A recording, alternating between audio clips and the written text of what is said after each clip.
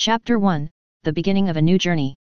Surrey, cupboard under the stairs, the boy. On a quiet and lonely night, a bright light begins to shine out from under the door of a peculiar house in Surrey. The light poured out from a small closet under the stairs.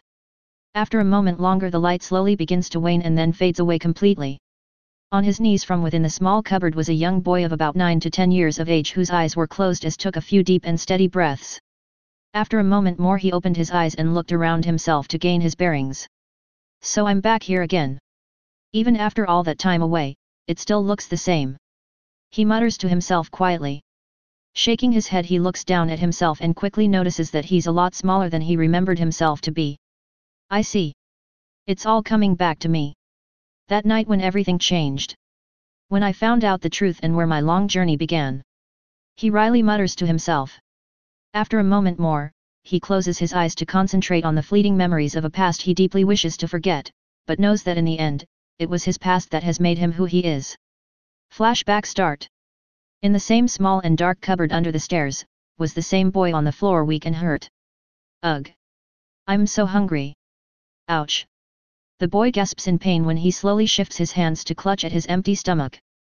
He simply allowed the tears to fall slowly from his eyes as he was barely able to move his arms without causing more pain due to the injuries he'd received from his uncle and cousin had just recently inflicted upon him before roughly shoving him into his prison without food once again. Many people would perhaps wonder what this child might have done to deserve such treatment. Many more would be horrified at finding out the answer. Which is, nothing. Absolutely nothing. His only wrongdoing, according to his so-called family, was that he was born different from them. Not that the child even knew he was different, nor how very different he really was. But he would soon. Underworld, throne room, death goddess. Sitting atop a black throne was a young woman whose face was twisted in anger and despair. The woman was a truly beautiful-looking specimen of her gender with her long flowing blonde hair and deep ruby red eyes which were currently staring intently upon a crystal ball that floated lazily in front of her. My poor master. She mutters depressedly. Why are those humans such horrendous beings? And that meddling old fool? That arrogant Dark Lord? Why? Why? Why? She angrily yells. In response to her growing anger, it seemed like the shadows throughout the throne room seemed to whip and flail from side to side. No more! She screams as she suddenly jumps up off her throne. Moving quickly she walked towards the large solid black marble double-door entrance which slammed open as she neared. If no one wants to help my master, then I will. I'll help him get so strong that no one will use or abuse him ever again. And I know just how I'm going to do it. She said as a slow and vicious smile slowly spread across her gorgeous face. Humans. They may live for only a short period of time, well comparatively, but their ingenuity and imagination is both inspirational and something to be feared, she thought contemplatively just as she passed through the threshold of the doorway and was suddenly covered in a shroud of foggy darkness and, for the briefest of moments, she is both at her throne room and somewhere else. And then it's gone and her throne room is now deathly silent. A moment later she steps out a matching marble doorway and with a quick wave of her hand, she banishes it back into nothingness. Taking a moment more, she makes sure she's presentable for her first meeting with her master. Because, no matter what anyone tells you otherwise, first impressions actually matter, she thought with amusement as she pulled off the padlock locking the cupboard door, and looked upon her master in the flesh for the first time. Surrey, cupboard under the stairs, the boy. Holding back his sobs and moaning as best as he possibly could, as he was terrified of making too much noise and possibly waking his uncle up, he struggled to sit up against the cupboard wall. Unfortunately, just as he was about to succeed, his arm bangs against something, causing him to yelp and rock forward away from whatever he had banged into, but the pain is too much for his weakened and beaten body. Ugh! He grunts in sudden pain. Why? Do I? Giving up and he sighs in resignation. At this point, he simply gives up trying to sit up or move at all really. So laying almost face down on the thin mattress, he decided that he would just continue to lay there staring sadly at the door of his small room/cupboard. I'll just rest my eyes for a moment he thought tiredly and before he realized it, he'd fallen into a restless sleep.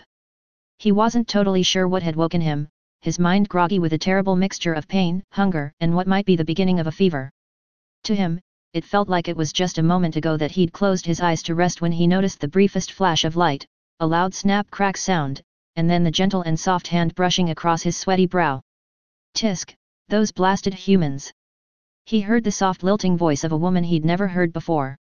It was at this point that his brain decided to catch up and his eyes snapped open in alarm only to stop and stare into two sad ruby-colored eyes staring into his own emerald green. "Wha who? Are you miss? And how did?" He stuttered and fumbled over his words in shock. For a long moment, the young woman continued to only smile sadly at him while slowly lifting his head onto her lap and gently brushing his back hair with her hand. He knew he should scream for help, or maybe even struggle to get away, but for the life of him, he just couldn't work up the strength or willpower to pull away from her warm embrace and touch. After another minute or two of simply staring at each other, the strange woman decided to talk to him. "Hiya Harry. I've been waiting a long time to meet you." Her voice was soothing and gentle and he could honestly say he'd be happy to listen to it for hours if he was given the chance. She smiled softly as she continued to caress his unruly black hair. It was beyond relaxing and he almost found himself drifting off back into sleep, which the strange woman prevented due to her softly giggling at him. His eyes snapped open once more with a deep blush spreading across his face and he realized what had almost happened. He shyly asked her the only question that sprung to mind. Why did you want to meet me?" "I'm no one special, I'm just your local freak Harry." He finished lamely only to flinch at the look of almost pure loathing flash across the beautiful woman's face. Her teeth grinding in anger, she replied. "You're not a freak Harry James Potter. You're an incredibly special person just like almost everyone in your direct family tree was. Well, mostly on your father's side that is. Your mother's side was also special, but it's through your father's side that I am bonded to you." He looks at her confused, but after a moment, his young mind grasps onto him what is the most important thing for a young and lonely child. His missing parents. "Why, you knew my mom and dad?" He asks with some hope sparking through his eyes. The look of hope in his eyes almost makes her cry. It was so innocent and pure. It only made her hate for the monsters who had so far ruined his life grow. He could see again, the wrathful look passing over her face, but after a few deep breaths, the beautiful woman was able to wrangle in her emotions once more before answering him. "Yes. In a way, I suppose you could say that I do, or rather did, know them." She smiles sadly at him. "Your father, James Andrew Potter, and your mother, Lily Ann Potter née Evans, were quite possibly the two most talented magic users of their generation." His brain must have melted under her touch, because he could have sworn she said magic users. But that's impossible. Magic isn't real. He argued to himself. But before he could fully convince himself that was suffering from fever-induced delusions, the beauty continued. "You see Harry, you're a wizard, just like your father and his father's father was, and just like your mother was. In fact, your family, the Potters, are one of the oldest surviving magical families left on the planet. Your family has had magic in its veins since even before Christ. To have survived to this day and age is an incredibly rare and special achievement. I'm almost convinced your family was blessed by Mother Magic herself." He was flabbergasted. His family, were magical. He honestly couldn't believe it. But now that he thought about it, it would explain so many odd things that had happened to him and why his relatives treated him as they did. Because they knew. They knew he was a wizard, that he was magical, and they hated him for it. All those strange events, from hair regrowing rapidly in one night, to somehow ending up on the school roof. It all makes sense now, he thought bitterly. And now that he knew, he wasn't sure how he felt about this. The Harry that had been beaten and starved of love and food found himself wondering if he didn't have magic, would they have loved him? Treated him like family? But there was another part of him, one that was growing stronger each moment as this new information sunk in. "I have magic. I have magic." That part of him, a part he never knew he had felt. Like something had finally clicked into place. It felt right. Good even. While he'd been internally monologuing, the beautiful woman continued on with her explanation. "But that's not all Harry, you see, you yourself are known as the Master of Death. My master, I've waited for eons for you to finally be born, waited and waited and waited." She smiles triumphantly at him for a long moment, only for it to fall off as suddenly as it had arrived. "And then I find out what has been done to you. My little master. My Harry." Tears leaked from her ruby-red eyes and her hand gently strokes his jaw. Like most young boys, seeing a woman, a beautiful one at that, cry is more alarming than a train derailing in front of them. In a desperate attempt to distract her from whatever thoughts had caused her such distress and to bring a rather important question forward, he asked her a rather important question. Death? Why you re-death? He squeaked out in some alarm. She shakes her head negatively. No, I am a goddess of death. One of many that exist within this universe. Oh, and there are reapers as well, but they are more like our little helpers. But you, my little master? You have the Peveril bloodline, you've become the master of the conceptual aspect of death, and as such, you're the master of all death gods and goddesses. The tears were gone, thankfully. The beauty looked at him happily, almost expectedly. The Peverils? Who are they? Harry asked confusedly. Her smile grew a little stiff for a moment, before softening once more as she continued gently combing his unruly hair.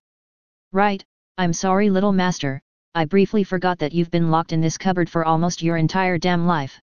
Taking a moment to gather her thoughts, she continued with the explanations. The Peverils are your ancestors, Harry. The Potters are the direct descendants of the Peverils' bloodline through marriage of their last living heir, and due to numerous reasons, war, diseases, etc., etc., you're the last and only living heir to both their once great families, and only you could claim the title, Master of Death, and its heritage. She answered. Of course, he had no idea what any of that really meant, but he nodded his head and tried his best to remember everything she said. But enough of that for now, Harry. I've come to you to help you, and to grant you the means to not only protect yourself but to escape this awful place. The blessing should hopefully allow you to become one of, if not, the strongest being in the universe if you work hard enough. She explained loudly with her nose pointed high and arrogant. Which he honestly thought was a bit cute. As if suddenly remembering something, she smacked a closed fist onto her spare open palm. I've not introduced myself. Her cheeks flush red in embarrassment and she quickly looked away from Harry. My name is Arish Kiggle. And I am a goddess of death and control the underworld. Well, a part of it, that is. She finished demurely. After acting shyly for a moment more, she turns back to Harry and winks playfully at him, then she reaches down and gently helps Harry sit up against the wall outside his prison/cupboard/room. Now that introductions are out of the way, now let's get you all healed up. She says with a gentle tone. With a quick wave of her hand in front of Harry, a warm soft light shrouded him for the briefest of moments, and then instantly all of the pain he had been feeling, all of his injuries, old or new, that he'd received from his so-called family were gone. There now, Harry, we're almost done. I just need to give you my blessing and then we'll get ready to send you to another world, the first of many hopefully fun adventures. While you're traveling around the vast cosmos, I want you to have fun. To have as many adventures as possible. To make new friends. But most of all, I want you to grow up healthy, happy, and strong. So strong that no one will ever hurt you, use you, or manipulate you ever again. With that little speech, she turned that 200-watt smile his way and he couldn't help but feel his brain turn into so much mush. But slowly, once he regained his wits, he couldn't help but grow excited and hopeful at the future this beautiful woman, his heiress, was painting for him. Once you become the strongest, you'll come back here, to this exact spot, at this exact time, and we'll be ready to tackle the world. And with that, she takes out a small orb of light that glows with such intensity it was blinding. It flashed so rapidly that it looked more like a wildly out-of-control disco ball than anything else. An intense, migraine-inducing rainbow disco ball. As Harry struggles to not have his eyeballs burn in their sockets, Eris slowly pushes the tiny sun into his chest. Blinking away tears, that had nothing to do with them being seared, it's warm. He says softly while smiling at the feeling and then looks up at her expectantly. She smiles at him. I worked really hard on preparing that blessing. Honestly, I was inspired by humanity who've written all kinds of stories and created so many interesting video games. Which I have, of course, thoroughly played, researched, when I visited the human world. Trying her best to move past her slip of the tongue, she continued, based on my vast amount of PLA research, I've gone ahead and modified my blessing so that it would grant you a trustworthy, reliable, easy to understand, and useful system. Harry blinked slowly at her, amused somewhat by her continued verbal blunders, but still somewhat confused at what her actual blessing is. He knew of course what video games were, since Dudley would never pass up the chance to rub him being spoiled in my face by showing whatever new game he got, all the while taunting me that freaks couldn't play games. So intellectually, he knew vaguely what Eris was talking about, but as in, he never actually played them himself, he's not fully confident what stories/games she's referencing when she's talking about them. Of course, he got a pretty solid clue a moment later when a semi-transparent box appeared in front of his vision. Ding ding! Welcome to the gamer system, user. Harry stared at the floating box of text in utter confusion and shock before turning to look at Eris. Did it surprise you? He, she giggled. This is my gift to you, Harry, the gamer system, or for short, TGS. Ereshkigal's version. I modified it personally for you myself. Its main purpose is to help you and even grant you some special perks and equipment to help get you started. She explained. A moment after that, the box suddenly vanishes and a new one appears in its place. Ding ding! You've received special gifts from Goddess Ereshkigal to help you on your journey. Let's look at what you got. He looked confusedly at the glowing box that was currently floating in front of his eyes, and he stared at it for a long moment before shrugging and giving in to the urge to poke at it with his finger. Like any child would do when confronted with the weird and wonderful. Probably. Congratulations! You've received the following items: X2 Keyblades, Kingdom Key and Kingdom Key D. Active skill, Dual Wielding. Active skill, Digimon Tamer. Passive skill, Mana Aid. Passive skill, Dragon Mana Core, DMC. Passive skill, Perfect Control. Passive skill, Universal Energy, EP. He looked at the box in bewildered confusion. Click each one to get a description, Ereshkigal suggests/orders him. He looks at Ereshkigal and nods in understanding. Taking a moment to work out the controls, he raises a finger and then clicks on the familiar names. He knows what they are because there was a time when this particular game was all the kids could talk about, and he's seen pictures of this key-like weapon on posters. Keyblade, Kingdom Key. The keychain attached draws out the Keyblade's true form and power. This Keyblade is an iconic weapon of the Kingdom Hearts series. However, this particular blade is slightly different from the original video game version, in the fact that it evolves and changes form as the gamer, you, grows and evolves, growing ever stronger, thus completely getting rid of ever needing to get new weapons. It also grants the user the ability to wield the element of light. Note: increase all rep gains with all white knights. Harry stares in awe at the weapon description and immediately clicks on the other. Keyblade, Kingdom Key D. A Keyblade to the side of darkness of Kingdom Hearts. Another iconic weapon of the Kingdom Hearts series and was wielded by one of Disney's most famous mascots. This blade is also slightly different from its original video game version, in the fact that it evolves and changes form as the gamer, you, grows and evolves, growing ever stronger, thus completely getting rid of ever needing to get new weapons. It also grants the user the ability to wield the element of darkness. Note: increase all rep gains with internet trolls. Wow! They're so cool! Harry exclaimed excitedly. He clicks on the next description on his list. Skill, Dual Wielding.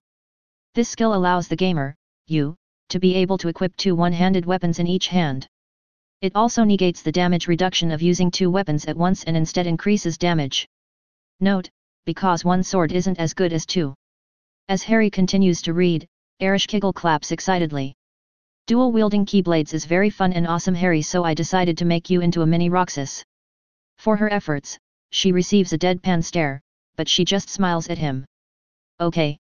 He says as he forces himself to shove that odd reference to the wayside for now before he decides to move on and click on the next description. Skill, Digimon Tamer. This skill allows the user to tame, train and raise creatures known as Digimon, which is shorthand for digital monsters. The gamer system will now act as a digital interface that will help in summoning the gamers, your, Digimon. These Digimon will be treated as familiars and as such, they'll have no limits on how strong they grow. Note: gotta catch 'em all. I mean, Digimon. Digimon? He asks with some trepidation. He wasn't sure, but weren't monsters generally bad news? He looks worriedly at Ereshkigal, who is nodding happily. They're these fantastic creatures who live within a digital dimension. It took me forever to find them and then quite a bit of effort to connect the gamer system into their dimension, but it was totally worth it. She explains while doing a couple of fist pumps in the air. Not only can they grow to be very powerful, but they can also be your best friends.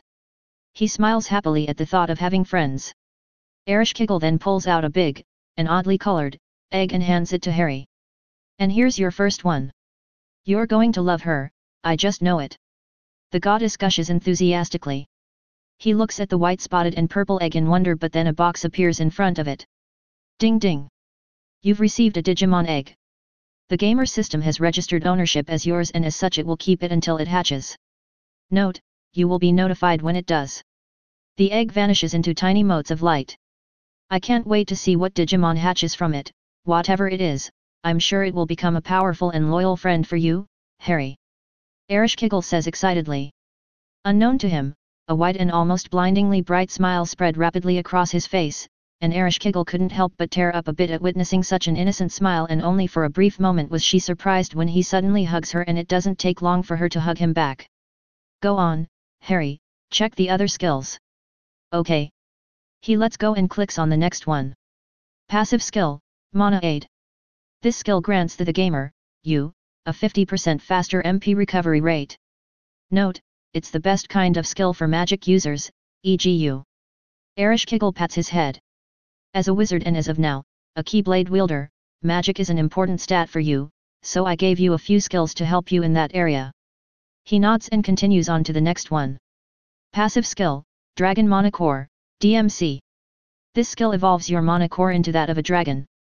As such, your max total MP gets a boost upon leveling up. This skill also has the secondary effect of granting you the race, Dragovian. Dragovians are an intelligent race of half-human, half-dragons from the world of Dragon Quest VIII. This version of the race grants all the benefits and is changed so you don't outwardly show any physical changes unless you allow them. It also grants the gamer, you, a Dragon Lord form and the ability to use breath techniques, even if the gamer, you, are currently in their human form. Note, however, you must unlock your Dragon Lord form first. I'm a dragon! He exclaims in shock. Ereshkigal giggles at Harry's expression. A half-dragon, Harry? She corrects him before continuing, it is a very powerful skill, but you'll have to grow stronger first before you can enjoy its many benefits. Harry nods in understanding and continues reading. Passive skill, Perfect Control. This skill allows the gamer, you, perfect control over every source of energy the gamer gains.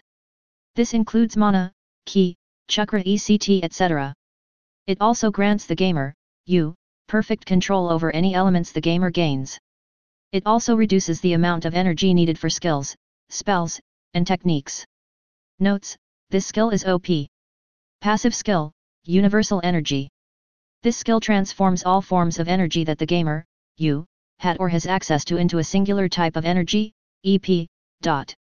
As such, any and all skills, spells, and techniques that use any form/different energy to function, will now use EP as its energy source, regardless of what type of energy it's used in its original form. Note, all your energy belong to us, I mean you.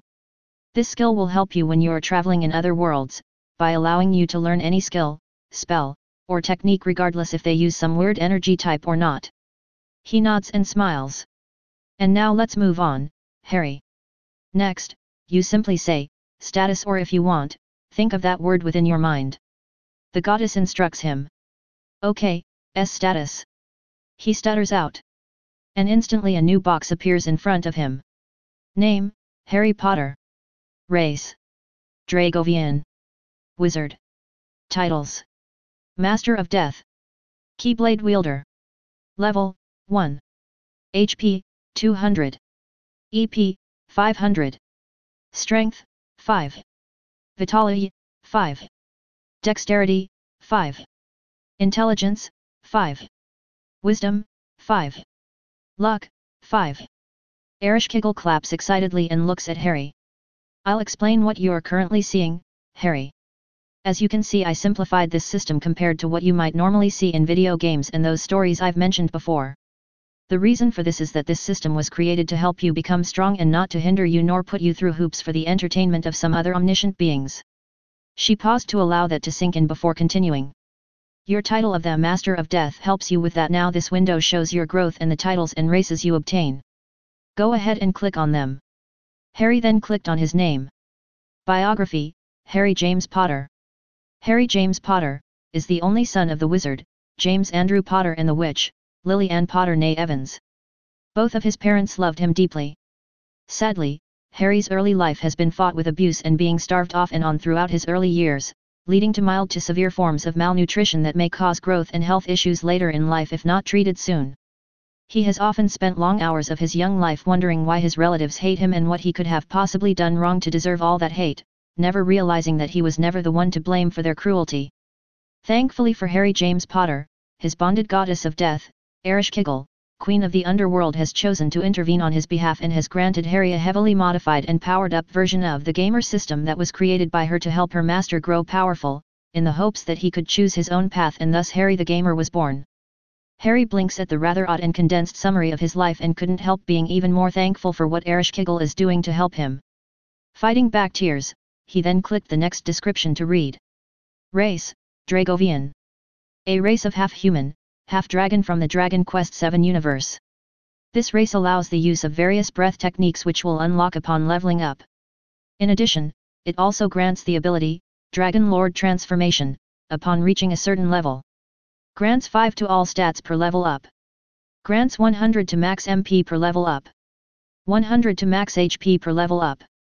Note, if you aren't sure how to kill something, fire is usually a pretty good bet. Most things die if you set them on fire. Race, Wizard.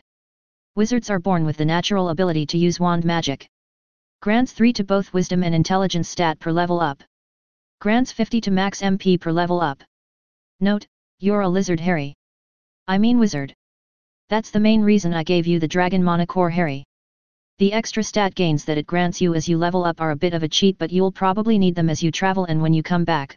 You see, this world has powerful and terrifying beings, Harry, but I promise you, you'll one day stand above them. He shivered a bit at the mention of those powerful beings, but at this point, he trusts her completely, so he continues reading. Title, Master of Death, Mod. The one who has this title is the master of the conceptual beings known as death. As such, he's protected by it. All omniscient beings will instinctively know not to mess with the bearer of this title, as no matter who or what they are, death comes for all. Eventually. This title also grants the bearer true ownership of the items known as the Deathly Hallows, and as such they can never be used against the bearer of this title. The title also grants the bearer of this title immunity to instant death spells and one-shot kill skills, spells, and techniques. Note, Ereshkigal is the best death goddess. Title, Keyblade Wielder. This title is given to those chosen to wield a keyblade, or two. This title allows the bearer to call their keyblade to their sides at will and allows travel between worlds. Note, I see a red door and I want it painted black. As you can see, the Master of Death title will protect you from those meddling beings in other worlds. Death itself will come and end them if they try, so you're protected, and the Keyblade Wielder title will help you move around to new worlds or old worlds you've already visited. She smiles as Harry nods and continues. Level, LVL. This shows your current level. Every level up you gain 5 to all stat increases and may learn new spells, techniques, and slash or skills. Hit points, HP. If they reach 0, it's game over, man. Energy points, EP. The source of power of all spells, skills, and techniques. Strength, STR. This stat affects the damage of all physical type skills. It also increases carrying capacity. Vitality, VIT. This stat affects the damage taken by physical attacks and max HP growth. It also increases endurance. Dexterity, Dex. This stat affects all speed and agility based skills, spells, and techniques. It also affects reaction time and body flexibility. Intelligence, INT. This stat affects spell damage and resistance. It also increases the user's ability to understand complex issues easier. Wisdom, WIS. This stat affects max EP growth and the effects of healing skills, spells, and techniques. It also grants the user better resistance to mental attacks. Luck, This stat is peculiar as it affects item/mob drop rates and critical hits rates. It also subtly affects the world around you, causing all kinds of weird, wacky, and wonderful events to occur to or around the gamer, you. As Harry finishes reading the box contents, he takes a minute to digest what he has learned and then looks at Ereshkigal. Are you done reading, Harry? He nods with a smile. Okay then, I guess you're ready to start your new journey, Harry. We won't see each other until you're back, but when you arrive I'll stand by your side and together we'll put this right. Ereshkigal says with conviction. Knowing his time with Ereshkigal was running out, he looks at her sadly and on impulse rushes up and hugs her for all he's worth, causing the surprisingly shy goddess to blush. Thank you, Eris. I will never forget this gift, it has to be one of the nicest things anyone has ever done for me that I can remember. She looks briefly surprised by the nickname but smiles happily. You're welcome, Harry. Now get ready, you're going to a world with an easy difficulty to start with, so you'll be able to grow up safely until you're ready to go to another world. Okay. He says excitedly. With a wave of her hand, Eris summons a gateway that looks like a large black marble door that slowly opens up. Go, Harry. Go and have a grand adventure. Eris says while waving him on. Before passing through the gateway threshold, Harry pauses, then turns back towards her and takes one long last look at her, and much to her surprise, there was a look of fiery determination that had appeared on his face. She couldn't help the smile spread on her face at the sight. I'll be waiting here for you, Harry, my little master. She smiles softly at him. I look forward to it, Eris.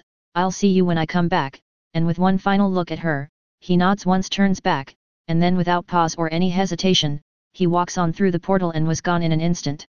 Eris, now alone once more, sadly smiles.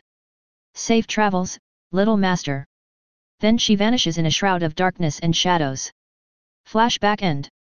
We see Harry looking at his hand with a gentle smile on his face when a new window opens in front of him. Ding, ding. Congratulations user on finishing your journey. As of now, you'll be able to revisit any world you've previously visited. In addition, since this world counts as the end of your journey, you're now eligible for the new game mode. So everything gained during your journey becomes available and all restrictions are lifted. Note, please check your status/notification page for further information. His smile grows wider and wider as he continues to read all the notifications he received when he returned back to his home world. He was very happy to learn that he would be able to summon any of his friends and girlfriend so they can be with him in this world, not to mention all of his powers still being available to him. For a brief moment he closes his eyes to reminisce on all the adventures he's had since that fateful night so long ago. The lives he's lived, the victory and sometimes the losses. It truly was a grand adventure. Images of the worlds he's been to flash through his mind. Worlds filled with monsters and demon lords, kings, queens, and all the different people in between, the origins of his race of Dragovian, a ninja world and an orange-wearing shinobi who would teach him the meaning of never giving up, a world of spirits and shinigami, worlds of fantasies, a world of giant metal knights, and a school with a lion in its banner and so many more. Alright, status. And thus Harry's new game plus begins. Chapter 2. Alright, status, ... A familiar box appears in front of Harry and as he reads, a grin begins to form on his face. Days of grinding and fighting horribly powerful beings have made him an experienced and powerful fighter. He closes his eyes and chuckles as he reminisces about the peculiar world of Disgaea, one of the many worlds and the last he visited that helped him break all kinds of limits, but most of all the crazy adventures of his friends Mao, Beryl, Sapphire and Almaz dragged him on. He opens his eyes and stares at his races. Race. Dragon God. Sorcerer. Devil. Seraph. Otsutsuki. Shinigami. Hollow. Scion God. Click to expand. These were so hard to obtain, either they evolved or were combined with others and became something new, like Harry's Dragovian race for example, which evolved into Dragon God. Most of his titles evolved once Harry gained access to divinity by slaying a god or fighting a powerful enemy considered a boss by the game, or worst case scenario a reward for saving a world from destruction. The interesting thing about them was that some of them just gave Harry access to the skills of that specific race or allowed him to damage intangible things like the soul. The Shinigami and Hollow race allowed Harry to use Shinigami and Hollow techniques, but it didn't grant him a Zanpakuto spirit. It was later that Harry found out the cause for this. It turned out that it was because of his Keyblades. His weapons were already sentient, so they couldn't become Zanpakutos nor give him a Bankai. Not that Harry needed them to do so, his Keyblades were more than enough, but the ability to cause damage to an enemy's soul that he gained from the races instead would be useful to him throughout his journey.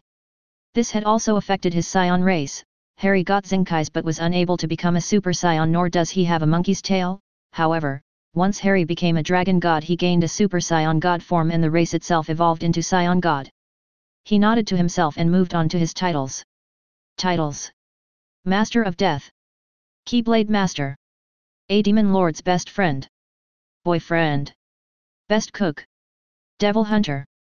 Heaven Savior. Harem King. Demon Lord of Rebellion. Dragon Slayer. God Slayer. Master of the Elements. Sage. Cage level shinobi. Hero. Army killer.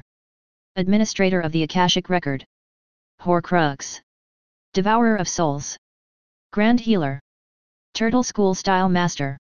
Demon Clan Style Master. Alchemist. Click to expand. Yet. I'm never showing this to anyone. He rubbed his eyes tiredly as he sweat dropped at some of the ridiculous titles that he has gained during his long adventure. Yet. I'm never showing this to anyone. He rubbed his eyes tiredly as he sweat dropped at some of the ridiculous titles that he has gained during his long adventure. Surprisingly, these were very easy to obtain. Some changed over time and others appeared by reaching a milestone, for example when my Keyblades reached their ultimate forms. The Keyblade Wielder title evolved to Keyblade Master. Others like the God Slayer and Dragon Slayer were rewarded to me when I managed to kill a god and dragon of a very high level. Others like Sage or Master of the Elements were given to me by the game when I mastered the skills connected to the title. Still, some of these are very embarrassing. Harry chuckled awkwardly while scratching the back of his head.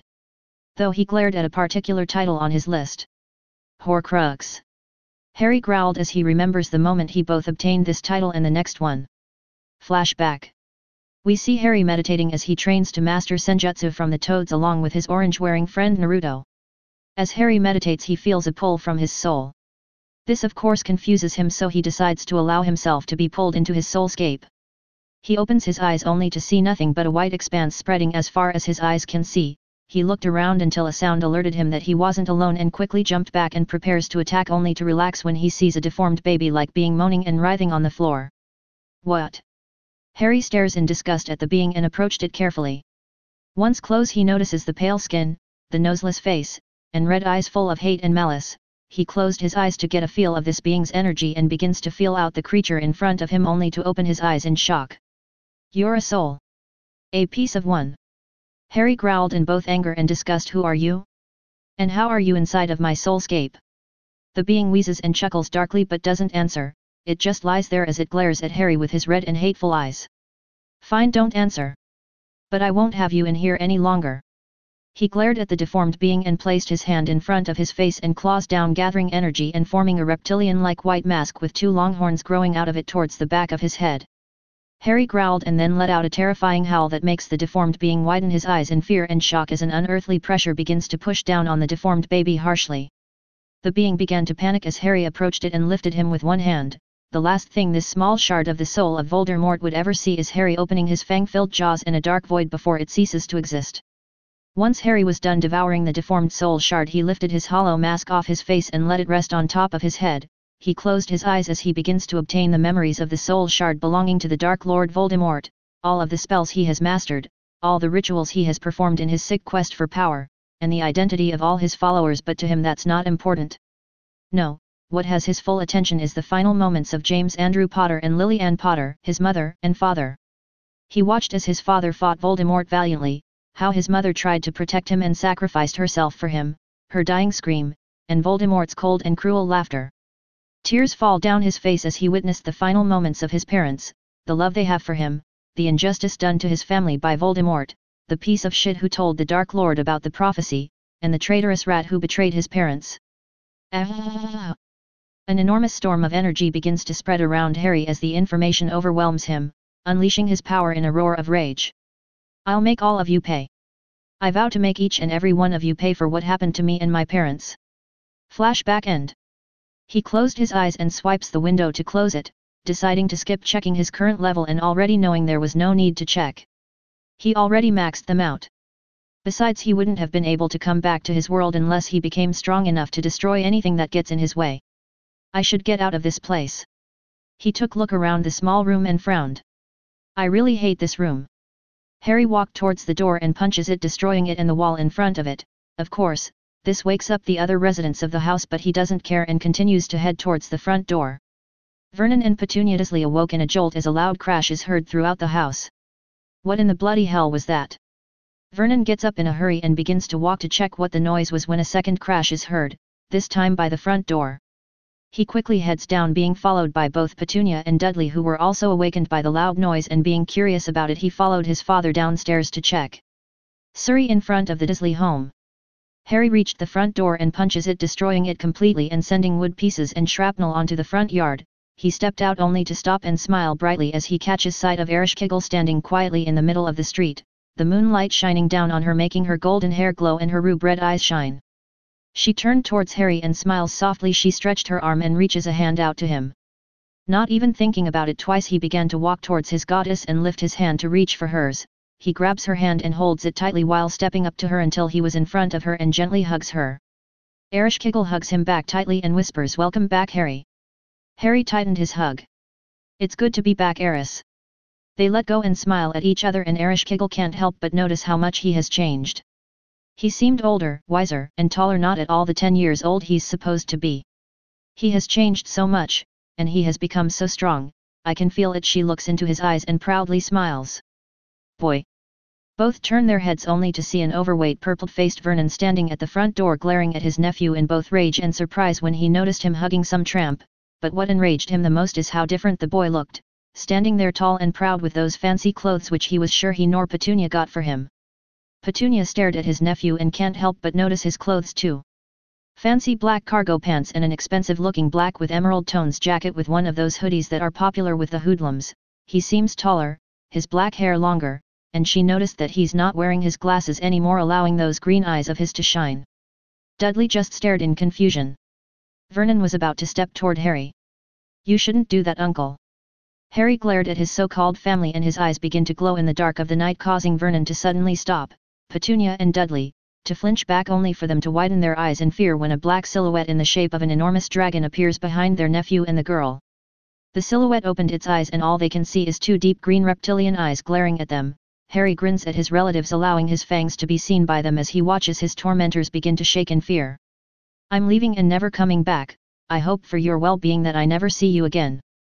Harry spread his enormous dragon wings and lifts Ereshkigal in his arms, making her squeak and blush in surprise. He then flapped his wings hard and takes off into the night sky, leaving 3 shocked and terrified humans. As Harry flies in the night sky, he started to chuckle at the faces of his so-called family. "So, what's next, Eris?"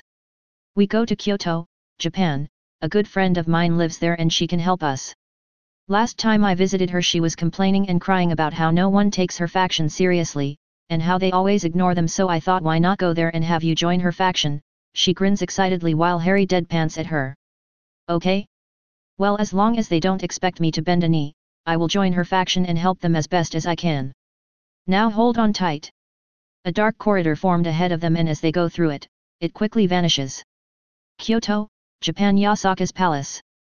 Yasaka and her young daughter Kunu are both beautiful kitsuns, Kyubas to be exact, as the 9 tails swaying lazily behind them is proof of their status.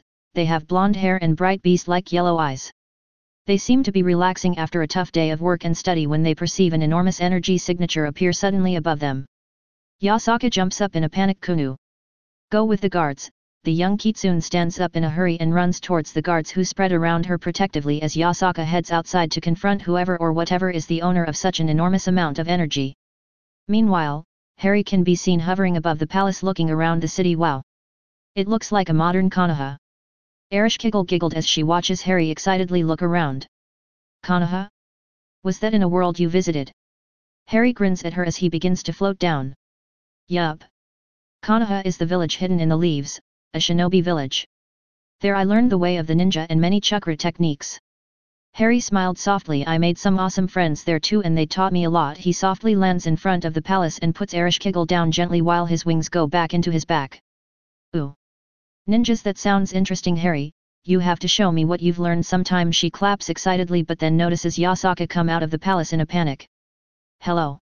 Ya-chan," she waved happily at her friend. Yasaka stopped suddenly when she heard her friend's voice. "Ereshkigal? Good kami woman. You nearly gave me a heart attack." Ereshkigal tilts her head in confusion. "Hey? How? I visit you often enough for you to sense it was me arriving." Yasaka deadpans and sweat drops at her friend. "Of course. You can practically feel the sarcasm dripping off of her, but how am I supposed to sense you when you arrive with someone unknown whose energy dwarfs anything I have felt before?" She points at Harry, who jumps a bit in surprise at being pointed at. "Oh, I see. Sorry about that, Ya-chan. He. Don't you he me."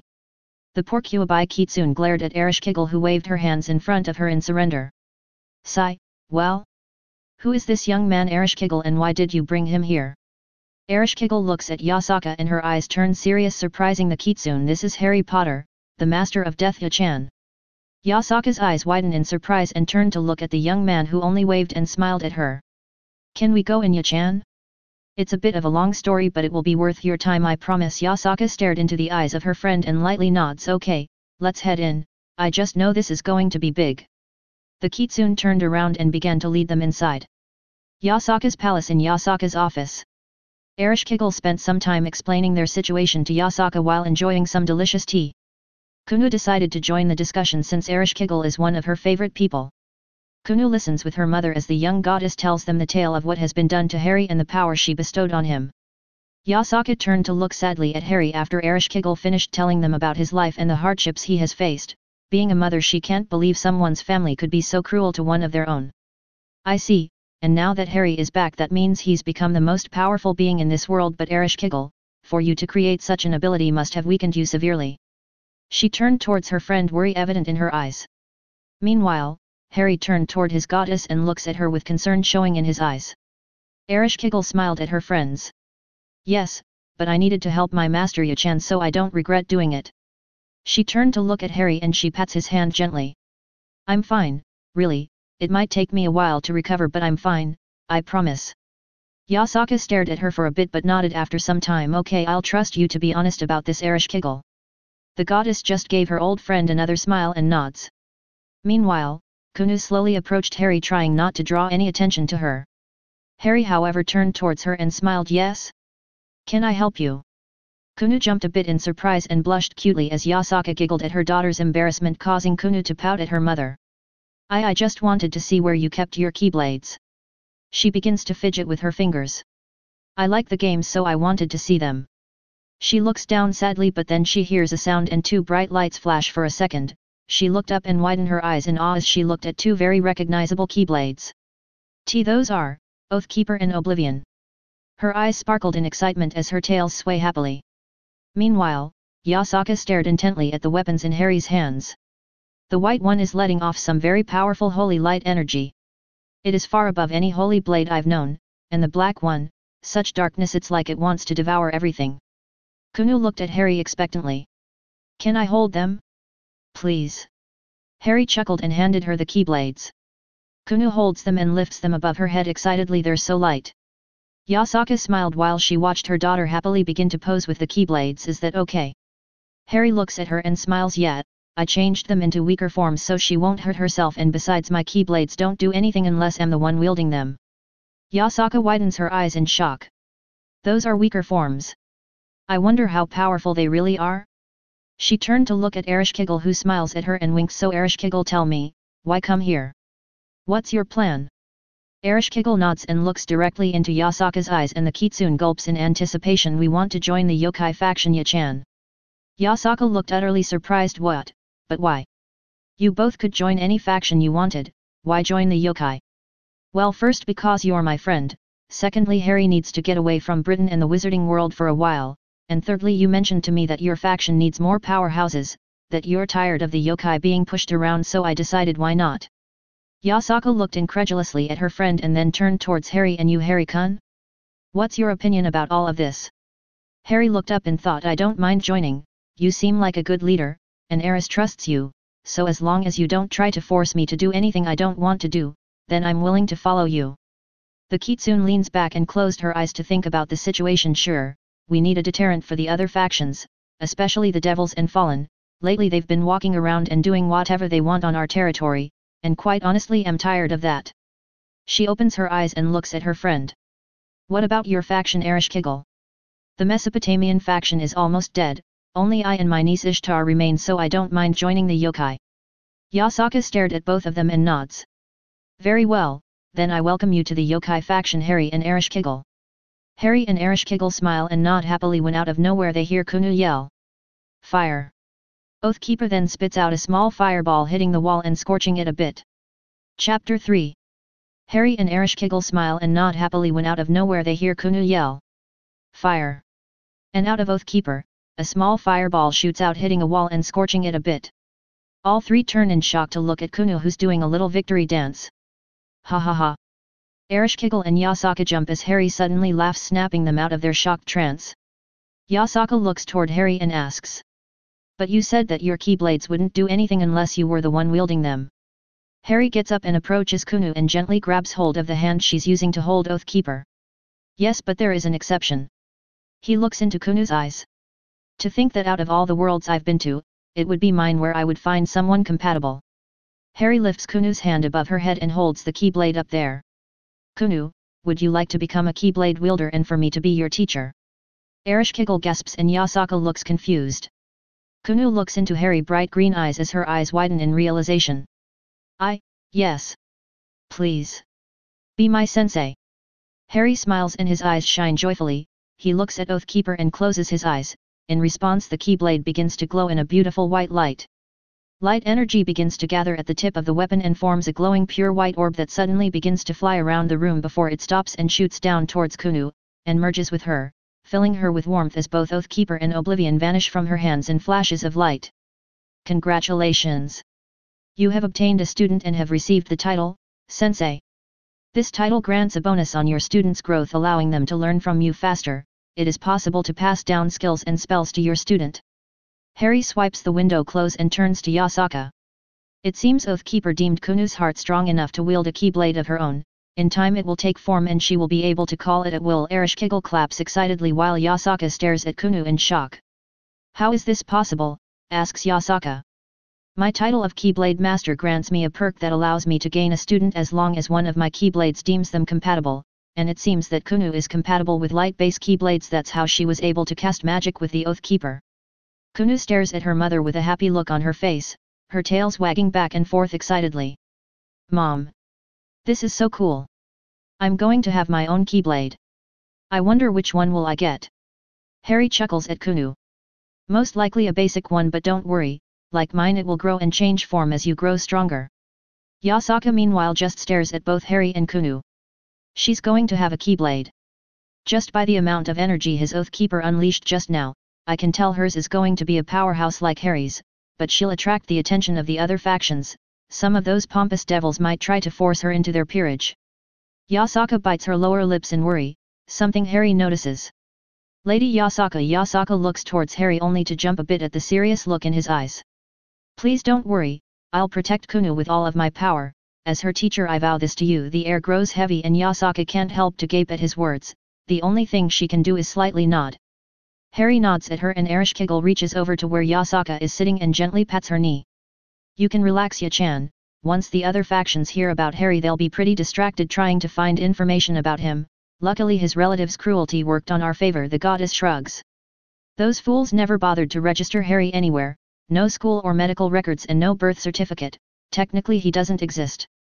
Yasaka shakes her head sadly. What horrid humans, sigh. At least we can control his information, so don't worry, Harry will make those records for you. Thank you, Lady Yasaka. Kunu jumps onto Harry's back, surprising him a bit. Whoa. Sensei. When are we going to start our lessons? I can't wait to get started. Harry chuckles lightly. We have to wait for your keyblade to manifest first, which might take a few days, but I can start teaching you magic and martial arts. Yasaka cuts in, and don't forget that you still have your lessons to attend to. Kunu groans, but she pouts at her mother. No buts, young lady. You still need an education, and besides you won't be adventuring until you're older. But Sensei went on many adventures and he's my age. Harry puts her down and pats her head. I might not look at Kunu, but I'm actually older than I look. Usually I spent decades in a world before de-aging and going to a new one. I've been to school all the way to college in some worlds, so I agree with your mother. You need an education, but don't worry, we'll make time for me to teach you, and in a few years you'll be above almost anyone in this world. Kunu doesn't look happy, but she understands. Besides, she wants to make her new sensei proud, so she reluctantly nods. Okay, sensei. Yasaka hides her smile behind her kimono sleeve. Phew, how cute. She's already trying to make Harry proud, but I'm glad she has a friend. Sometimes I worry that she might be feeling lonely with how busy I usually am. Meanwhile, Ereshkigal approaches Harry. Come on, Harry, we have to find a place to stay. Yasaka gets up and walks towards Ereshkigal. Once in front of her she flicks her on the nose, causing the goddess to flinch back and hold her abused nose. Don't be silly, Ereshkigal, you both will be staying here at the palace. Kunu needs her new sensei to be close if he intends to teach her correctly. and Kami knows I need a female friend around here. Ereshkigal rubs her nose and glares at Yasaka. Ow, are you sure Ya-chan? The kitsune smiles and nods at her friend. Ereshkigal beams at her. Okay. Thanks, Ya-chan. Yes. Kunu fist pumps. The godly trio smiles at Kunu, unaware of the events happening in a magical castle located on Scottish land. Highlands of Scotland, Hogwarts. In the Highlands of Scotland, across a giant lake and by a dark and sinister forest we find a majestic castle, and inside, in the headmaster's office, we see an old man. His white hair and long white beard are his most eye-catching feature if you ignore the garish and ridiculous deep purple with pink stars robes he seems to be wearing. Dumbledore stands there staring at the destroyed magical artifacts slowly burning in both fear and awe as he thinks back on the events of a few hours ago. Flashback. A horrible pressure started to flow from the magical artifacts that were monitoring the location, health, and wards of the home of Harry Potter. It was so powerful that it overwhelmed the artifacts, causing them to catch fire and explode, waking the old man and his phoenix fox in a panic. He quickly puts out the flames with a swish of his wand that for some reason feels heavy to his hold and quickly asks Fox to flame him to the Dursley's home, which the phoenix agrees to with a soft thrill. Once he arrived he found the Dursleys at the front of their home looking like they just saw a dragon. He looks around and notices the destroyed pieces of what he assumes is the front door all over the front lawn. He approaches the terrified family. Of course, Vernon began to curse and roar at him about his nephew, but he could hardly understand the oath, so with a wave of his wand he silenced him. He turns to question Petunia, and what she tells him causes him dread and fear. According to Petunia, they were awakened by a loud crash and headed down only to hear another one by the front door. Rushing out they see young Harry hugging a strange and unknown woman, but before they could do anything he turned towards them, and what happened next is what concerns him. What the woman describes to him seems impossible, that enormous draconic silhouette and green reptilian eyes, but at the mention of the unholy pressure, he tenses up. The description of that pressure seems like the same feeling he got from the pressure that destroyed his artifacts. The fact Harry apparently flew into the sky with an unknown woman by spreading from his back and using what they described sounds like dragon wings is the most worrying fact. Where did he go? Who was that mysterious woman and how was Harry able to release such pressure? Flashback end. After obliviating the Dursleys he came back to his office with Fox's help, but could only stare at what remains of the magical artifacts in silent worry, not knowing that the next day his worries would only increase. Harry and Ereshkigal spend some time chatting with Yasaka while having gone back to their seats, while Kunu is close by listening as Harry tells them of his adventures in one of the most difficult worlds he visited. And so, Gaku-sensei and I tried to push Jiren back, but the tough bastard blasted us off with a ki blast and grabbed my leg to throw me out of bounds. I was too wounded and tired, so I was taken out. I found myself back in the stands and could only watch Sensei keep fighting with everything he had. It was one of the most intense battles I have ever witnessed, but it also showed me that I was still not strong enough. So after Gaku-sensei and Frisia managed to defeat Jiren by double-teaming him and pushing him out of bounds, leaving Android 17 the winner of the tournament, I decided it was time to move to the next world. The three women couldn't help but stare in awe at Harry's story in this world, but then Kunu jumps up onto Harry's lap. But Sensei, what about the other universes, were they really erased? Kunu asks sadly at her sensei. She found some of those fighters funny and cool, so she didn't like the idea of them being gone. Harry pats her head gently and smiles. Well, 17 surprised everyone by wishing for all the universes to be restored, so the super dragon brought back all the universes that were erased. Kunu cheered happily. Yay, do you think I could ever meet your friends, Sensei? Harry nodded. Of course, once you master your Keyblade you'll be able to travel between worlds and then we can both go and visit them. Kunu fist pumps while smiling cheerfully.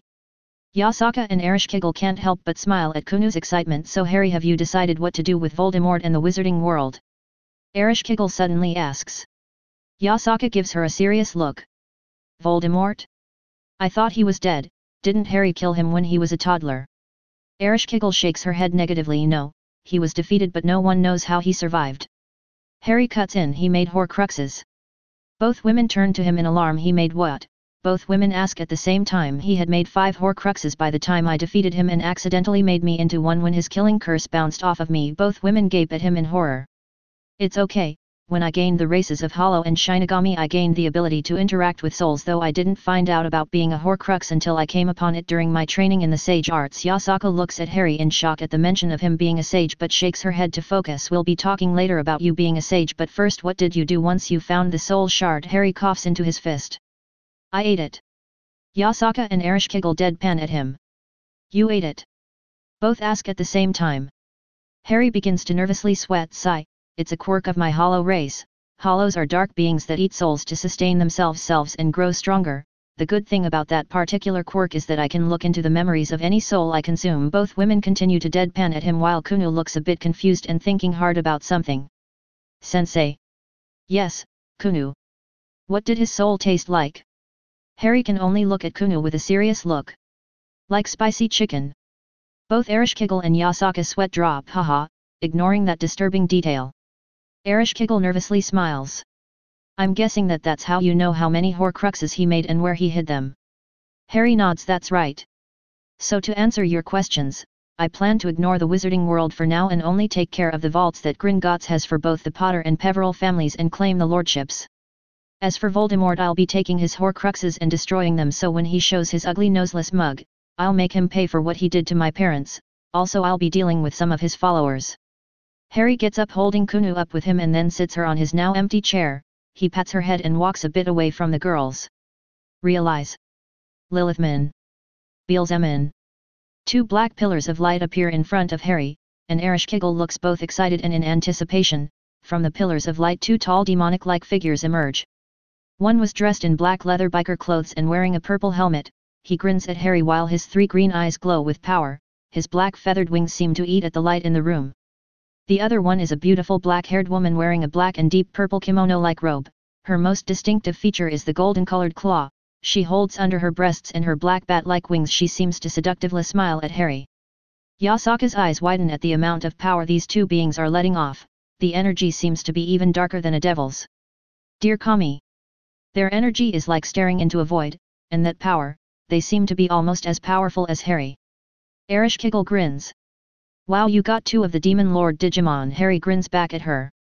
Both Digimon turns to the three women in the room and stare.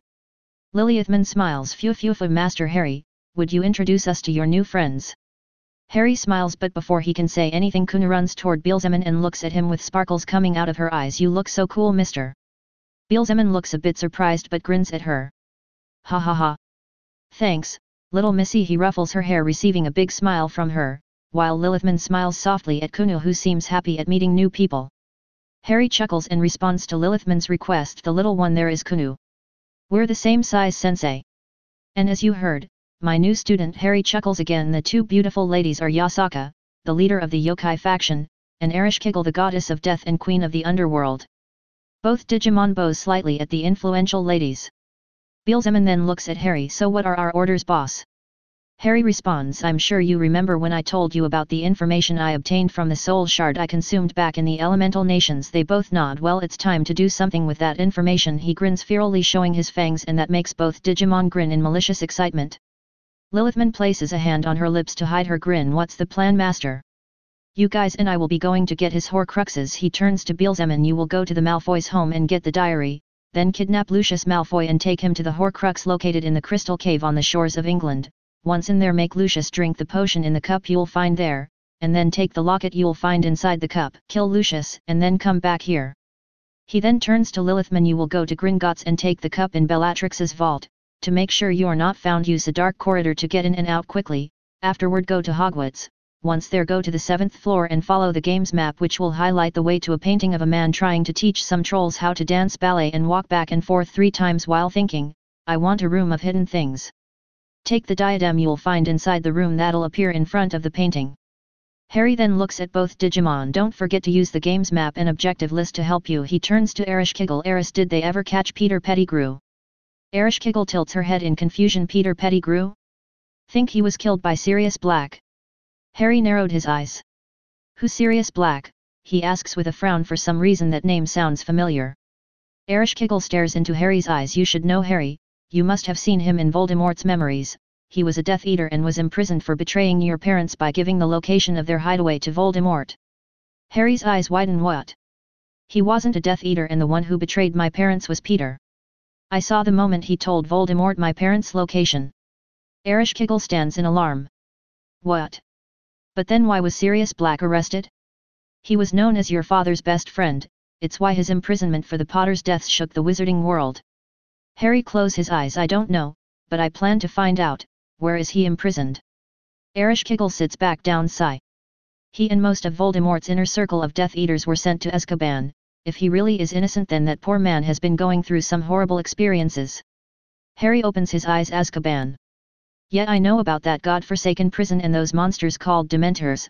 Voldemort was able to get them to his side during the war with him according to his memories. The fact that most of Voldemort's inner circle is there is just the icing on the cake. Harry grins. Yes, let's deal a massive blow to the noseless bastard. Looks like I'll be going to Azkaban and kill any Death Eaters I find in there and those Dementors I saw in Voldemort's memories. Also, I'll break Sirius out and ask him about what happened that night.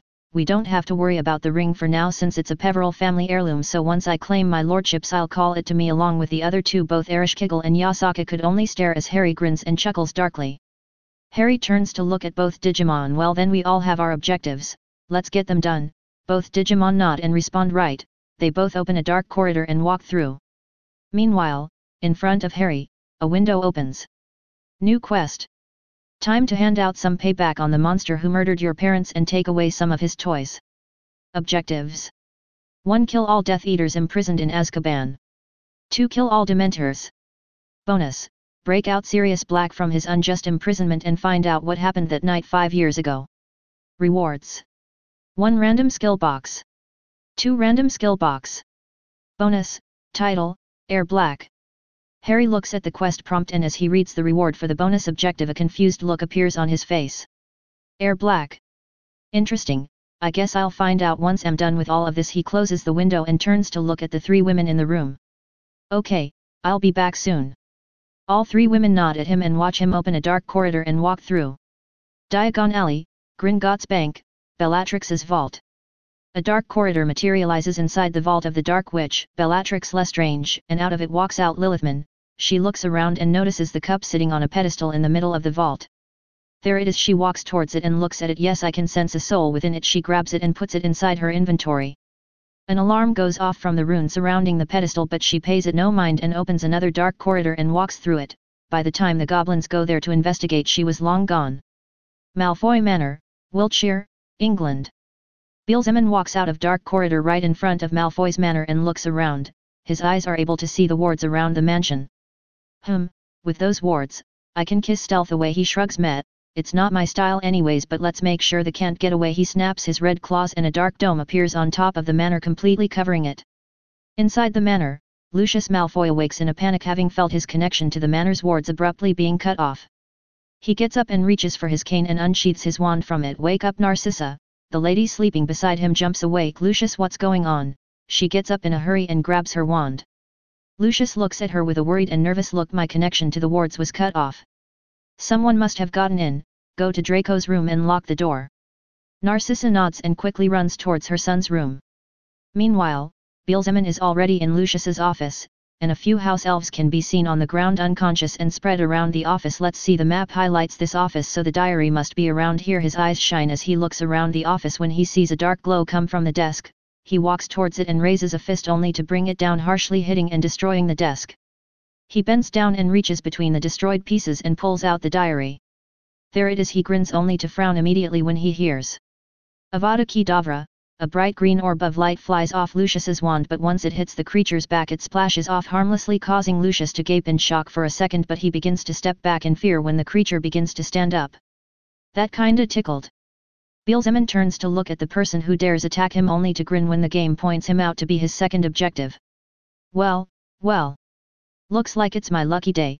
He begins to walk towards Lucius, who in a panic begins to sling all kinds of spells at the creature only to see them splash off it harmlessly again. Seeing his spells fail him, he tries to apparate only to find himself unable to do so. He then was about to turn and run when the creature grabs him by the hand wielding his wand and be lifted off the ground. Beelzebub squeezes his hand and crushes both Lucius's hand and wand, making him scream in agony. There, now you and I are going to take a little trip. He opens a dark corridor and walks through while dragging a screaming and kicking Lucius Malfoy. By the time Narcissa and Draco came to check what happened, Lucius Malfoy would be long dead. Highlands of Scotland, Hogwarts. A dark corridor appears on one of the first floors of Hogwarts and Lilithman walks out of it. So this is Hogwarts. The magic around here is so thick, it seems they built this castle on top of ley lines. Impressive, for humans at least. Lilithman begins to walk and by following the game's map arrives quickly on the 7th floor. Following Harry's instructions, she finds the room of requirement and goes in. She quickly finds the diadem by following the same dark signature of Voldemort's soul and takes it. All done, she opens a dark corridor and walks into it completely unaware of the chaos she caused when her presence not only made the wards go off but shatters most of them with her presence alone. It seems like it is going to be a long night for the foolish headmaster. Crystal Cave, British Shores. Beelzebub appears by the entrance of the cave and begins to walk in while still dragging a screaming and scared Lucius Malfoy. Once inside, after walking for a while, he reaches a giant lake that seems to be filled with corpses. Of course this doesn't stop him, and so he spreads his wings and takes off flying over the lake, not caring about the screams of pain coming from his prisoner.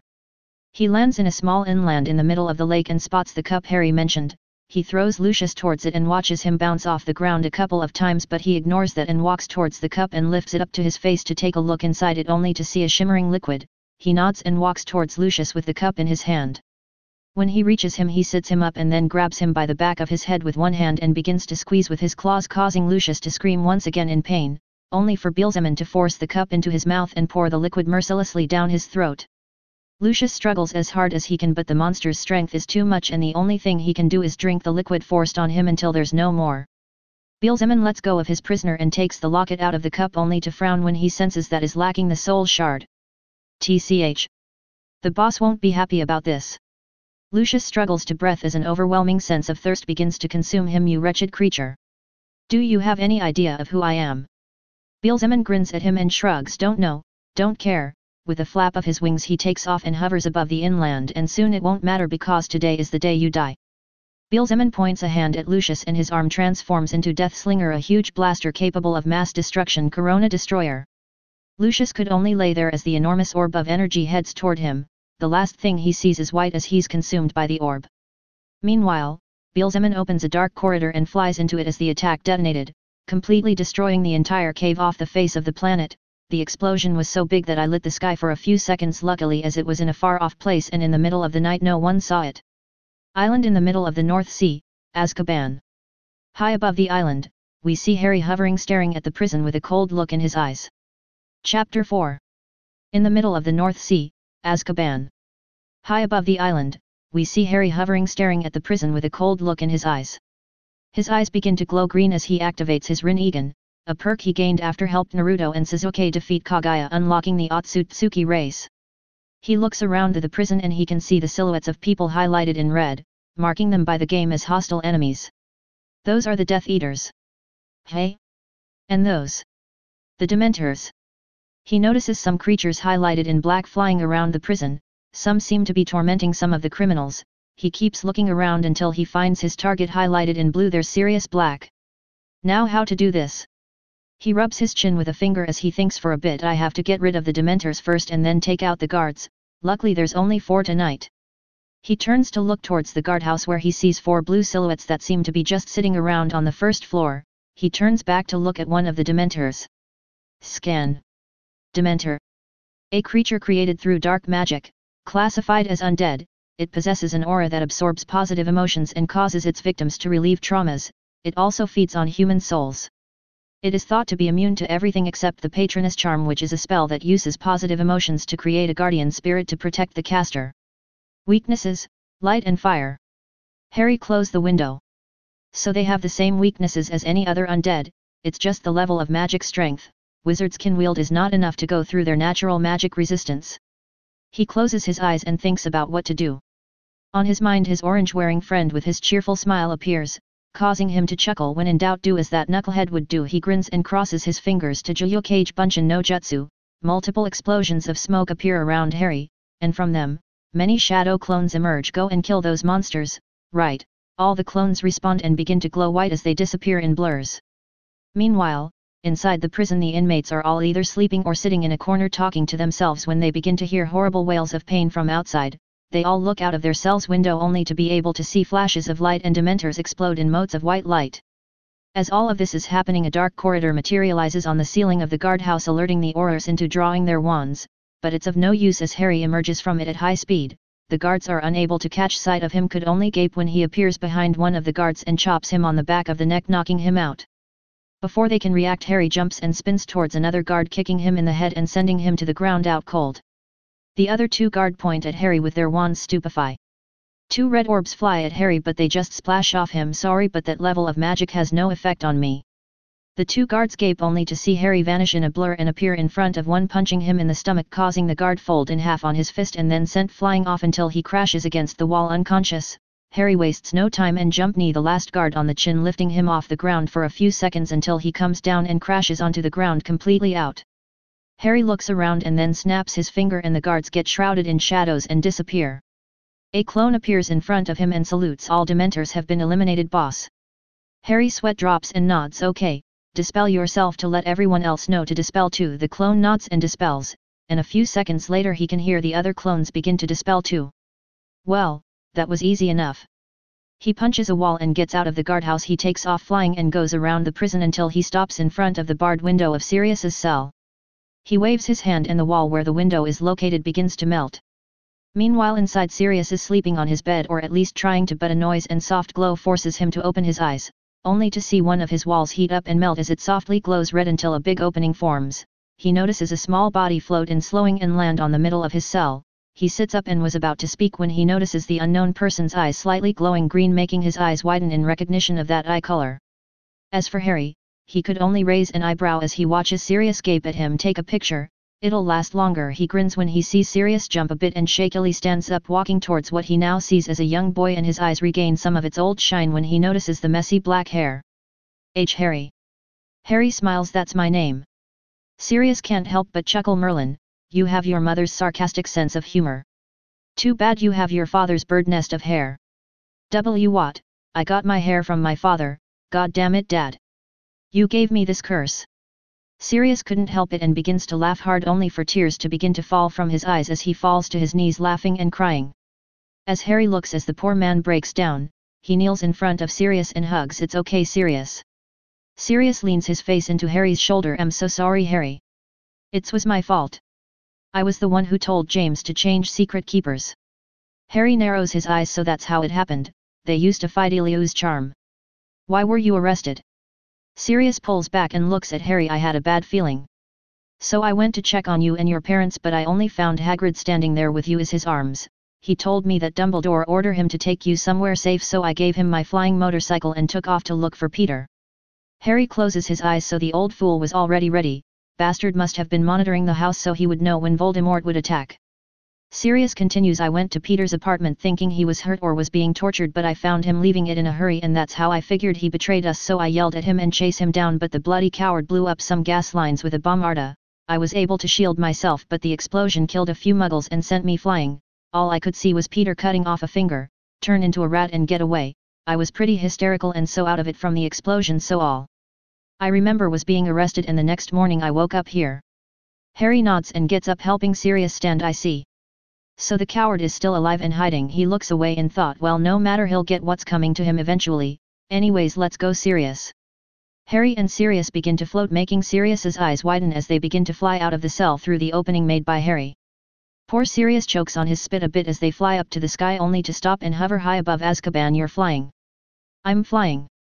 Merlin saga balls. Harry chuckles a bit. You haven't seen anything yet. Harry points an open palm towards the island and his energy begins to flare as a blue orb begins to form. Sirius can only look in shock as he witnesses the power his godson seems to wield. What are you going to doing? Harry grins at him. I'm going to destroy this entire island along Azkaban and all those Death Eaters in there. Sirius's eyes take on a cold look. Good. Those bastards deserve it. The energy ball begins to grow enormously. Glad you agree. Big bang attack.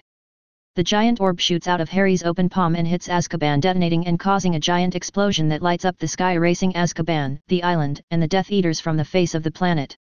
Harry and Sirius stare at the big bright explosion as Sirius gulps.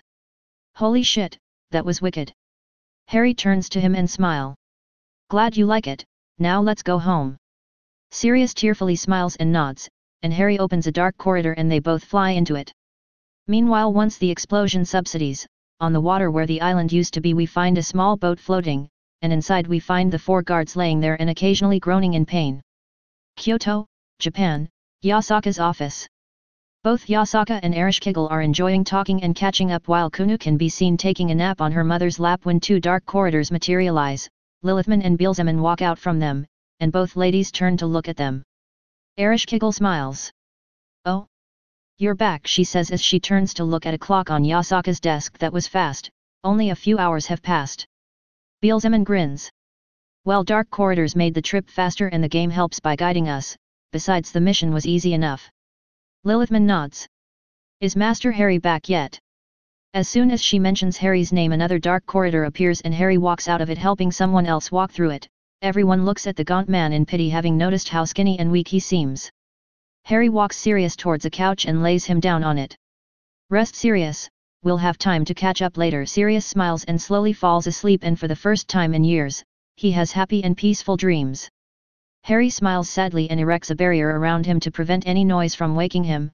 He then kneels down and places a hand on the floor healing circle.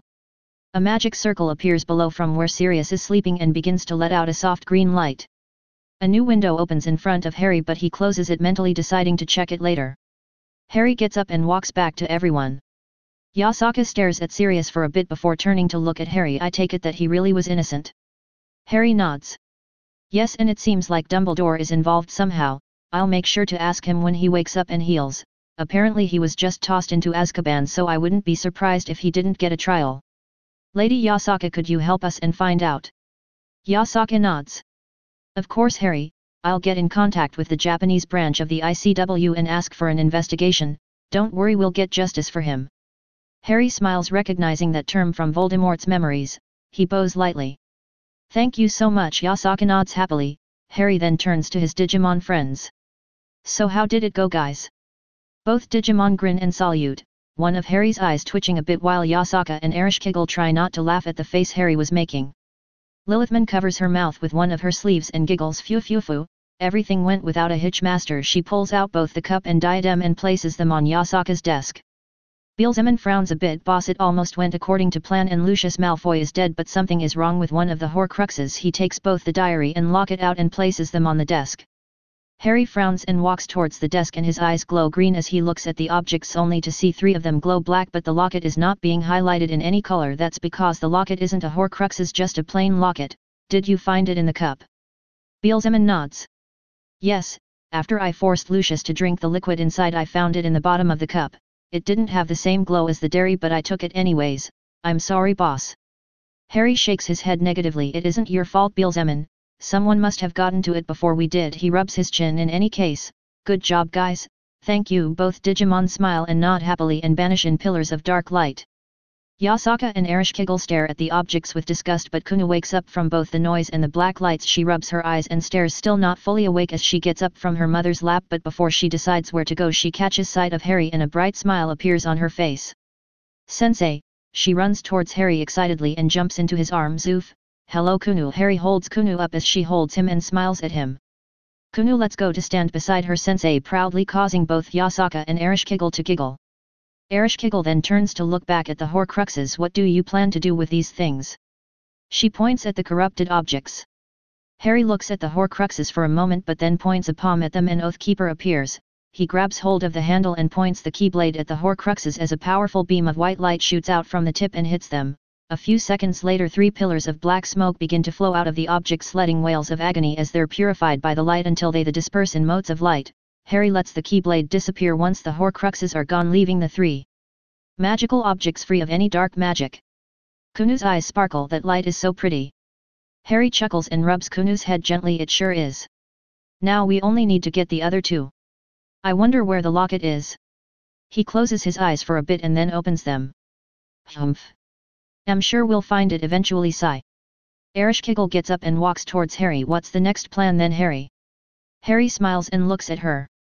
"For now we rest and let Sirius recuperate, then we work on getting him his freedom." He looks at Kuno and start training Kuno. "Afterwards, once Sirius is free, I'll go to Gringotts and claim my lordships." Ereshkigal nods while Kuno looks excited about starting her training. Yasaka smiles and gets up. "Well then, let's get you to a room." She turns to look at Sirius. "Is it safe to move him?" Harry nods and smiles. "Yes, the barrier and magic circle will move with him." Yasaka nods. "That's impressive. I'll have him moved to a room. Let's leave him here for now." Harry smiles at Yasaka and gives her a happy nod.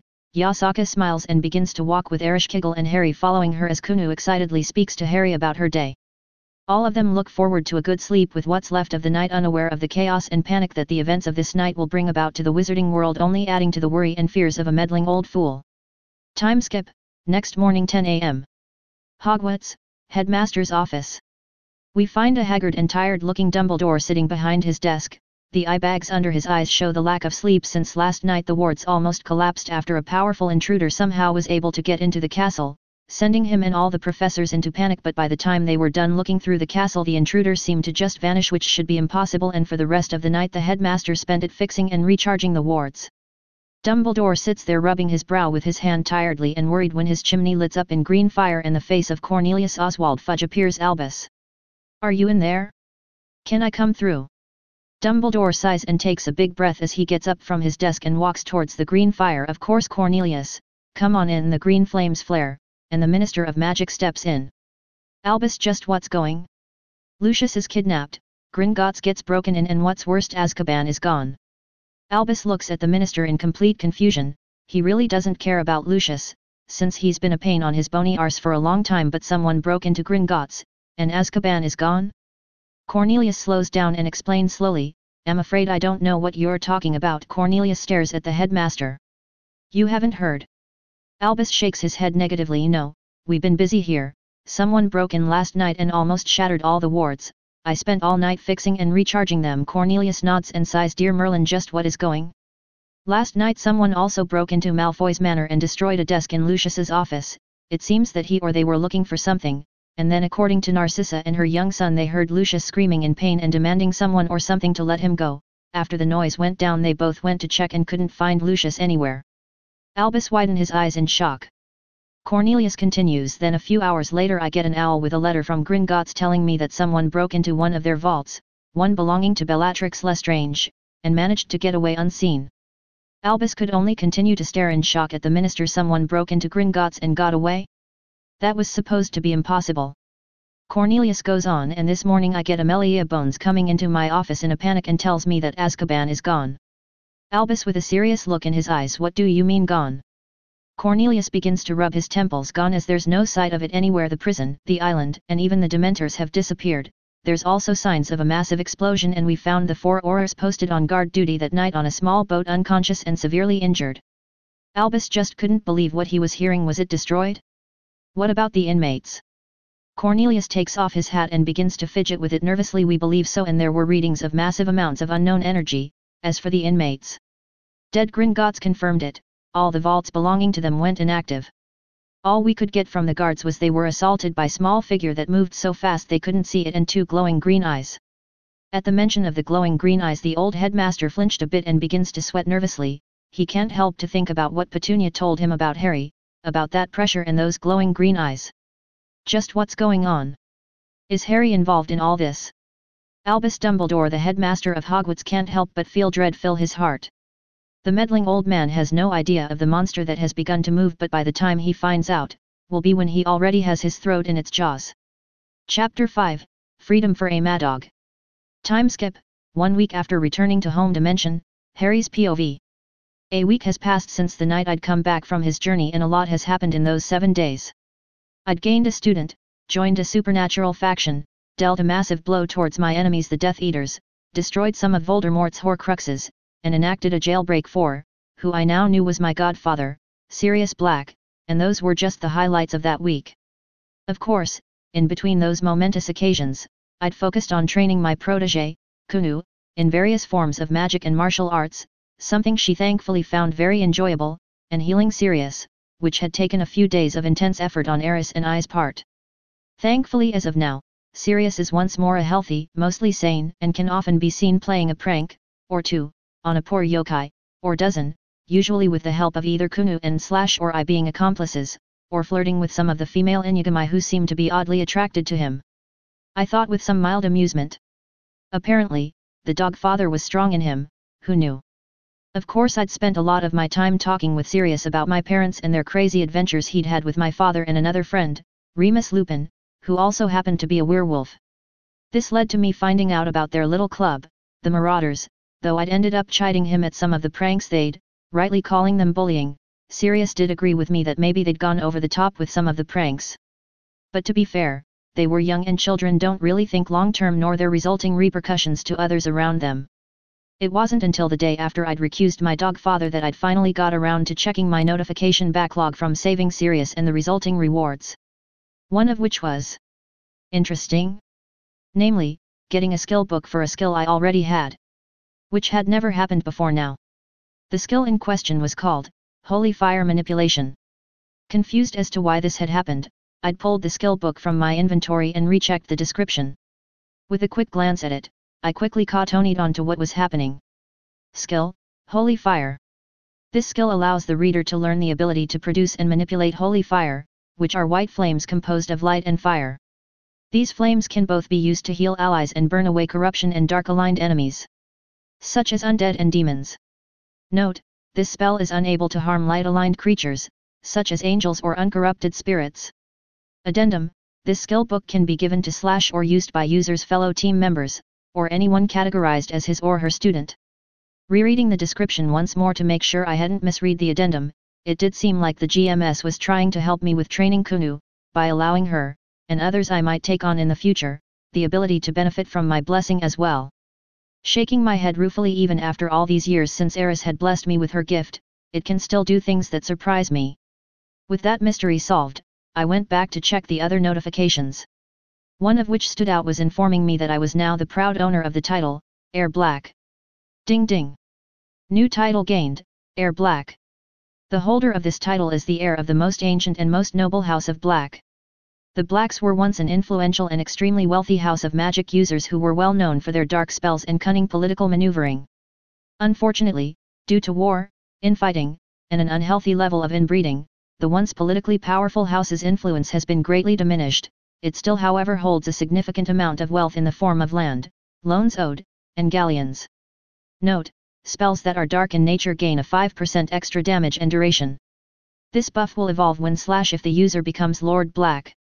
Addendum, the Blacks were well-known flirts and horn dogs. 10% to all rep gains opposite sex upon initial meeting. Wondering how it was possible for me to even claim this title, I went and asked Sirius about it. From his explanation, it basically came down to the fact that we're related through my grandmother, Doria Potter née Black, and as such I'm close enough to the main Black family line that I'm legally able to be offered this title. My position as heir could only be threatened if Sirius has a child, who would supersede me due to him being a direct descendant of the Lord Black. You being my legal heir, Harry, is probably the only reason that I'm still alive. Sirius admitted.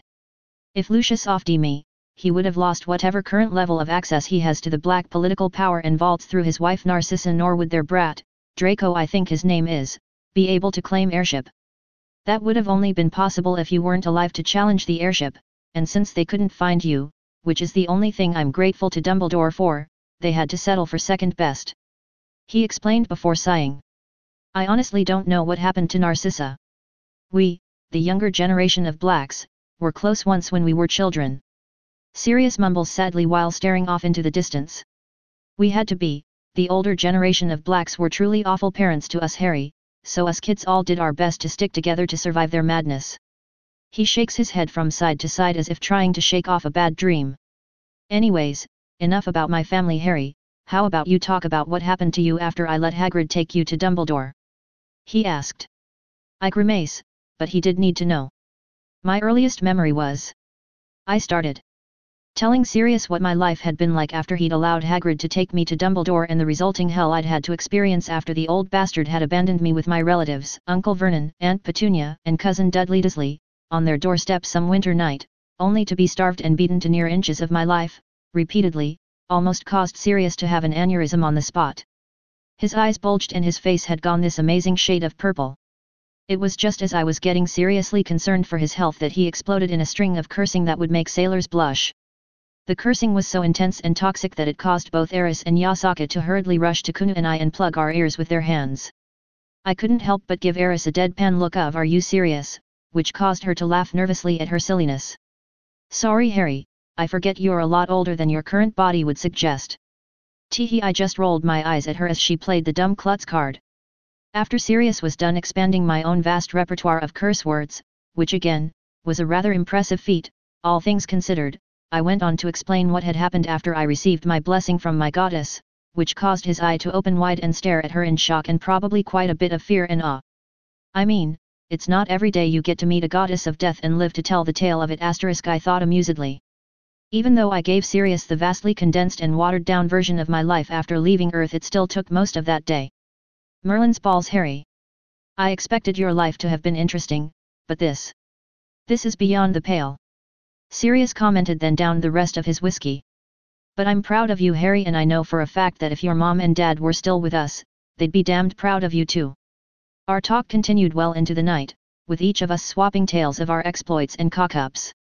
The morning after my talk with Sirius, who was hungover, I found myself being dragged out into the massive palace gardens by my godfather in his dog form.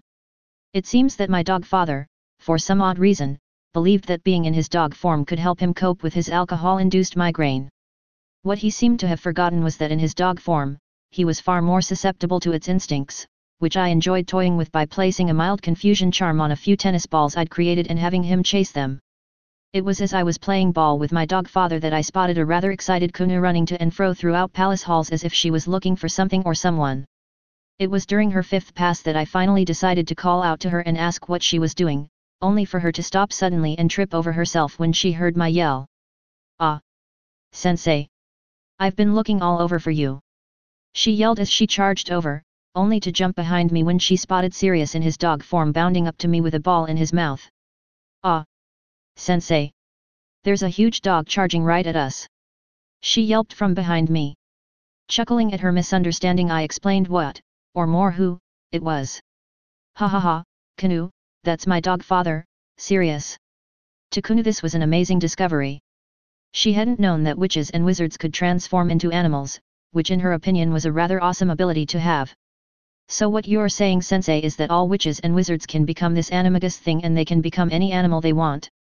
she questioned excitedly, hopping from one foot to another. Laughing at his protégé's silliness, he explained further. No, Kunu. Not any animal they want. A witch or wizard can only turn into one kind of animal, but that animal is random.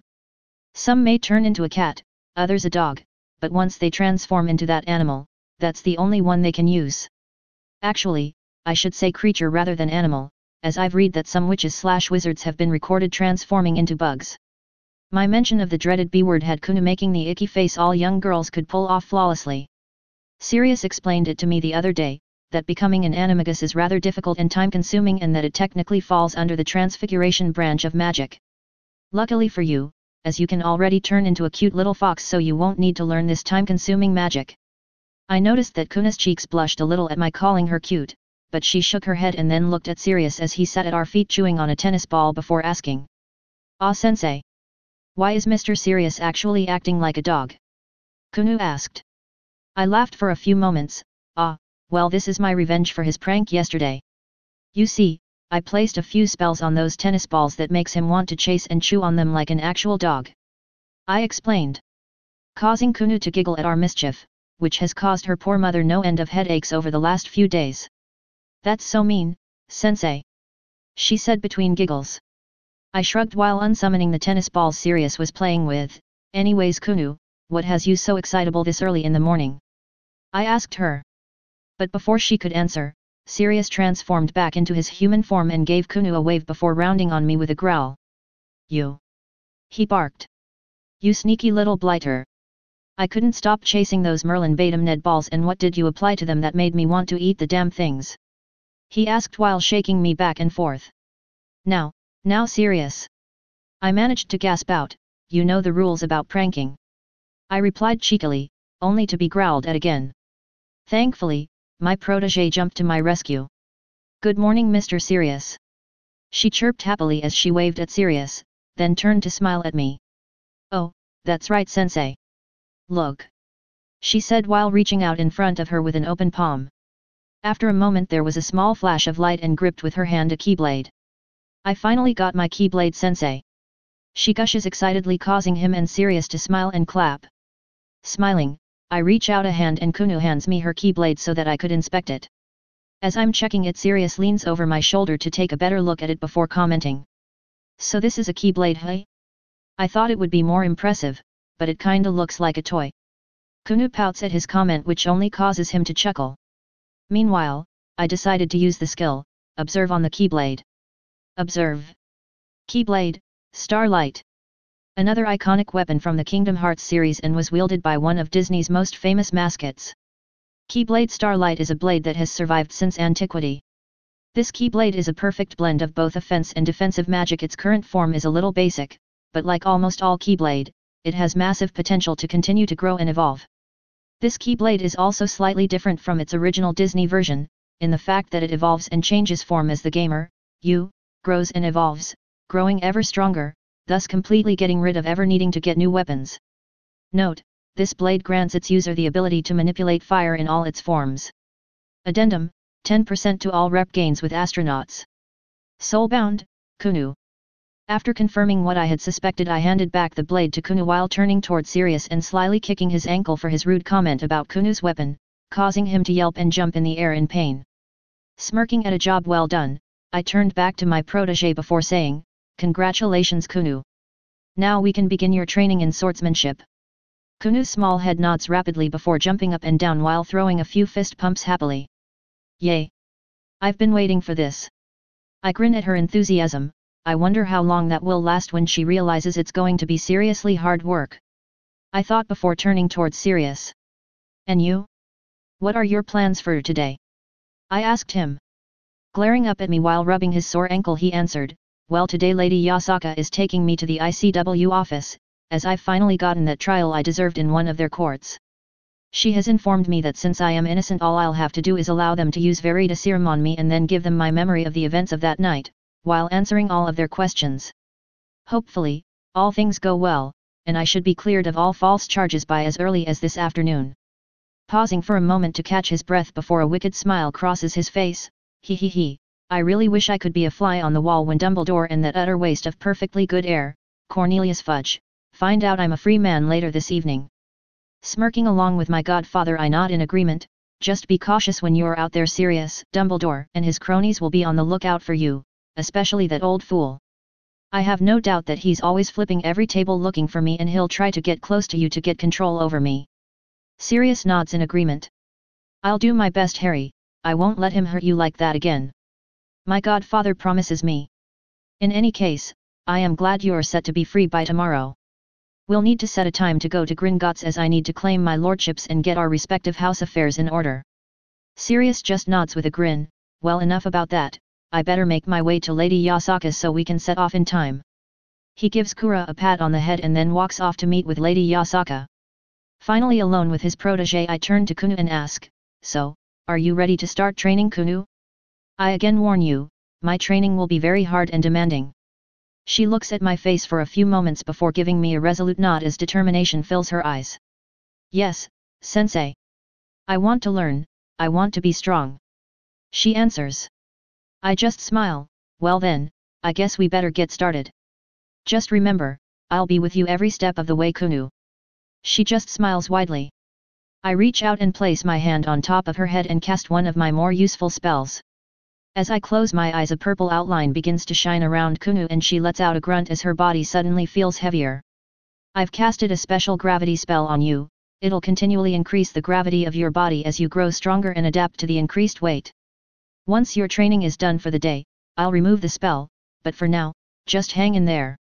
Kunu nods and begins to slowly move around the garden, trying to get used to her new weight while trying to swing Starlight around. Once she'd found her new sense of balance, she turned toward me and nodded. "I think I'm ready, Sensei." I'm honestly a little impressed by how quickly she got used to the extra weight. I wonder if it has something to do with her biology. I wondered. Or maybe it's because of one of my titles, or is she just naturally talented? Maybe all three? Probably all three, I concluded. "For now, Kunu, I want you to swing your Keyblade diagonally and horizontally 100 times each way," I ordered.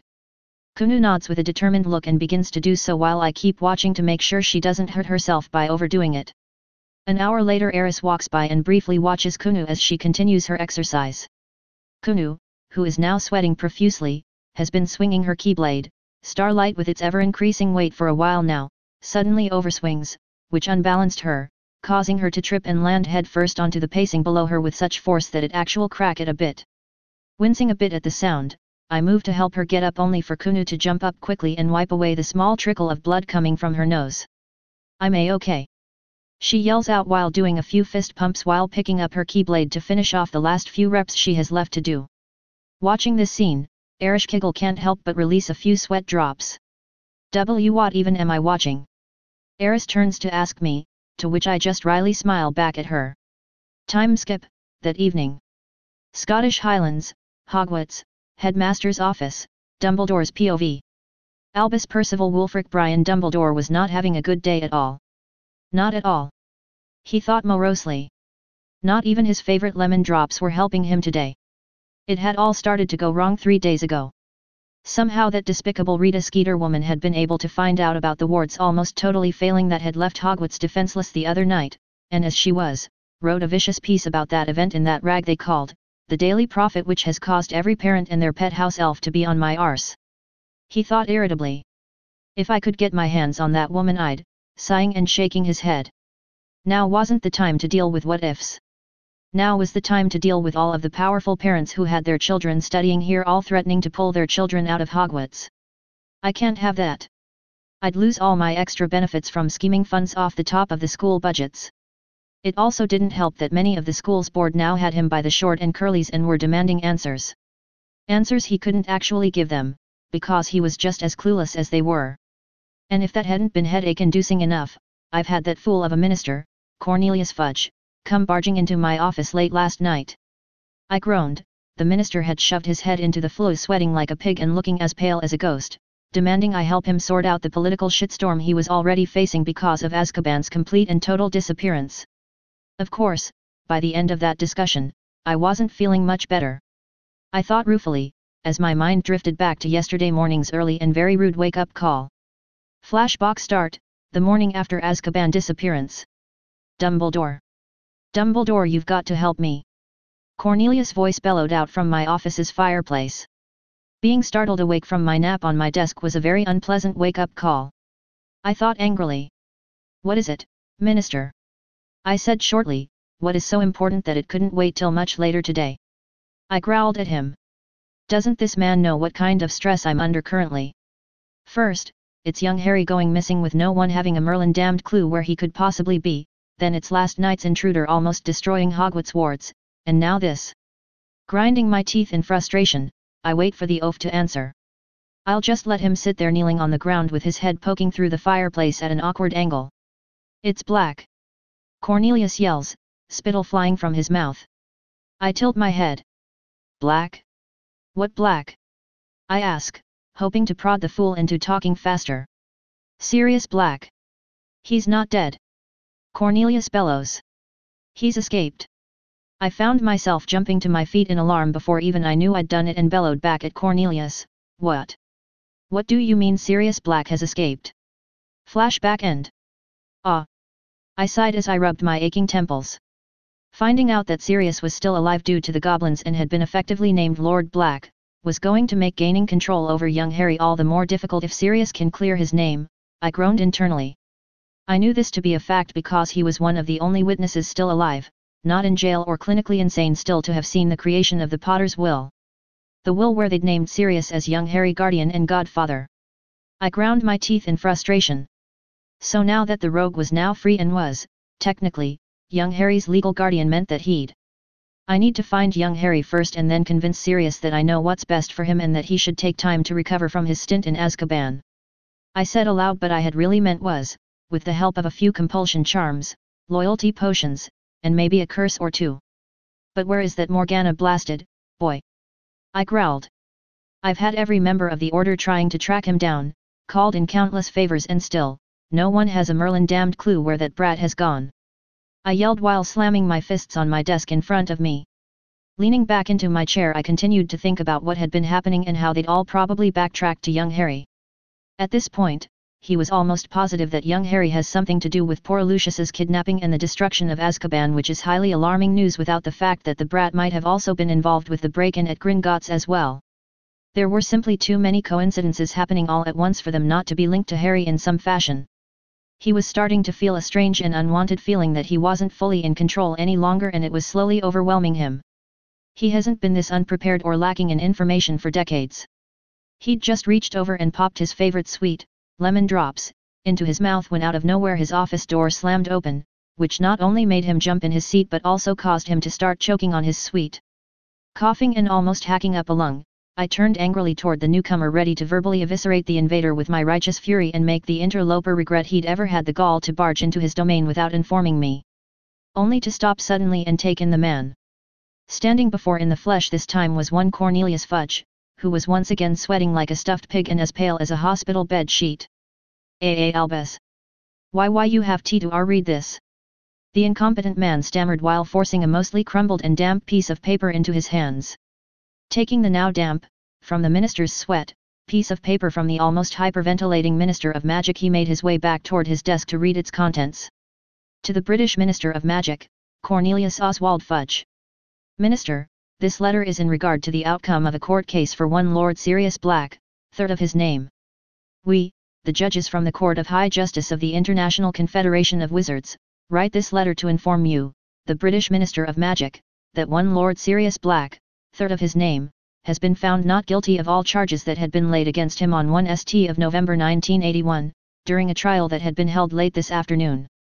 Early this afternoon, Lord Sirius Black, third of his name, appeared at ICW High Justice Courts and demanded, loudly, that he actually be tried for the supposed massacre he'd been blamed for, but had never had an actual trial for. After Lord Sirius Black had been taken into our custody, which he did not resist, he was then thoroughly questioned under veritaserum, which he had willingly offered to be placed under.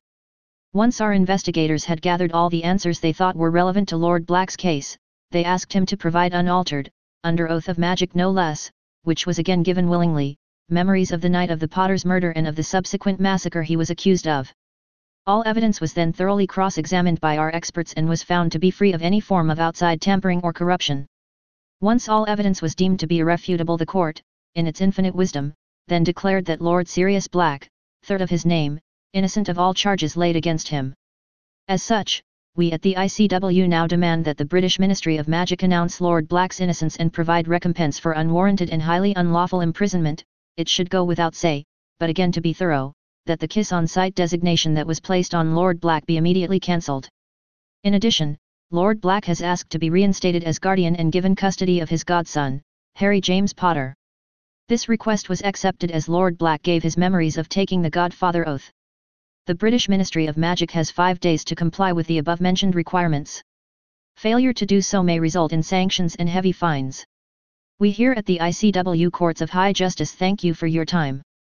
He had needed to reread the letter 3 times before its contents fully sunk in, but with each reread he could feel his blood pressure rising and a vein on his temple throb painfully each time his heart beat. When was the last time I'd been so blindsided like this? He thought with growing shock. Meanwhile, as he stood there trying to regain control of his emotions, Cornelius was fidgeting nervously, and when the oppressing silence became too much for the minister, he asked, "Well, Dumbledore? What are we going to do about this?" Yasaka's palace, Kyoto, Japan, Harry's POV. Meanwhile, on the other side of the world, we can see a hugely grinning Sirius Black poking a very tired and sore Kunu, who was currently laying spread eagle on the living room floor of the palace.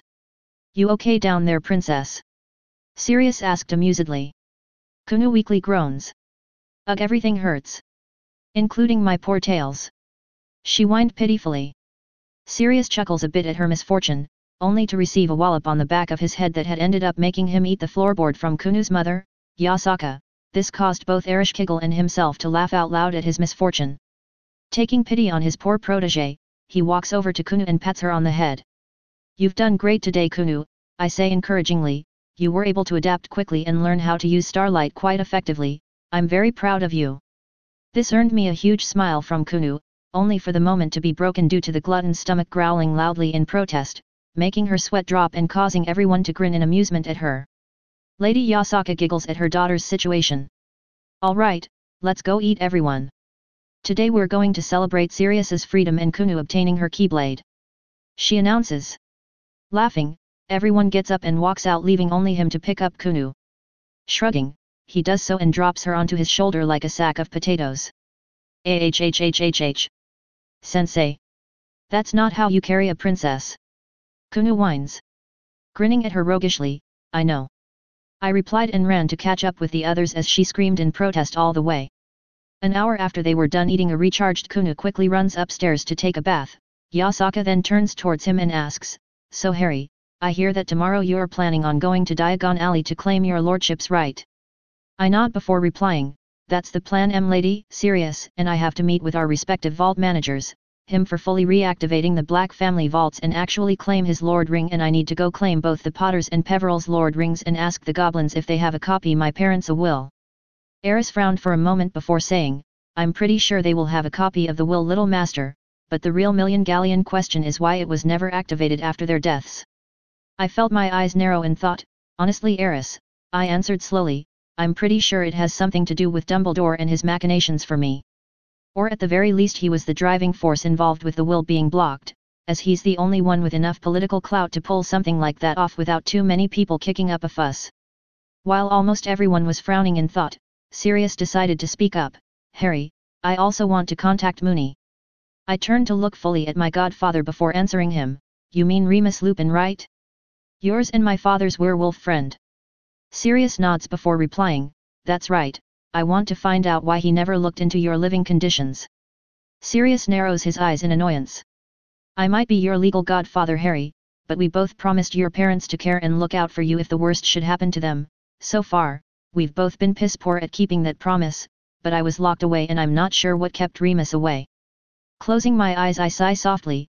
If I had to guess, I suspect it has again something to do with our white-whiskered wanker, Dumbledore. That old fool seems intent on ensuring my life is as miserable as is humanly possible. I muttered darkly before continuing, "Just make sure you don't tell him anything about me yet, Sirius, not until we know for sure he isn't in Dumbledore's pocket." I turned back to Lady Yasaka. "Anyways, sorry Lady Yasaka, you were in the process of asking me something, yes?" Lady Yasaka smiles and nods her head in agreement. "That's all right, Harry, and yes, I have a request for you if possible. You see, some of the vampire clans want to create an alliance with us, but as I'm tied to Kyoto's ley lines, I'm unable to go personally. So I would be extremely grateful if you could go to Romania as my representative and meet with my opposite representative of the House of Carmilla. From what I've been able to gather, one of the main reasons they're asking for this alliance is because they've apparently been having escalating conflicts with another vampire house, Teeps." I felt my eyebrows raise in surprise. "Vampires?" I ask. I would have thought they'd be too prideful to actually ask for help, especially from another faction. Eris decided to speak up. "That's usually how it would go, but because they're undead they might have instinctively sensed you, Harry. Your title as the Master of Death makes them keenly aware of you, not that they know who you are exactly, but they do know you are in Kyoto and most likely a part of the yokai faction, otherwise they wouldn't have reached out," she explains. Lady Yasaka smiled at me. "Besides, this is a great opportunity to spread your name to the other major factions, and that you are a member of my yokai faction." She chitters excitedly, "It's really a win-win. It's also a good idea to make alliances with some of the other minor factions, as there are many that have become more and more unhappy with the biblical god factions. The devils keep reincarnating humans from other factions, the fallen keep arrogantly doing whatever it is they're doing, and heaven's exorcists keep defecting and attacking all other supernatural beings in the name of the church." Yasaka shakes her head sadly before continuing. "Although the leaders of those factions try their best to contain their issues, each of them struggles with the devil's faction. The Moos keep having their progressive policies stonewalled by their elders who are mostly hardcore traditionalists called the Old Satan faction. In the case of the fallen angel faction, their leadership is too lazy to truly get their followers to listen, and many of their stronger members are battle addicts, and last, but not least, the Seraph faction are probably in the most precarious position out of all the other biblical factions, as they are not only unable really control or keep an eye on the church, but they have no safe way to replenish their numbers, as for reasons beyond me, God decided that his children can't indulge in a little fun." Yasaka comments cause Sirius's eyes to bug out of his head at the very idea of not ever getting laid, so each time an angel falls, either in battle or become a fallen, they become that much weaker. She finished explaining. I nod in understanding. Sigh. What a fine mess everyone is in. Anyway, I would be very happy to go and meet the Carmilla House representative in your place, Lady Yasaka. I then turned to Sirius and asked him, "So Sirius, what do you say, you old dog? Want to come with?" Sirius grins widely, happy to be included in whatever shenanigans his godson will inevitably get into, and since he decided to join the yokai faction himself, adding the House Black into their ranks, sure. Besides, I've heard that this kind of vampires are supposed to be very different from our wizarding kind, and more importantly, the women are supposed to be extremely beautiful. I only rolled my eyes at Sirius being a horn dog, and don't forget they're also extremely strong and deadly, you perverted mutt. I grumble as Sirius only chuckles, causing me to shake my head in exasperation. Time skip, the next morning. Yokai headquarters, Yasaka's palace, Kyoto, Japan, Kunu's POV. The next morning, found both me and Sensei back in the palace gardens, as Sensei patiently tried to teach me how to call my keyblade, Starlight. Sensei was currently wielding his own evolved keyblade, Oathkeeper, in his main hand, while trying to demonstrate to me how to hold my blade properly. Okay Kunu, Sensei said after he was sure I wasn't going to stab myself with my sword, a keyblade's true strength comes from your heart and your willpower.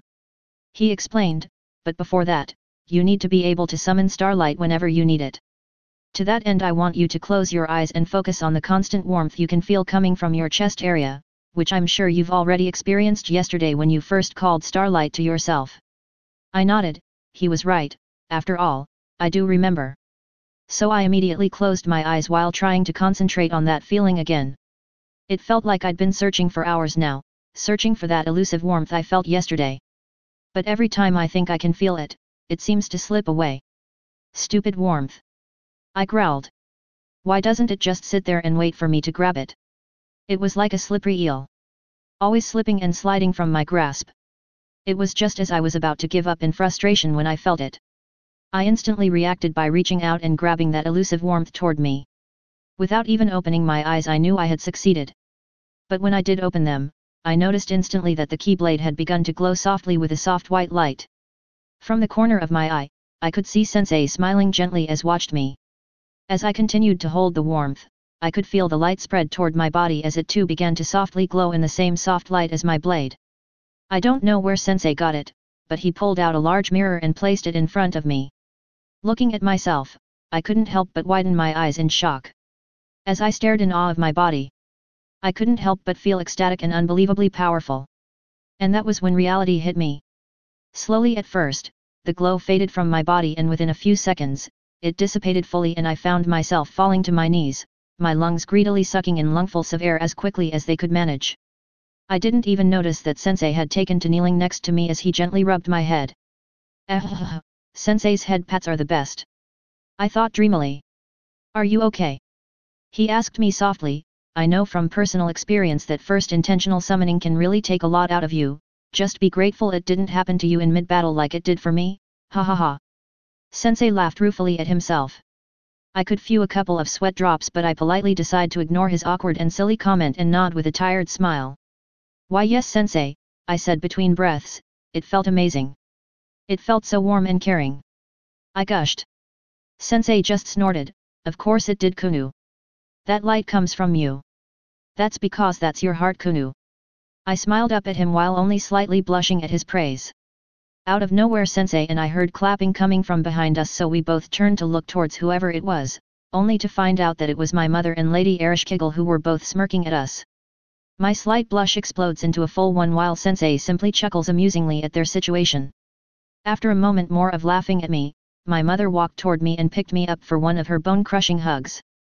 Well done Kunu.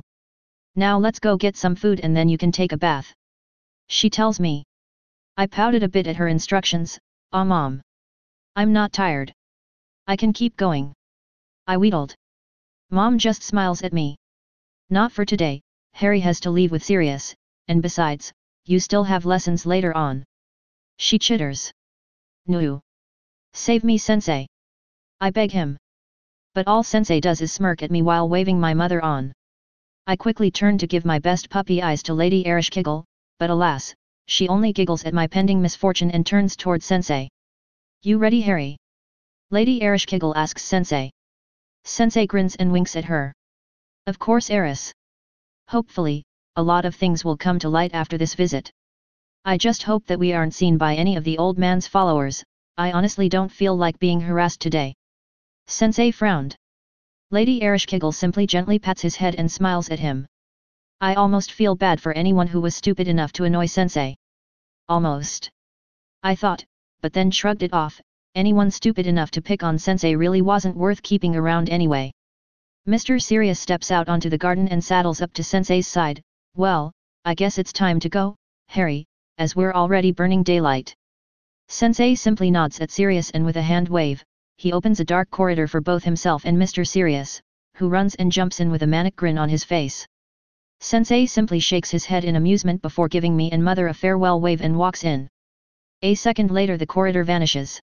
Lady Ereshkigal smiles at me then cheekily whispers to me, "Let go, bug your mother. She needs to stop working so much and relax, right Kunu?" She giggles as she pulls me toward the mom's throne room. Diagon Alley, Gringotts Bank, London, England, Harry's POV. A dark corridor suddenly appeared right in front of the only wizard bank in England, making a few wizards and witches jump in fright at the spectacle, only to gape stupidly as they watched Lord Sirius Black fall out of what they can only describe as a solid wall of shadow. "Woo, that's always fun," Sirius says to himself aloud. The next moment the nearby witches and wizards see a young boy calmly walk out of the same wall of shadow and grin in amusement at his godfather's antics. "Ha ha ha, it is fun, right?" I laugh. "Anyways, let's go," I say to Sirius, and with a bright smile on our faces we make our way towards Gringotts, not noticing a short man with long, straggly, ginger hair known to many of the locals as Mundungus Fletcher, who just happened to have witnessed their entrance. "That's dem all right. I gotta go and contact Dumbledore." As soon as both Sirius and I walked into the main lobby proper, all of the goblins froze as they felt an abnormal amount of both fear and dread crawl up their spines. Not noticing the goblins collectively shitting bricks in their pants, I made my way towards the nearest free goblin teller, completely oblivious to the fact that with each step I take toward the poor old goblin teller who has started to tremble in abstract terror of the little demons making his way toward him. "So Sirius, what's this about you going on a date with one of Lady Yasaka Inugami?" I smirked cheekily at my godfather. Sirius coughs and splutters for a moment before answering, "How did you know? That was supposed to be a secret," he sputters. I just laugh. "Sirius, everyone knows," I replied. He sighs dramatically, before going on to brag about his date night with the Inugami named Ui. "And then we went to the nearby forest to run, it was rather fun." I chuckle, "That sounds more like you took each other for a walk, hee." I cackled loudly. Sirius' eyes twitch a bit, probably remembering my prank from yesterday. "Quiet you," he ordered me just as we reached the teller. "Hello Master Te." I pause and look confusedly toward the old goblin teller, who was clutching at his chest, while his eyes were bugging out of his head while staring fearfully at me before finally gasping and falling flat onto the teller's desk in front of him. The silence was deafening. Both Sirius and I stare in disbelief. "So, Sirius, I think you might just be the first wizard to have killed a goblin with your face alone." Sirius, still in shock, sends me a sidelong look, before replying, "I call bullshit, you know all the ladies love me, Harry."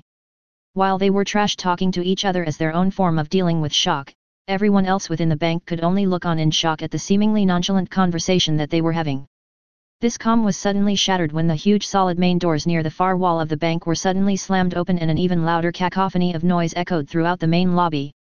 Within the blink of an eye, both Sirius and I found ourselves surrounded by almost an entire legion's worth of very sharp weapons pointed at us.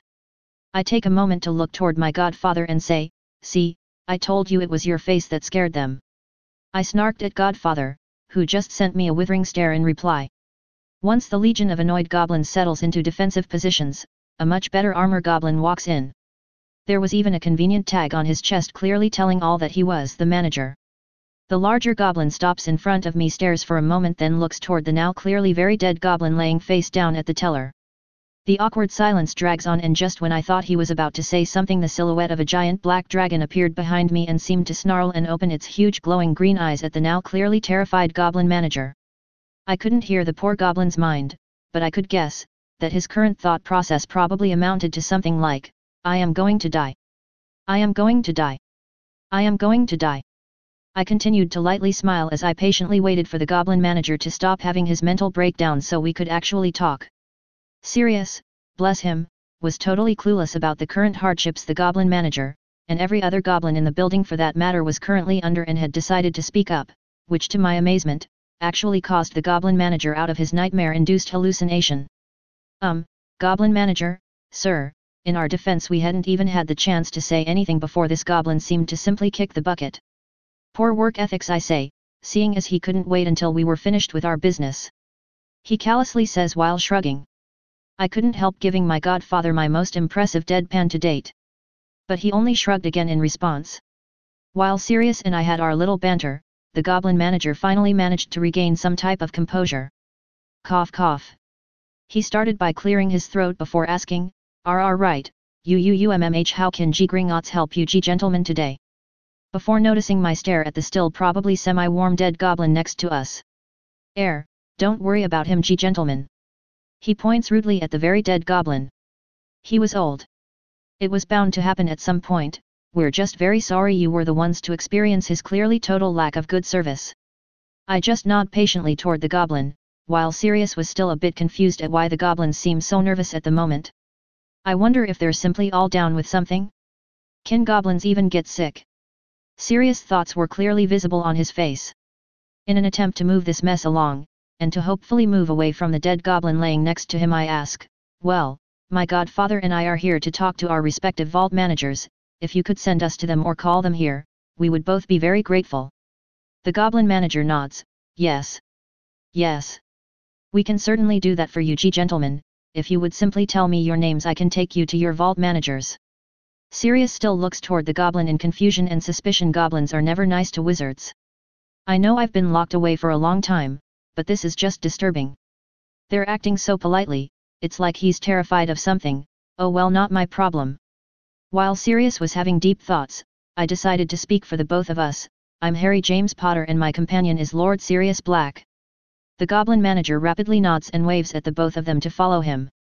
As soon as they've both left the room, the entire legion of security goblins drop to their knees, some even begin to vomit right then and there.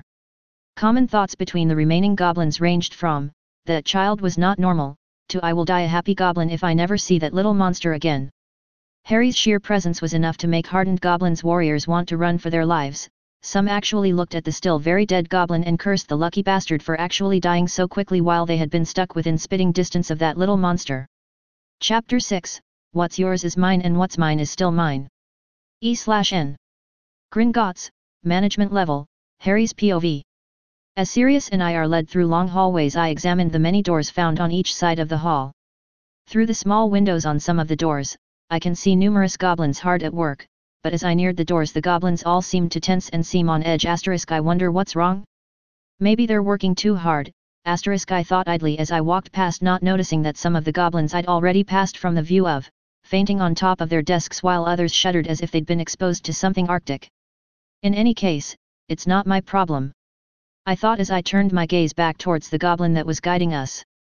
Not long after walking through a pair of large solid steel sets of gates, we were led into a rather large chamber whose roof was supported by a number of huge pillars that rose so high that they faded into the darkness above our heads. At the end of this chamber, like all good chambers seemed to do, was a throne that was currently occupied by what he had to assume was the king, or head manager, of the British Gringotts. Welcome, the King Goblin started, Lord Black and Heir Peveril Potter Black to my halls. I am Ragnok, 6th of the name, King of Goblins of Britain, and I ask you, why have you come to my home? I watched from the corner of my eye as my godfather bowed from the waist with his hands held straight at his sides, which I copied immediately, not because I felt any respect for the goblin, but because my godfather did, and one does not show up your father in such situations. Please your grace, feel free to address my godson and I by our given names, otherwise we will be here all day saying heir this and lord that. Sirius offers graciously. Ragnok only nods in acceptance, not offering the same in exchange, but that's to be expected from a king. Your grace, my godson and heir, and I have only come to claim what is rightfully ours by blood and magic. We were not expecting to meet with you, your grace, simply our account managers, nor had we expected to arrive at such an awkward moment. Sirius stated calmly. But I could see the strain tighten around his eyes. Ah, yes. That was a rather poor example of our usual services, Lord Black.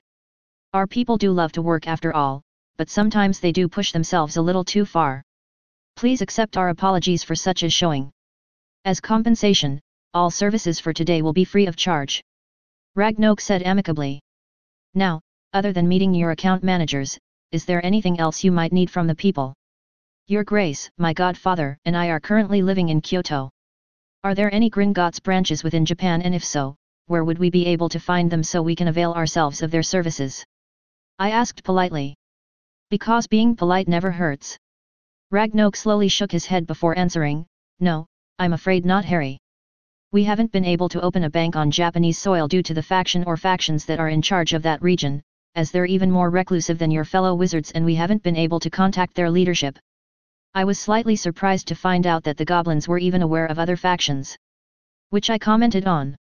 While it's true we're now a reclusive people, we still keep an eye out of the going-on of the world above. It is the height of folly to ignore potential danger, and we goblins are no fools. He answered with a rather cruel sharp-toothed smile.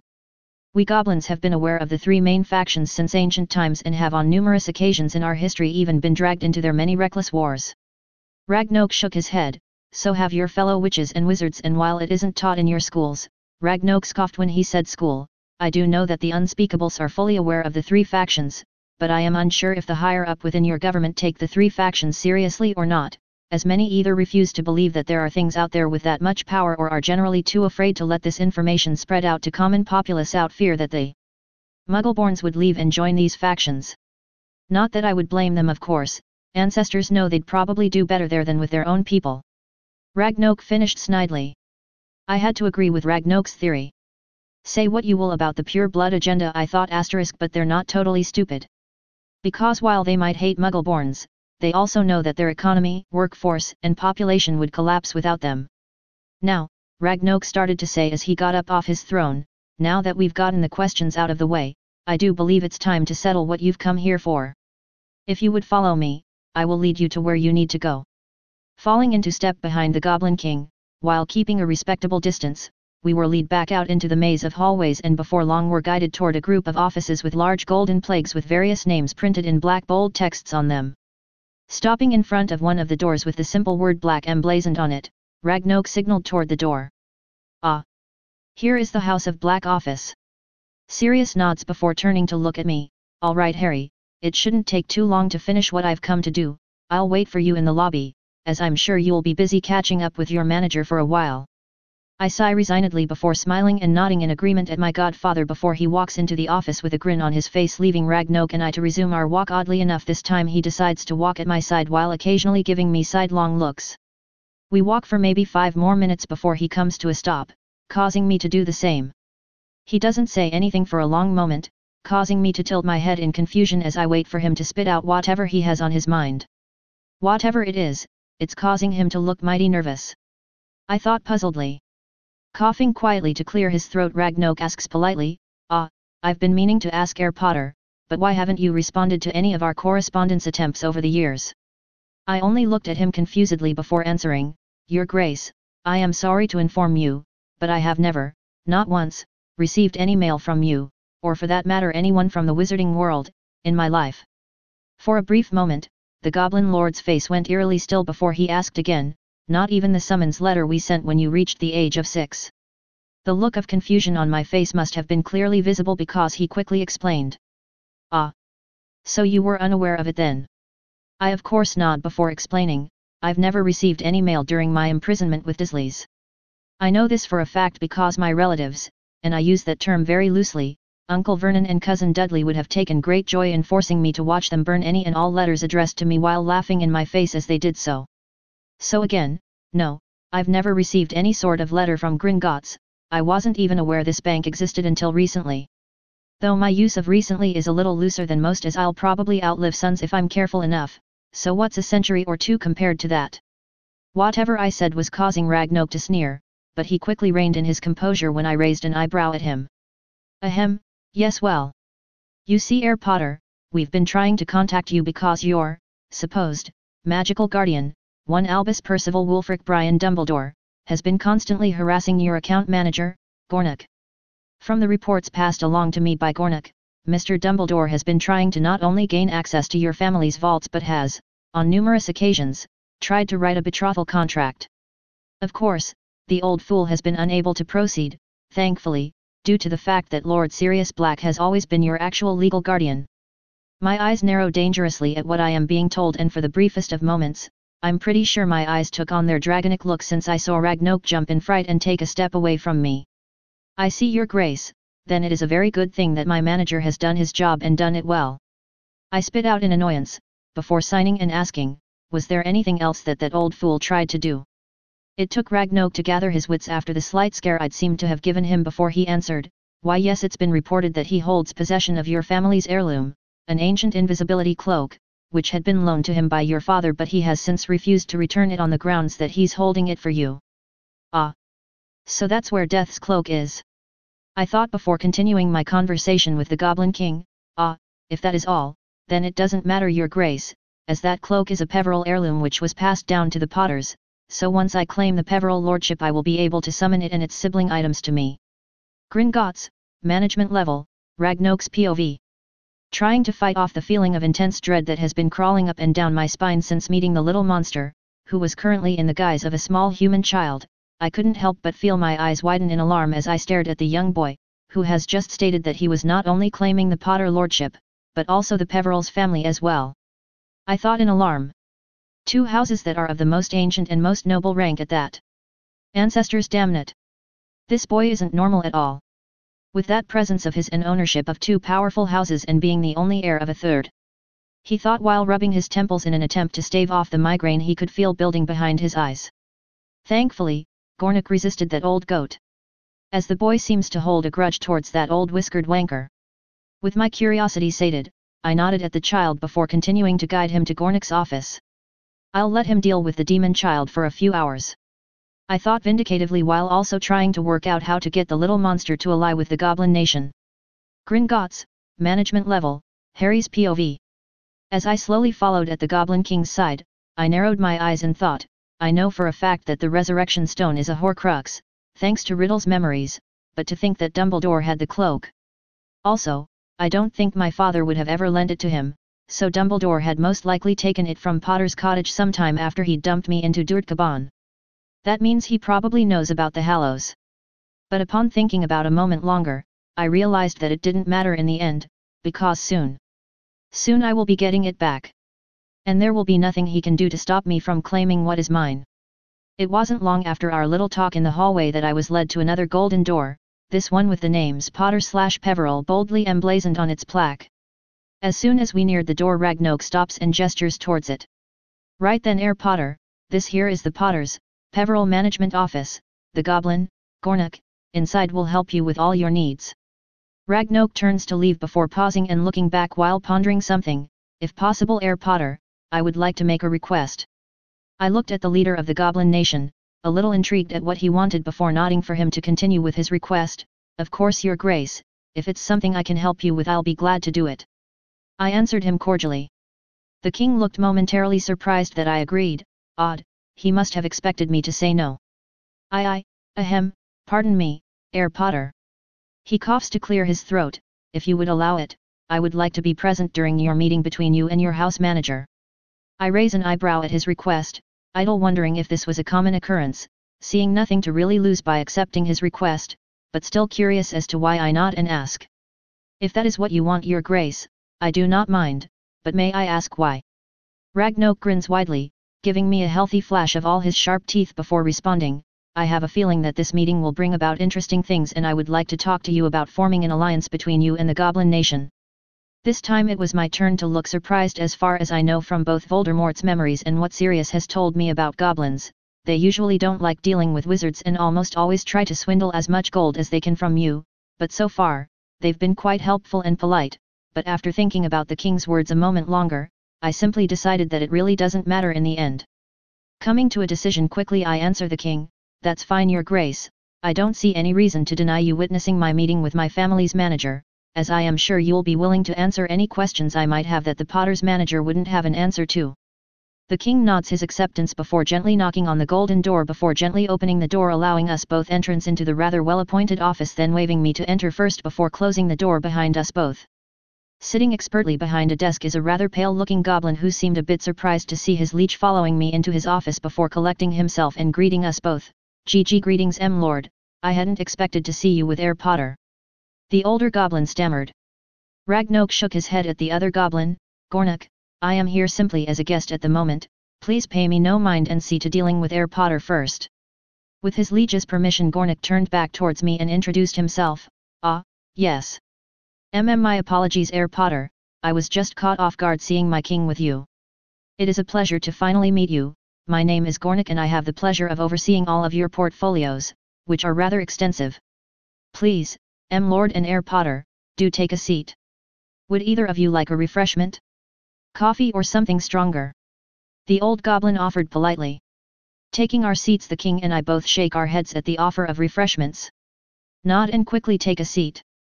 It's a pleasure to make your acquaintance as well, Gornik. I've reliably informed, I gave the king a small smirk, that you've been trying to contact me for a while. I would first like to apologize for not replying, but as I have just informed His Grace, I have seemed to have had no luck in receiving any mail from Gringotts, or any mail at all for the matter, and as such, I have been unaware of all attempts of contact. I informed my manager. Gornik turned toward Ragnok, who'd taken the seat next to me, who simply nodded in confirmation. I see. Then it's best we talk about that as well then, as there has been a series of weird and rather vexing events happening. In any case, now that you're finally here, we can finally proceed to deal with them. Is there anything else I can help you with today? He asks. Gathering my thoughts, I take a breath and then respond. I have come to claim my lordship rings and initiate the process of moving my holdings to Kyoto, Japan. As of now, both the Potters and Peverils have joined with the yokai faction. As such, we no longer wish to remain members of the British wizarding community. Both pairs of goblins' eyes almost bug out of their skull at this declaration. Doesn't that young boy know that he is not only planning to single-handedly cripple the British Ministry of Magic, both politically and financially, by moving two of the richest and politically connected ancient houses, but us as well? Thought both king and his fellow goblin in growing horror. Seeing the growing alarm on both goblins, I couldn't help but grin roguishly at Ragnok. I, of course, would be open to speaking with the yokai faction leadership to open their borders and allow the Goblin Nation to open a branch in Kyoto. This will of course be in exchange for that alliance you spoke about, King Ragnok, but now instead of an alliance between just your grace and myself, it will be the yokai faction as a whole, which I am sure both you and Lady Yasaka would find to be beneficial to us all. Gornik, who looked like he was going to have a stroke at any moment, pulls out a small hand towel and begins to clean his sweaty brow while nervously flicking his eyes between his liege lord and the little demon who has taken a decade or more off his lifespan. Ragnok said nothing for almost 10 minutes before agreeing to my suggestion/subtle threat of ruination. Of course, Herr Potter, we of the Goblin Nation would be thankful for this chance to expand our services to our eastern friends. I nod in acceptance then towards Manager Gornik. Now that we've dealt with the political aspect of my plan, I would also like to see if my parents left a copy of their will within my vaults and to find out why said will wasn't executed. Gornik, now mostly dry of his own sweat, nods briskly before getting up and moving over to a large filing cabinet on the far wall.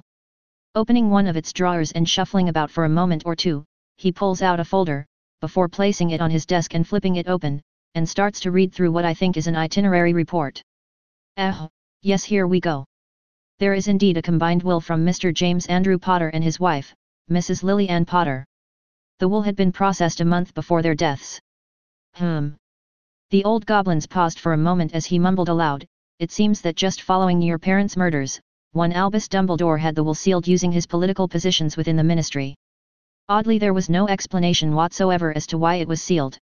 The goblin picked up another piece of paper, giving it a quick once-over, before making a jerky nod of his head and continuing, You're in luck, Herr Potter, we do appear to have a copy of your parents' will, however it can only be opened by Lord Potter, which you would have been if you had received your lordship rings 3 years, since you're the only surviving member of the Potter's family bloodline.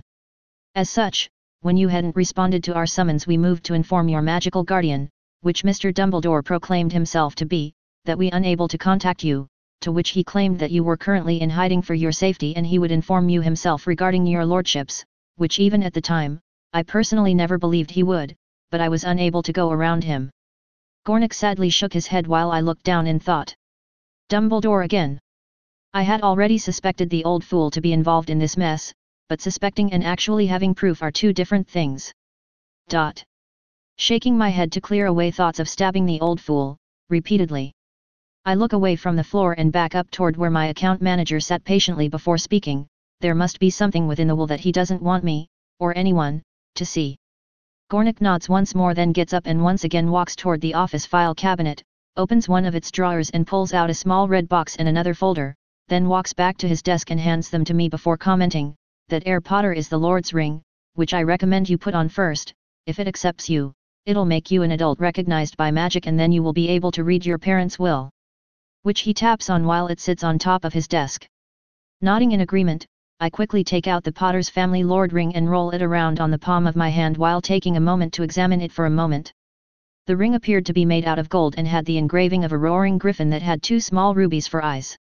As I continued to look at the ring, I found myself suddenly saying, while I am here, I will also be claiming the Peveril lordship.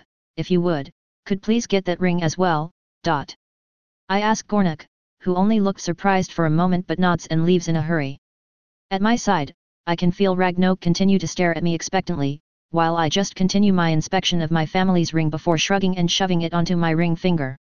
Immediately after I do so, the ring begins to glow a faint red before I feel it connect with my magical core. It doesn't take long for it to settle and resize itself to the size of my finger. I smile at the subtle feeling the magic within the ring gives me. It feels like it's saying, "Welcome home." Then the ring vanishes from view, but I could still feel the connection, so it must have simply turned intangible. Quite a useful function, honestly. I noticed that I've received a new notification, so as I waited for Gornik to come back from the Peveril vaults with the Lord's ring, I decided to read it.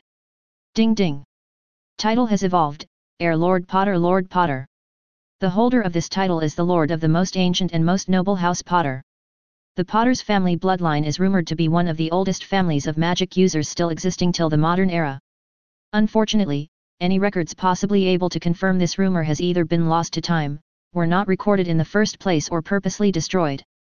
The earliest recorded history of the Potter family only dates as far back to the early 12th century, to one Linfred of Stinchcombe, who was then locally known as the Potterer and was a well-known pioneering Poti-Oner credited with creating the potions, Skull-Gro and Pepper Up, which are still in use till this day. The Potters are also well known for their stance against corruption and tyranny, and their members have been often recorded, usually at the forefront, fighting against such at every turn. Sadly, the once great family was almost extinguished during the last wizard civil war against the forces of you-know-who. Family motto, Per quis mobilitatis dignitatem, Femper Fortis, in noble and quiet dignity, we remain steadfast. Note, potions made by the title holder are now 5 to 10% more potent. Addendum I, the Potters are well known for making and drinking their own booze. 10% to all rep gains when dealing with alcoholics. Addendum 2, holding the title of Lord makes you an adult in the eyes of Mother Magic. I nod in satisfaction and mentally close the window, just in time to watch Gornik come in with another small box in hand. This one was black with the name Peveril inlaid in gold on it, which he handed to me when he neared. Lord Potter, I was impressed that he'd already noticed the Potter's ring being gone. I must warn you, many Potters throughout the ages have tried to wear the Peveril ring to become Lord Peveril, but they have all been denied by the ring and were then punished severely by family magics, or in the worst of cases, had all their magic consumed by the ring itself. Gornik warned me. Well, that wasn't alarming at all.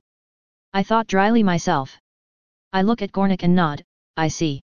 Thank you for the warning, Gornik. However, the reason for that is because they lacked something crucial to become Lord Peveril. I informed the goblin. I then opened the little black box and took the ring out. Looking at the ring, I noticed that the ring itself was made of some kind of deep black marble streaked through with veins of gold, while its sigil was golden with what appeared to be an engraved with the shape of a triangle with a circle inside followed by a line straight through of both shapes. And that is that they weren't the Master of Death, I said as I put on the ring, ignoring the gasp of shock coming from 2 goblins. The moment the ring was fitted onto my ring finger, it started to glow with a grey-blackish light until it settled, and just like the Potter ring had before it, resizes itself to fit on my finger. Then, like before, it becomes intangible and vanished from view. You're the Master of Death! They both shouted at the same time while pointing at me. Ragnok and Gornik gape at me and then at each other before turning back to me, while I simply grin cheekily back at them. This carries on for a good minute before they both shake their heads in resignation at the same exact moment, which I found highly amusing. Yes, that's right. Master of Death in the flesh. I continue to chuckle amusingly at both goblins. I'm not surprised that they know what that title means and not just it's a legend. After all, the goblins are an old race and they have knowledge about just everything that has happened or is happening within the wizarding world. Now, before we proceed any further, I have just one more thing to do. Come. I, the Master of Death, call upon you, the Deathly Hallows, to return to whence you belong. England, Little Hangleton, Gaunt Family Shack. In a little abandoned shack, that has long been abandoned and has since been further ravaged by time and neglect, something unusual was occurring from within it. Shining out through the shack's windows and various cracks was a bright flash of light, followed by something small that shot out the ceiling and flew off in the general direction of London, and at some clip at that. Reports would later say a micrometeor hit the shack. Scotland, Scottish Highlands, Hogwarts, Headmaster's office. Inside we see a very happy Dumbledore speaking to a thin man with a large and hooked nose. The hooked-nosed man has greasy black shoulder-length hair and cold black eyes. This man seems rather unhappy. In fact, some would say he was in a very bad mood. The reason for this is that useless waste of man Mundungus Fletcher had caught sight of that cur Black and the brat, Potter, and had came running to tell Dumbledore, who had then called him away from his lab down in the dungeons, and now he's getting dragged into going kidnap, he means, rescuing the brat, because the old goat apparently was unable to call back the rest of the order, since they were all over Britain looking for said brat, Potter. Meanwhile, Dumbledore gets up from behind his desk and begins to walk toward his faithful companion, Reed, slave, Fawkes. Come now, Severus. We simply must catch them before they leave Gringotts. The old goat said gaily. However, unknown to him, was that his good mood was about to be ruined when his wand holster began to glow brightly, followed by one of his desk drawers. The items themselves seemed to glow ever brighter until they, in a burst of light, sound, and force, shoot out the window, flying in high speed, destroying the desk and sending Dumbledore twirling through the air and, in Severus's opinion, some rather impressive flips against one of the nearby bookshelf. Severus and Fawkes could only gape in shock at having witnessed what had happened. Meanwhile, Dumbledore can only groan in pain as he lays within the remains of what was a very expensive bookshelf filled with very thick, heavy, and very expensive books. England, London, flying over the streets, a girl's POV. Flying high in the sky and hidden with magic, we see a cute little girl with a slim body, shoulder-length blonde hair, and blue eyes, who appeared to be around 9 years of age and flying on top of a broom. On her head she wears an oversized blue witch's hat. This girl's name is L.E. Faye Pendragon, and she is a member of Golden Dawn, a magic organization where she studies magic. You see, she has a talent for magic casting, and so far she has mastered all kinds of spells, even the forbidden ones. However, today she's on her way to Diagon Alley to restock her potion ingredients. She's not really a fan of wand magic users. They're so behind the times and are oftentimes too arrogant for taste, but their magical ingredients are always top-notch, so she decided to bite the bullet and put up with the magical snobs. When she had almost arrived at the alley, there was a glowing object that flew by her at a dangerously high speed, which almost caused her to fall off her broom by surprising her, causing her to let out a small eep. In shock, as she holds onto her hat tightly as the object zipped past by and unleashes a very strong gust of wind. When it had passed, she quickly looked toward the flying object only to watch it fly off at speeds not even she could match. What was that? It was brimming with mana, and it seems to be flying toward Diagon Alley. Enjoying the excitement of finding such a strange mystery, she smiles brightly and decides to follow the UFO. Maybe I'll find adventure. Or even some new magical thingy. She thinks excitedly. She had no idea that she was going to witness something that would change her life forever.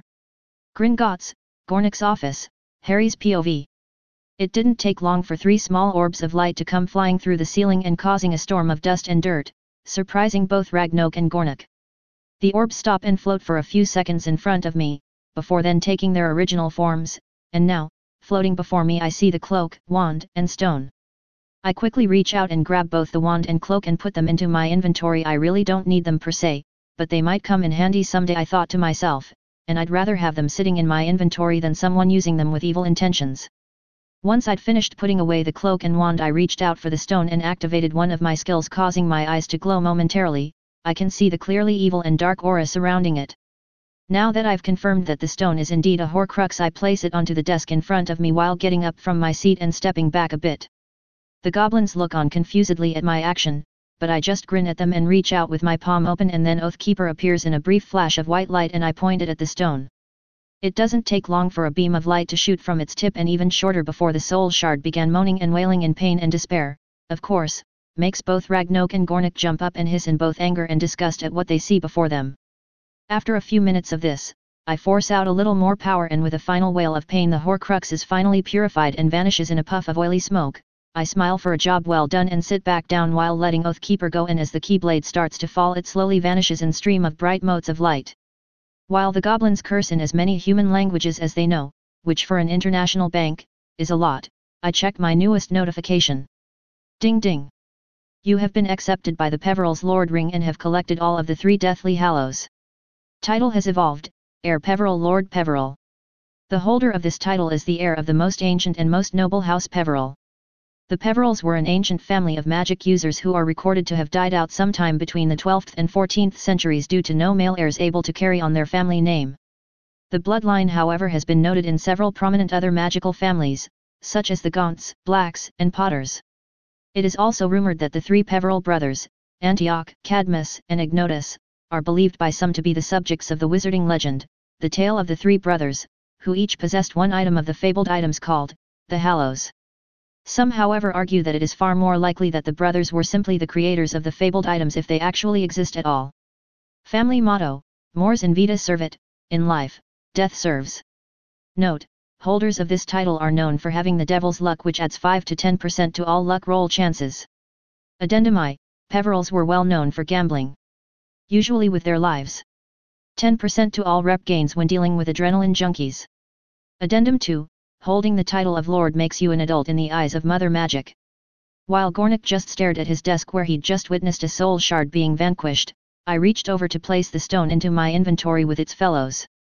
Just as I'd done that, Ragnok turns to me and just growls out, "And whose twisted cursed ancestor Horcrux was that?" he demands. I close my eyes before replying, "Voldemort's. The crazy bastard made several of the damn things, but I have destroyed all but one now." The Goblin King once again begins to curse something fierce, though I'm not surprised at his reaction. The process to create a Horcrux is not only something beyond horrendous, it was monstrous, and the Dark Lord made 5 of the damn things. Well, 6, but that one wasn't intentional and doesn't count.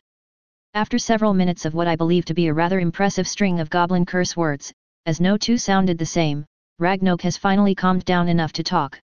I turn to Gornik, who is still wearing a look of pure disgust on his face, which again, I don't blame him, before asking him, "Gornik, I would like to read my parents' will now." He just picked up the folder and handed it to me. I must admit, I'm a bit nervous about reading this document, as these are my parents' last words put to paper. But I pull myself together and finally open the folder. I begin to read the letter within while quickly skipping past all the legal mumbo-jumbo and getting to the bequests and final personal messages. This is the last will and testament of James Andrew Potter and Lily Ann Potter née Evans. We, James Andrew Potter and Lily Ann Potter née Evans, being of sound mind and judgment, hereby make this, our last will and testament. All previous wills are null and void. First off, we name Sirius Orion Black as Harry's godfather and his legal magical guardian. If Sirius is unable to fulfill his role of guardian, then we wish for the following people to care for him in this order: Remus Lupin, Frank and Alice Longbottom, Amelia Susan Bones. Secondly, if we are dead, then Peter Pettigrew has betrayed us and the Order, which would explain many of the deaths the Order has recently experienced. We had Peter be our secret keeper when Albus Dumbledore, the caster of the Fidelius charm on our home in Godric's Hollow, suggested that we use Peter instead and use Sirius as a decoy. Please send a copy of this will to the Ministry of Magic, Department of Magical Law Enforcement, attention Amelia Bones, to ensure the woman has a solid case. I skipped the next section, as it was mostly diving up portions of the Potter's wealth to friends and family, which weren't many on the family side of things. To our son Harry James Potter, we leave you everything we have, and it's our sincerest wish that you lead not only a fulfilling life but more importantly, a happy one. We also state that under no circumstances is our son, Harry, to be placed with Lily's sister, Petunia Disley, and her husband Vernon Disley. They're spiteful and hateful people who would never treat Harry with the love and care that he will need growing up parentless. Harry, if you're reading this, then we're no longer among the living, and we're so sorry for that. We deeply wish we could be with you so that we could experience all of your moments throughout your life, like the moments of triumph, and all your silly mistakes. Your first girlfriend, or friends, wink wink, Dad, the moments of joy, the struggles. Everything. But no, Harry, that we love you and we will always love you. Until the sun dies out and time itself stops having any meaning. We will love you, Harry. Forever. Sincerely. James Andrew Potter. Lily Ann Potter née Evans. Witnessed, Albus Percival Wulfric Brian Dumbledore. Gritting my teeth, I handed over the will to Gornik, who quickly read it before placing it back into the folder on his desk, while I closed my eyes to both think and to calm down. I already knew my parents loved me, and it makes me happy to read their last words of care and love, but it seems my suspicions were on the spot. That old fool not only sealed my parents' will, but he also acted as the only witness. How he managed that, I have no idea, but if I had to guess, I'd think magic was involved. I thought with dark humor. He clearly knew that Sirius was innocent, but he let him rot in Azkaban for almost 8 years, and to top off the insult to injury, the old bastard went against my parents' expressed wishes and left me with the Dursleys. The son of a bitch is almost as malicious as Voldemort himself. I thought angrily. During my contemplation, I must have let some of my power leak, because as soon as I opened my eyes again, I caught sight of both Ragnok and Gornik hiding behind the only desk in the office, with only their wide-open eyes looking at me from just above the rip of the desk. Sorry about that, I sort of lost my temper for a moment there, due to how much Dumbledore has tried to control my life. Sighing loudly, I continued, in any case, I thank you both for your time and help. I say while I get up off the borrowed chair, then turn and bow at the waist as a show of respect. This seemed to calm both goblins down a tad as they moved to come out of their hiding spot. Gornik nods his head rapidly, while Ragnok, whose voice was an octave higher than before, speaks up for the both of them. Oh, of course, Lord Potter, it is our pleasure to help you in any way we can. Gornik will immediately start preparing to move all Potter and Peveril assets to Kyoto as soon as possible. We hope that once talks are done concerning our alliance with the yokai faction, you'll consider doing business with Gringotts again. He finishes. I smile and nod at Ragnok's offer, of course, Your Grace. While we're on the topic of my estate again, please also sell all properties, as I have no need for a home in this Merlin-forsaken country anymore. Gornik speaks up, of CC course L Lord P. Potter. It shall be done as you have asked. I have to say that it is a sad day that 2 of the oldest and richest magical houses are leaving to join another faction, but we of Gringotts wish you a most rewarding endeavor going forward. I smiled and was about to speak again when a younger and smaller goblin dashed through the door, making us all turn toward him in puzzlement. My liege. Senior Manager. I have news. Mr. Albus Dumbledore is in the lobby demanding, loudly and obnoxiously, that Lord Potter is to be brought out to him at once. Ragnok growls out in anger, how dare this jump-up goat-buggering wizard come barging into Goblin Land and make demands of us. As Ragnok was about to say something more, he suddenly fell silent when a terribly cold and dark chuckle stops everyone on the spot, and slowly they turned to the cause of such a dreadfully ominous noise, only to jump back in fright as they caught sight of my cold and uncaring face and even colder look in my eyes as they started to glow ominously and take on their reptilian shape. The sheer bloodlust pouring off the young lord was felt from the very depths of Gringotts all the way to its lobby far above ground, causing one Albus Dumbledore to shiver as if someone had just done a jig on his grave. Meanwhile, Sirius, who had been making his way back to the lobby, stopped suddenly as he felt the now familiar oppressive feeling of his godson had begun filling the building around him. Ah! Ha ha ha! What idiot pissed off Harry? He asks his escort, only to notice that they are quickly retreating deeper into their tunnels, causing him to grin in amusement, and he decides to simply continue on. The goblin stuck in the room with the demon in child form only wanted to die, or at the very least, pass out. Thankfully, as sudden as the pressure had appeared, it had also suddenly stopped, and while the goblins caught their collective breath and hid any possible stains they may or may not have made, Harry began to walk towards the lobby. Let's go see what the old fool wants. The young goblin, who just so happened to be an intern from the American branch of Gringotts, had only one thing to say regarding what he had just experienced: that old goat is about to get wrecked. Then he went back to trying to regain his breath while both Gornik and Ragnok nodded tiredly in agreement. Flashback start, 5 minutes ago. Gringotts, main lobby, Dumbledore's POV. After being dug out of a pile of rubble and books, Severus and I rushed toward Gringotts with the help of Fawkes. Unfortunately, it seems that I've worn out my welcome with the goblins and their patience with my previous visits to Badger. I mean, convince them to allow me access into the Potter's vaults, but I don't let that stop me. I idly thought while ignoring the low growls coming from the viciously little creatures. Walking toward one of the creatures at random, bring out Harry Potter. The poor boy is in serious danger while being exposed out in the open. I must take him away for safety. I ordered the goblin, who only continued to stare at me for a moment before slowly shaking his head and looking at me in pity. This reaction was not what I had expected from the goblins. Sword waving and threats of bodily harm yes, pity no. Thankfully, my fellow wand-waving wizards and witches within the lobby stare on with awe and respect, as they should, but the goblins are looking at me as if I was insane, which was concerning. Fortunately, it seemed that at least one of those creatures seemed to understand English, as I noticed him run off to wherever I hoped Harry was or to the manager. However, a few minutes later, just when I was starting to think that the little creature had gotten lost in one of their tunnels below, I, and everyone else within the building, felt an awful pressure and bloodlust pour throughout the building. Even Severus, who was a former Death Eater and has been in the presence of Voldemort himself, seemed perturbed and was now sweating and looking paler, if that was even possible, than he's had in years. I myself can't help but tremble at the dread that shivered up my spine. Only for the pressure to disappear as quickly as it had arrived.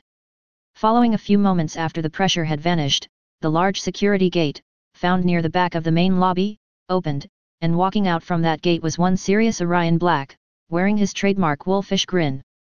Gringotts, main lobby, general POV. Ah, Sirius my boy. It's good to find you in such good health. Dumbledore pompously and loudly. Sirius just raises an eyebrow at him while giving a sidelong glance toward Severus before saying, I'm afraid that I can't say that I feel the same way as you, headmaster. But enough about me, what are you doing here? And with Snivellus no less. Sirius asks while Severus sneers hatefully at him, but with a quick look from Dumbledore, he seems to settle down. We've come to get young Harry, Sirius. The boy's in serious danger out here in the open. So we have to get him back to his relatives as it is the only safe place for him. Dumbledore seems to actually believe whatever tripe he's selling. But the only thing he receives is laughter from Sirius. Ha ha ha ha. You actually believe that, don't you? Ha ha. Harry in danger. Ha ha ha. As if.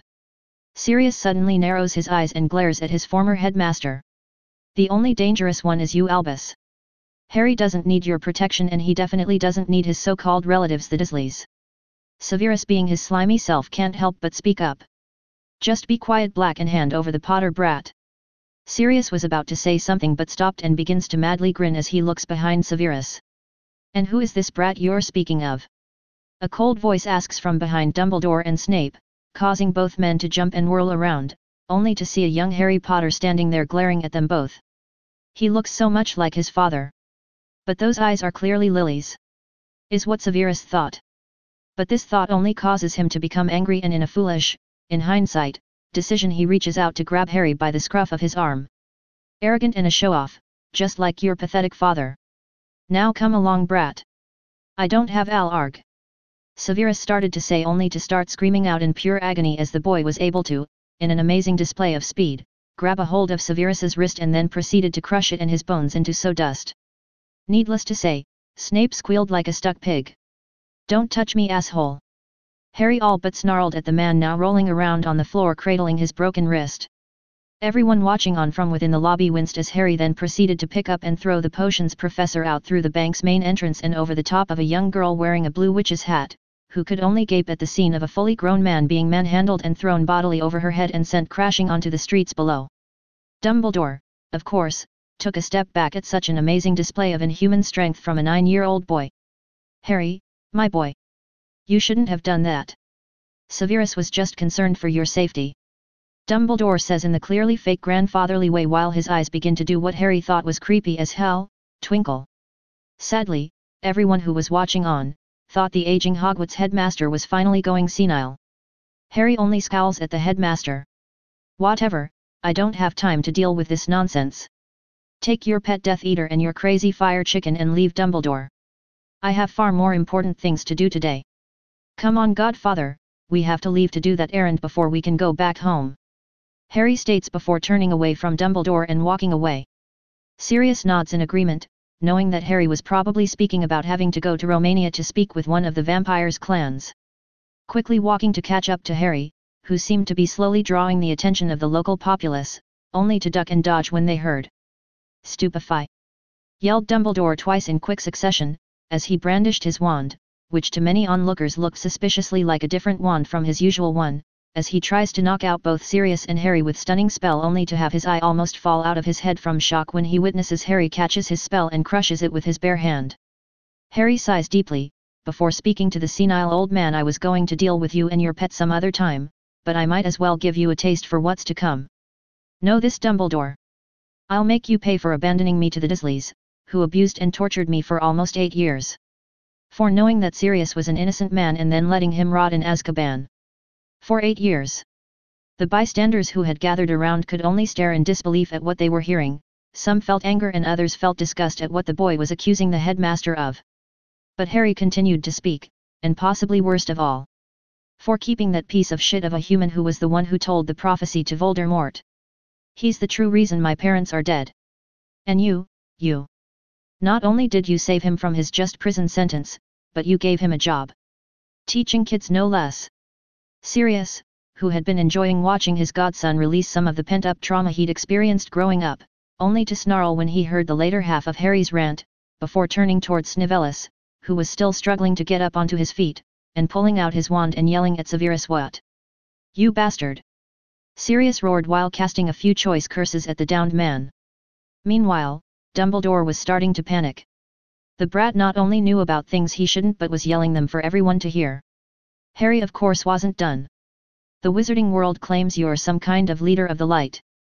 The most powerful wizard to have lived since Merlin himself, but that's just a ruse.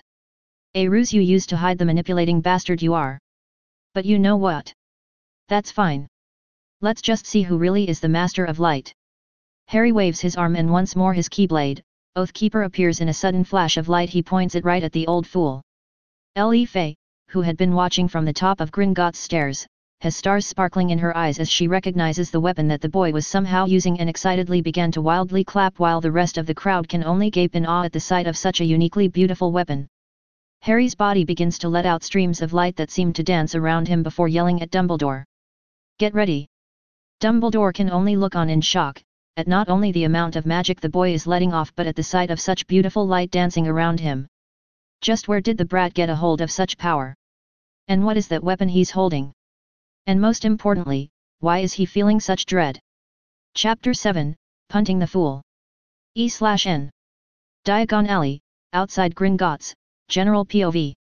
Harry's body begins to let out streams of light that seem to dance around him before yelling at Dumbledore. "Get ready!" Dumbledore couldn't help but gape in shock at Harry's display of magic.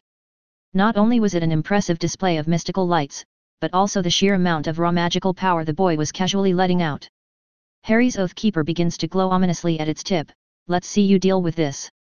Sunray blast, stars of light shoot out from the tip of Oathkeeper and speed toward Dumbledore, causing the older man to jump back with his eyes widening in shock as he raised his wand, causing a shimmering shield of magic to appear in between him and Harry's, only just blocking the shooting stars, which as soon as they had hit, they detonated in small bursts of sparkling light, sending the old man flying up off his feet and then crashing back onto the ground. Meanwhile, Harry, who was floating a bit off the ground, snapped his fingers and a dome of light shimmered into existence surrounding him and the older wizard and sealing them both within. Outside of the dome, Fawkes can be seen flying frantically around it, trying to get in. He even tried to flame inside, only to end up crashing into the dome and slowly sliding down to the ground where it lay there unconscious. Dumbledore, while moaning in pain, was slowly crawling onto his hands and knees while looking up at Harry, trying to calm him down. "Harry, my boy, you've gone too far. All I was just trying to do was protect you. It was a shame about what happened to Sirius, but he wasn't related to you by blood and the protections your mother's sacrifice created for you wouldn't have lasted as long as they have if you had lived with him. As such, I need you to continue living with the Dursleys. It's the only way to keep you safe." Harry glares at the old fool and shakes his head in pity. "You think you have all the answers, don't you, Dumbledore? All that power that your various positions have given you has gone to your head, causing your brain to rot. Those so-called protections are long gone, and the only reason the Dursleys aren't dead, as of yet, is because they too were victims of your schemes and manipulations." Taking a deep breath, Harry continues, "Know this, Dumbledore, when Britain's magical community screams, 'Save us!' I'll look at them, and whisper no, and then they will remember why, Dumbledore. Just as I blame you, they too will blame you as well. Blame you for trying to make me a martyr, a sacrifice for all their sins. A tool that you would use and then discard, and they will see, as I have seen, that you're no leader of the light, you're nothing but a monster in the skin of a man." The cold look in Harry's eyes sends a shiver down Dumbledore's spine but also angers him. Dumbledore felt a surge of anger rise within him and couldn't stop himself from yelling at the child throwing a tantrum. "And what would you know? You're just a brat. What I have done was for the greater good. With just a single noble sacrifice, you would have saved the wizarding world, Harry. Honestly, you should just be happy that with your single insignificant death, thousands of lives would have been saved. So I say again, it's for the greater good that you simply listen to me and die honorably, boy." Dumbledore snarled. Many in the crowd, which had now surrounded the dome, could only look on in shock and growing disgust at the words coming out of their once respected leader of the Light Mouth. The Aurors who had just arrived rushed forward only to stop in their tracks in disbelief of what they had just heard come from Dumbledore's mouth. Meanwhile Lee Fay could only shake her head in sadness at how far the people her ancestors had helped and protected had fallen. She wondered how her ancestor, Arthur Pendragon, the once King of England, would have reacted to this man's words. Probably by punching him through the nearest wall. She mused. Harry just continued to glare for a few moments more while reflecting on what had just been said. It hurts to know that someone just wanted me to die for their own selfish goals. That someone went to such lengths to ensure that I was weak and unable to protect myself. The day I found out about the prophecy when I absorbed Riddle's memories infuriated me, almost to the point of coughing up blood. That these two fools could become so obsessed with it boggles the mind. But now after having lived for so long and having met so many people and learned so many things, I couldn't help but feel sad that someone could plan and manipulate so many lives so callously. Geez. I really hate selfish people like you. Harry mutters while looking up toward the sky in contemplation. Dumbledore, you're nothing but a tyrant wearing a facade, one of a gentle and kind grandfatherly old man, and the worst part? Everyone within the wizarding world believes it, and since you've come to power, they've become sheep, ready to be led to the slaughter, but it doesn't matter anymore, as it's no longer my problem. As of this day, the Potters, Blacks, and the Peverils have cut ties with the wizarding British community. Today we leave this cesspool of a country to join another supernatural faction and have decided to wash our hands of this country with joy in our hearts and a pep in our step. Harry smirks. Hearing this, Dumbledore jumps up quickly with anger and indignation twisting his facial features, as a gasp of shock can be heard coming from the surrounding crowd. No. No, no, no. I won't let you ruin my plans with your stupidity, boy. Dumbledore knew what Harry's statement meant for the wizarding world, let alone Britons. The loss of 3 prominent families was a major blow, both financially and politically, not to mention that joining another one of those hidden and human factions meant that Harry was now aware of the other powerhouses of the supernatural world, meaning even further loss of control of his tool. I can't let him leave. Dumbledore thought with growing panic and so proceeded to unleash a barrage of spells only for Harry to easily bat them away with Oathkeeper, sending the spells flying and crashing against the dome making the public flinch at the loud gongs and explosions against it. Meanwhile Lee Fay stood still with shock. The Potters and Peverils were old, magical families, possibly even older than her own Pendragon's family. Not to mention the loss of the Blacks' political power and money, and now they were all leaving the wizarding world behind, just as her ancestors had done so long ago. Is this what the Order of Merlin, First Class, Grand Sorcerer, Founder of the Order of the Phoenix, Supreme Mugwump of the ICW, and Chief Warlock of the Wizengamot amounts to? All of those titles and achievements, and you can't even bring down a 9-year-old? How pathetic. Harry mocks with a huge shit-eating smirk growing on his face once Dumbledore had stopped slinging useless spells at him and to catch his breath from the impressive amount of magic spells he'd tried to hit Harry with.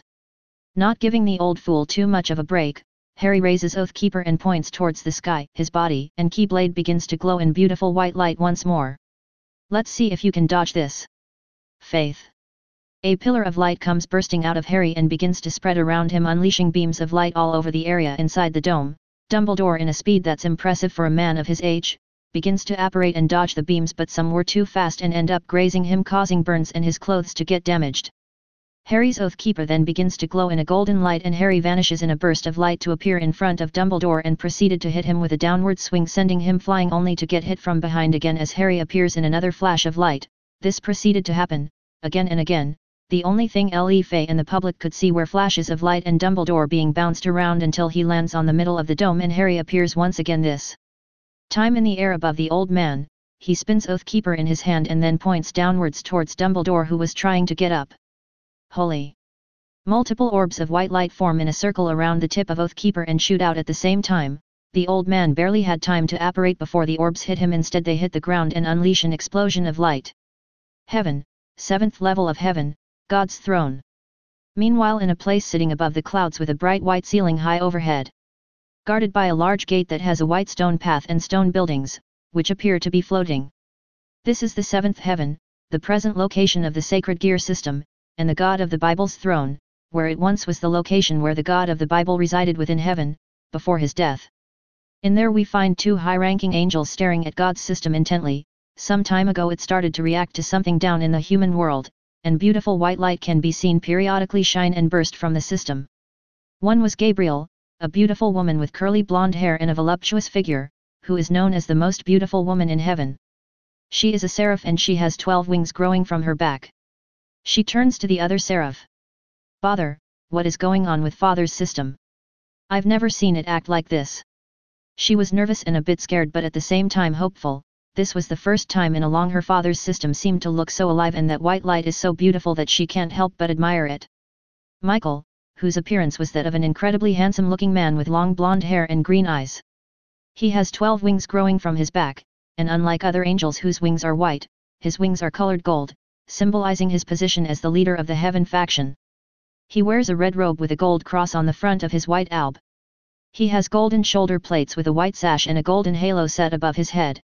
I don't know Gabriel. It has never done something like this before, or at least not since Father was alive, but I will send a few angels to investigate. It seems that whatever is causing these reactions comes from London. Both seraphs can only continue to stare in befuddlement at God's system as it seems to look both more active and alive with light. Diagon Alley, the dome of light on the street outside of Gringotts, Harry's POV. Dumbledore reappears and looks in fear and shock at the explosion of light before turning to look at Harry cautiously. I must admit, watching the old man dodge spells like Faith and Holy like that was rather impressive even though he wasn't quite fast enough. I stare at Dumbledore after my spell is finished. He was hurt and bleeding from multiple wounds. He seems to be sweating and breathing heavily too, though he looks a bit proud of himself for being able to dodge my spell. Too bad for him that I am holding back by a lot. Not bad. I float down to the ground and stand there for a second. Too bad you already look dead on your feet. It's about time I finish this. I don't have the time to play with you any longer, and besides, I'm sure someday I will be forced to come and finish what I started today. So how about I show you and all of these people a legend rank holy light spell? Let's see if you can still stand after this, leader of light. I close my eyes and light begins to shine and glow around me. I begin to chant. O light that rains down on heaven and earth, bring my enemies to their destined annihilation, Fortune's arc. Not for the first time today the crowd, Dumbledore and Le Fay could only look on in shocked amazement at the beautiful light show and the raw amount of magic that was visible around the area Harry stood. Le Fay was definitely impressed. Amazing.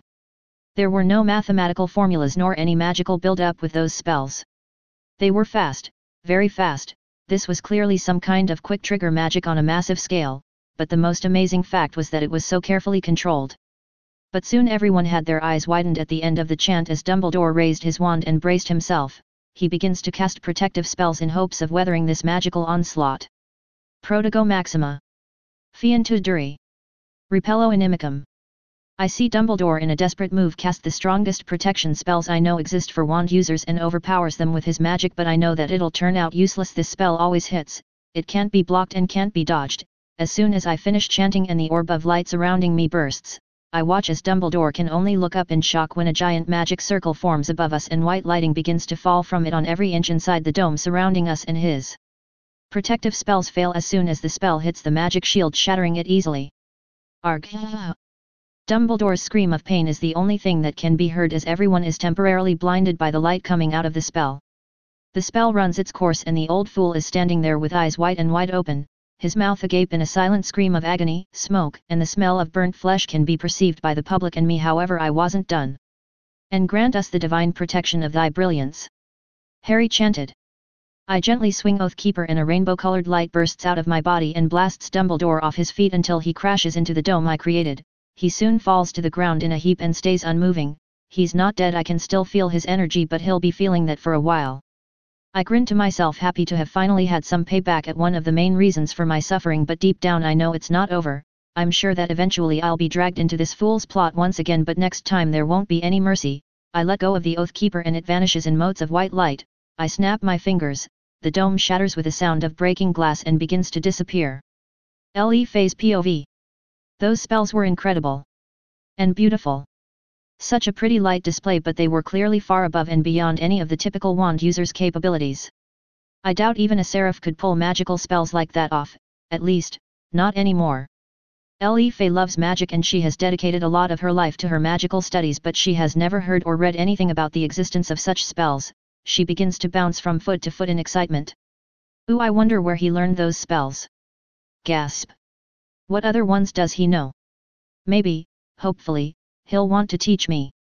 Flames of determination can be seen in Le Fei's eyes while she fist bumps wildly into the air, causing the crowd around her to step away from her. Harry's POV. I stare coldly towards the unconscious and heavily injured old fool. I turn toward Ragnok, who is standing in front of the gates of Gringotts, having witnessed Dumbledore getting thoroughly defeated. Ragnok, do make sure that a copy of the will gets to Madame Amelia Bones.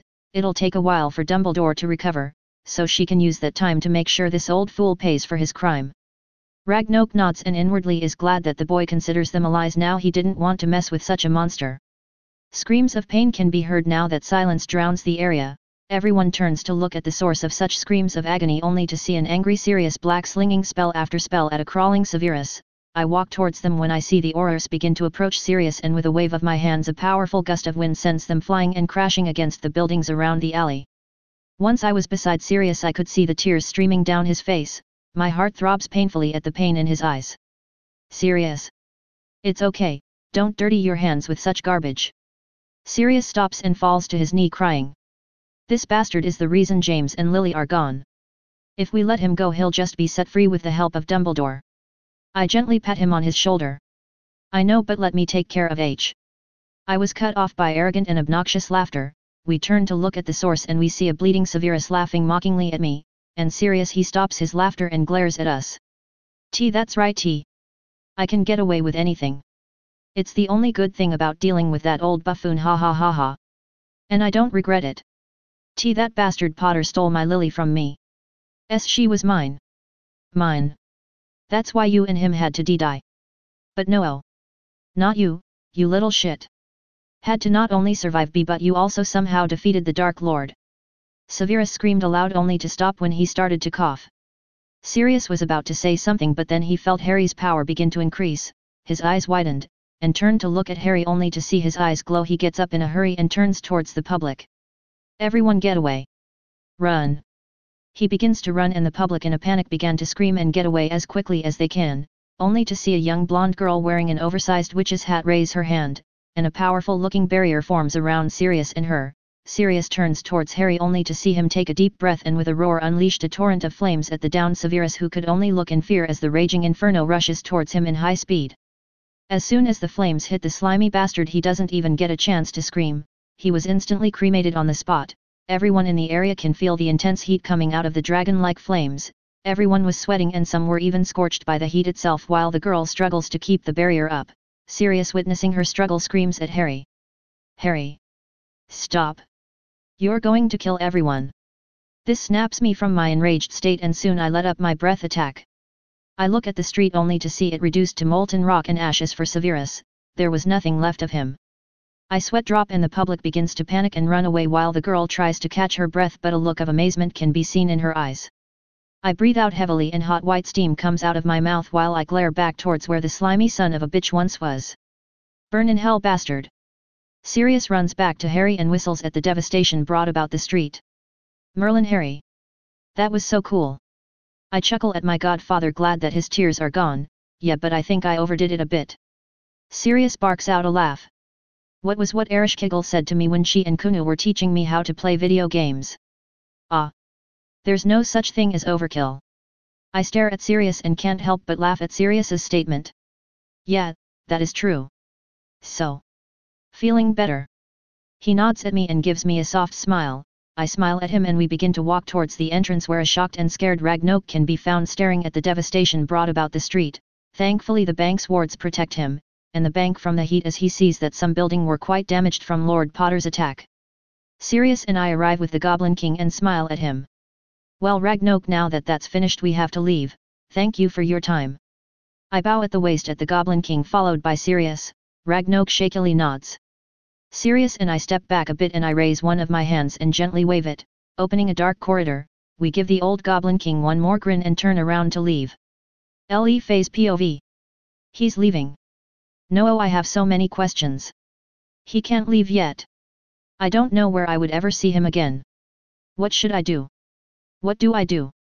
Perhaps it was her panic or the fact that she didn't have too much time to think, but at that moment Li Fei's body reacted on its own and she started to run as fast as she could to catch up to Harry. However, Harry's ridiculously high luck stat bared his ugly mug, causing Li Fei in a moment of clumsiness to trip upon Albus Percival Wulfric Brian Dumbledore's unconscious face, not only breaking his nose but also leaving a shoe sole-like bruise on his face. Of course, this sent the poor girl flying at high speed, screaming, "Kai-a-a-a-a!" Harry's POV. Sirius and I hear a cute and girlish scream, making us jump and quickly turn around, only for me to be tackled in the stomach by a blonde and blue missile. Ack! Blood sprays from my mouth and my eyes bulge in shock from the missile. Of course, this ends up sending me and the missile crashing into Sirius, who was gaping in shock. Oof! Sirius, the missile, and I get sent flying through the air and into the dark corridor, which closes as soon as he goes through, leaving a sweat-dropping king of goblins and a groaning old fool lying on the floor, who was completely forgotten for hours until Ragnarok told the ministry to come pick up their garbage from the front of his bank. Romania, Carmilla territory, general POV. An internal conflict has begun between the factions of vampires due to the Teeps faction coming into the possession of a sacred gear with the power to tip the balance of power between factions. But this causes the vampire faction to compete for control of this sacred gear, causing a civil war to erupt between the Teeps and Carmilla vampire factions. This powerful sacred gear is in the possession of Valerie Teeps, a short blonde hair and red eyes girl who is at least 15 years old. She's pushed and abused to awaken the power of her sacred gear, the Sephiroth Graal. The Teeps faction is planning to use her power to enhance their soldiers by removing the traditional weaknesses of vampires. The Teeps faction attacked the Carmilla faction in an attempt to raise its power and territory. Of course, the Carmilla faction became disgusted by the Teeps side actions and viewed it as them spitting on their pride as vampires. However, as of late the Teeps clan has begun to attack and kidnap humans in the surrounding areas around the Carmilla clan's territory. This begins to cause worry among the vampire elders and such. They reach out towards other factions for support. Most turn their backs on them. However, the yokai faction accepts in exchange for an alliance. This, of course, makes the Carmilla clan glad, since the vampires had sensed the awakening of the Master of Death and had sensed him to be in Japan. In an open field away from any human towns and surrounded by trees, we find the Carmilla clan's envoy.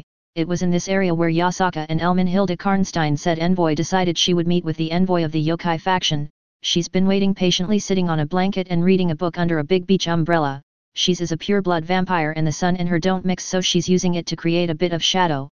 It's been a few hours, but she did get forewarned that the envoy had other matters to attend to, so she doesn't mind to wait. It was only when a black pillar of what she can only describe as solidified darkness appeared that she looked up from her book, only to sweat drop at the pile of limbs that came flying out of the darkness. The pillar of shadows soon disappears as she stares at the three individuals who are groaning and trembling in pain on the ground. Harry's POV. Damn it and my accursed luck stat. I sometimes wonder if the system simply enjoys putting me into these situations just for shit and giggles, or if it's Erish Kiggle's weird sense of humor that the game is adapting to. Yasaka's palace, kitchen, general POV. Meanwhile, in Kyoto in the palace kitchen, we see a panicking Yasaka and Kunu fighting a monster that seems to be made of both tomato soup and cheese, while Erish Kiggle, who is wearing an apron, sneezes out of nowhere. Achoo!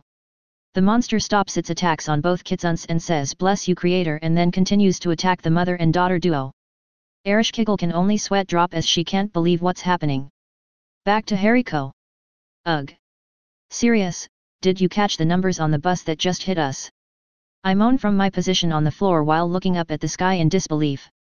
Meanwhile, Sirius, who was laying face down on the ground as his soul was slowly leaking out from his mouth. What a beautiful and warm tunnel of light. Oh, James. And Lily too. Why do you have that bat, Lily? Lily. I sit up in a hurry and quickly grab Sirius's soul before it can continue to fly away, causing the soul to squeak out ick. As I proceeded to shove it back down his throat, stop walking toward the light. Mom is going to re-kill you if you die, idiot. I shout at the semi-dead man. Hearing the quiet and feminine groan of pain coming from behind me, I turned around only to see a small blonde girl, who had been wearing what seems to be an oversized witch's hat on the floor not that far from us. She seems to be struggling to get up. And just who are you? I ask while standing over her. The girl jumps a bit in surprise and turns her head towards me from where she's lying. I can see her blushing in embarrassment at her blunder. I am Le Fei Pendragon. She answered, loudly. I wince at her volume but chuckle inwardly, she must be really embarrassed, hee hee. At least now I know it wasn't an attack, she has no darkness in her heart. I only see a warm and kind light coming from within her. I get up and walk towards her and reach a hand towards her and smile. Nice to meet you, Miss Le Fay. I am Harry Potter and I've got to tell you, that your first impression was super effective. I say while I wink at her, making her blush as she reaches for my hand and I lift her up onto her feet. Now standing face to face, she shyly stares into my eyes while I smile back at her as the wind blows gently at our hair. Chapter 8. Elmenhilda's POV. Elmenhilda Karnstein can only look in confusion as she watches these three individuals interact with each other, but her attention is soon drawn towards the young boy. Something about him makes the hair at the back of her neck stand up and that aura of death and destruction is a bit overwhelming. To her he feels like a predator having his jaws at your neck and all you can do is close your eyes and wait for your end. He must be the master of death. To think that the boy who lived would be the chosen one to carry that title, fate sure is a fickle mistress. We were right to believe that he joined the yokai faction too. It really was the right move to reach out to Yasaka-sama. Unfortunately for the petty vampire, she was so distracted that she didn't notice a recovered Sirius shakily get up and walk towards her with a curious look on his face. She was taken out of her thoughts and was completely caught by surprise when she was lifted by her armpits. She was so shocked that she couldn't even react and just froze. Sirius grins and lifts what he believes to be a very pretty doll. Harry, look. Someone left this pretty doll. We should take her with us for Kunu. I'm sure she would like it. Both Harry and Le Fay turned their gaze towards Sirius only to gape and freeze the moment they saw Sirius standing there with a vampire in his hands. The bloody moron was presenting her like a hard-earned trophy with a grin on his face. Harry couldn't help but nervously say Sirius, put her down. But Sirius was just too excited to notice the nervous looks that both kids were giving him and kept talking. Oh, we could buy some outfits for Kunu to play dress up with her. And she can have tea parties with her too. Harry and Le Fay can only sweat drop as they watch the vampire's left eye twitch in annoyance. Mister, you really should let her down. A worried Le Fay speaks up, making Sirius stop and grin at her. Oh? Hello there, who might you be? And please call me Sirius, said a cheerful Sirius, having finally noticed the young girl standing there. He recognized her as the girl who made that barrier that prevented him and her from getting extra crispy from Harry's dragon breath. I'm Le Fay Pendragon. Nice to meet you, miss. I mean Sirius. The girl corrects herself and introduces herself, and Sirius was about to speak again when a soft voice cut him off. Would you kindly put me down, Lord Black? Sirius jumps up in surprise and stares at the back of the doll's head. Slowly he turns the doll around to face her only to start sweating at the annoyed deadpan he receives from her. Harry chuckles a bit at his godfather's predicament. Sirius, that's a pure-blooded high-class vampire you're holding there. Harry grins cheekily as Sirius jumps in panic and quickly puts the vampire down. Bollocks. I'm so sorry. Elmenhilda was embarrassed, and she knew for a fact that if she had a pulse, she was sure she would have had an impressive red face, but she collects herself and brushes her crimson and black Victorian-style dress and courtesies. It's a pleasure to meet you, Lord Potter, Lord Black, and Lady Pendragon. Of course Elmenhilda knows about the people in front of her, especially Harry James Potter, the boy who lived. There wasn't anyone in Europe who haven't heard of him. My name is Elmenhilda Karnstein, envoy of the Carmilla vampire clan. Harry and his company nod. It's a pleasure, Lady Karnstein. As you know, I'm Harry James Potter, Lord of the most ancient and most noble house of Potter, Peveril, and heir Black, and of course this is my godfather Sirius Orion Black, Lord of the most ancient and most noble house of Black, and this pretty young lady is Le Fay Pendragon. Please feel free to call me Harry, and I'm sure Sirius and Fay-chan wouldn't mind to be addressed more casually. Sirius and a blushing Le Fay nod, and Elmenhilda smiles in agreement. Then feel free to call me Elmenhilda. I believe Yasaka-sama informed you of the situation, correct? Harry nods. Yes, she told me of the raising conflict between vampire clans, but I would like to get a more detailed report. Elmenhilda nods with a smile. Of course, if you can follow me, I'll guide you to the Carmilla clan castle and inform you of the details. Harry and Sirius nods while Le Fay looked a bit panicked, but then Harry turns towards her. Want to come with us? I'm sure you didn't tackle me just for fun, so I'm pretty sure you wanted to talk to me about something. We'll talk once Elmenhilda finishes her report. Is that okay? Le Fay nods rapidly while blushing, causing Harry to chuckle fondly and smile at her. He begins to walk while he signals her to follow them, and Le Fay runs to catch up with an excited smile. It seems like she's going to go on an adventure today. Just like she wanted. Romania, Carmilla clan castle, Harry's POV. After a while of walking, we were guided towards a carriage pulled by two horses. I asked Elmenhilda about it since I was curious as to why they would still use carriages, and she told me that most vampires were old-fashioned since they have lived for a long time and had acquired a taste for the simpler things. However, that doesn't mean they don't use modern technology, it's just a preference. It took about 1 hour to get to Carmilla Castle. It was big and very old, but as we went inside we noticed that it was quite modernized. Elmenhilda informed us as we were getting a tour that the castle was home for most of the Carmilla clan, who was a female-oriented clan. Of course, this meant that they needed a lot of space, and such the castle has been expanded with space magic on the inside. Of course, Elmenhilda introduced us to some of the vampire elders. They were polite since all three of us were from very old houses and at some point even had dealings with our ancestors. They were surprised when I told them of me and Sirius having left the British magical community and joined with the yokai, but they understood all too well as to why. They were very aware of the pure blood agenda and the mistreatment non-humans suffer under the British Magical Society's prejudice. After the tour of the massive castle and the meetings with a few of the elders, we were taken into Elmenhilda's room and she had us sit. While we were waiting for tea and snacks, she proceeded to explain the situation in more detail. We were shocked and appalled to find out that the conflict was started by the Teeps vampire clan. As a male-dominant clan, they follow different traditions and rules. They like to be cruel, merciless, and keep human slaves as blood banks and even as pets. This, of course, brought the church's attention, and an increase of exorcists were sent to deal with all vampires. This brought the death of many vampires, causing a meeting to called, and most vampire clans agreed to find a more humane method to procure blood. New laws were created and peaceful negotiations began with human governments for donations and the buying of blood, and thus this became the preferred methods to acquire their sustenance. However, the Teeps and a few smaller clans weren't happy for the changes but resigned themselves to follow the new laws since they lacked the power and number to oppose the other clans in favor of peaceful coexistence with humans.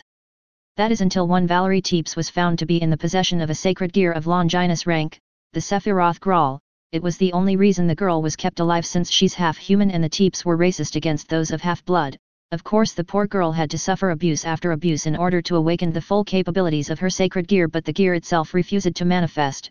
Eventually she tried to escape a few days ago along with a young half-blood friend named Gasper Vilady, but they were caught and Valerie was taken back after being badly injured. No one knows what happened to Gasper, but it's the common belief for him to be alive since his body wasn't found and the traces of demonic energy was found around the area, leading to the belief that he was reincarnated into a devil and taken under the care of a devil house. This made my eyes narrow. Yasaka had informed me of the method created by Ajoka Beelzebub, one of the four Mu, in order to recover their species numbers. I wasn't a fan of this method since it seemed that many devils forced some of their so-called peerage member into reincarnating into devil, but I understood the need they must have had. I close my eyes as I sip my tea. So the Teeps clan plans to use this Sephiroth Graal in order to get rid of their weaknesses and strengthen their army. In other words, they plan to overthrow the elders and their new laws. Elmenhilda frowns and nods. They already started to rebel. There have been skirmishes all around our territory and mass kidnapping of humans in the surrounding towns, not to mention the murders. They've been acting like animals. They bring shame to the vampires. I sigh, what a mess, but I think there's something else going on. According to Elmenhilda, they have been getting bolder with their attacks and they still don't have access to the Sephiroth Graal, so someone must be supporting them from the shadows, but who? I open my eyes and stare at the petty vampire in front of me. She gives me a subtle nod confirming my suspicions. I see. Well, Yasaka did ask me to help any way I can. Officially this is us helping an allied faction, so first thing first, we rescue Valerie Teeps from them. This will be a major blow to their plans and operations. Afterward we will deal with the attacks and find information on anything suspicious going on around here. I'm sure you and the elders are aware that the Teeps clan is getting support from somewhere. We have to find who. Sirius nods with a grin and speaks up. There's a couple of contacts the Black family has here in Romania. I'll get in contact with them and see what I can find. This'll be fun. He barks out a laugh and I smile at him. Le Fei shyly raises her hand and we turn to look at her. I'll be happy to help in any way I can. In exchange I would like to make a request from you, Harry-sama. I nod at her in agreement. Thank you, Fei-chan. I'll be happy to grant any request for you as long as in my power to do so, but we'll talk later, okay? I smile at her and turn towards Elmenhilda, who is softly smiling at us. Her red eyes glow happily. Thank you, we didn't know what else to do. Things were slowly growing out of control and the last thing we want is for the church to keep sending even more exorcists to deal with us. I'm afraid to say that things would have escalated and possibly started a war. If the Teeps would have gained access to Miss Valerie's sacred gear, we would have suffered even more losses. I nod in understanding. if the Teeps get access to the Sephiroth Graal it would make dealing with TEP3S more difficult even for the church. Sirius, see what you can find with those connections you mentioned. Me and Fei Chan will go and rescue Miss Valerie. I turn to look at Elmenhilda. Do you know where they're holding her? Elmenhilda nods. Yes, she was taken to Brand's castle. Unfortunately, she's been locked up in the dungeon and we haven't been able to confirm her condition. She was reported to be heavily injured during her recapture. The petty vampire eyes dull in sadness as she looks down. Brand Castle? You mean Dracula's castle by Brashov, correct? She gives me a nod. Sigh. Don't worry, we'll get her out and I'll personally protect her. I turn towards Le Fei. Thanks for helping Fei Chan, and don't worry, I'll protect you too. Le Fei blushes but nods resolutely. Yes. Valerie-san doesn't deserve to be treated like that, we'll save her. I smile and pat her head gently, causing her to stutter a bit. Of course, we'll rescue her. We'll start tomorrow afternoon so we'll have an advantage during the day. Everyone nods and Elmenhilda signals towards one of the maids. She has blue eyes and pearly white hair. Please take our guest to their prepared rooms and prepare one for Miss Le Fei. The maid bows politely and we get up to follow her and rest from the events of today. Time skip, 3 hours later. Harry's guest room. The trio can be found lounging around Harry's room. Sirius is laying on the carpet in his dog form napping peacefully.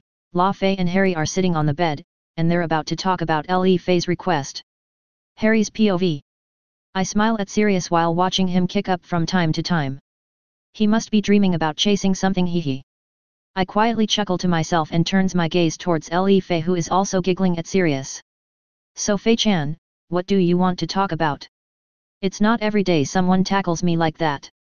Le Fei can't help but blush at the reminder of her blunder and shyly begins to fidget with her hands. I'm so sorry, Harry-sama, my body just moved on his own, and then I must have stepped on some thrash left on the ground. The next thing I knew was me flying off towards you. I smile at her and nod. It's all right, it sure was an impactful first impression, thought. Le Fei pouts at me as I chuckle at her reaction. Quickly she composes herself and speaks up. Those spells you used, I have never seen magic of that scale. Where did you learn them? Can you teach me? And how did you have so much control over that much mana? I lean back a bit at the intense look she's giving me, which she notices and jumps back a bit in realization and shyly looks at me. I sheepishly scratch the back of my head as I look at her. Holy and Faith, are master rank light elemental spells, and Fortune's Arc is a legend rank spell. I can teach you, but my magic system is different from this world, so I'm not sure how much you'll be able to learn. Le Fei cutely tilts her head in confusion. Master. Legend rank. Another world. She seems puzzled at my words, so I clarify them for her. Thanks to my goddess Ereshkigal, the queen of the underworld's blessing, I was able to travel to different worlds. I learned magic from all of them, so they tend to use a different magic system than this world's, but my blessing helps me use them by making it easy for me through a skill named Perfect Control. As for ranks, they go like this. First is the beginner rank, which covers your classic fireballs, lightning bolts, and etc. Then after mastering those spells by the constant use of them, you unlock the intermediate rank, which covers eruptions, windstorms, ice tornadoes, and the like. Then we have master rank. These spells are the pinnacle of mastering an element, and they have a wide area of attack. They also have other effects that often are more intense, as they're widespread. Of course, with perfect control you can increase or decrease the power level of any spell. For example, for the simple fireball spell, without perfect control, all the spell would have amounted to is just launching a big fireball at your target. But if you have perfect control, you can freely modify the spell to your liking. I'll use 2 examples. You overcharge the fireball and condense it, then by launching it at your target, the result is a big explosion of blue flames. Another example is condensing the fireball and then blasting it in a widespread motion while maintaining the flow of mana. The result of that? A shower of superheated fireballs raining down on your targets. Le Fei gapes at my explanation, and I don't blame her. The fact that perfect control can modify spells to this scale is both amazing and terrifying. As for legend rank spells, those can only be learned by those that have mastered both the elements and magic casting, plus having a massive amount of mana, or an overly large magical core is also necessary. These spells usually combine 2 or 3 elements together, and the spells themselves can carry extra effects. For example, Fortune's Arc is a spell that uses both light and lighting elements. Also, it's a spell that has a piercing and seeking effect. It can't be blocked or dodged, and that's just the first part of the chant. The second not only damages your target again with a blowback effect, but the light you release from it not only heals your allies completely but also buffs them. At this point, Li Fei's eyes widen in further shock. That's honestly terrifying. Usually a magic user has to build up or charge mana and perform a mathematical formula to successfully cast a spell. It helps to have a magic circle or a fox eye like my staff, but your magic was almost instantaneous and you were moving around at the same time. Li Fei shakes her head in disbelief. Magic users are usually weak to physical attacks that force us into close quarters, but with you, that isn't the case. It's amazing and I want to learn. Please. Teach me. I stare at her. She seems determined and excited to learn, but I frown in contemplation. I'm not sure if I can't teach her completely. Without perfect control, she won't be able to modify the spell's psi. What do I do? As I was thinking of a solution, the game seemed to give me the answer. Ding ding. Would you like to take Li Fei Pendragon as your second student? Yes/no. Your title of sensei will allow for the gamer you to pass down skills, spells, and techniques.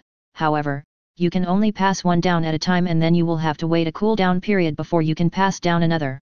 Skill scrolls and books can also be used on a student, since the game will also affect them now. I smile at the game's notification and mentally click on the Yes tab.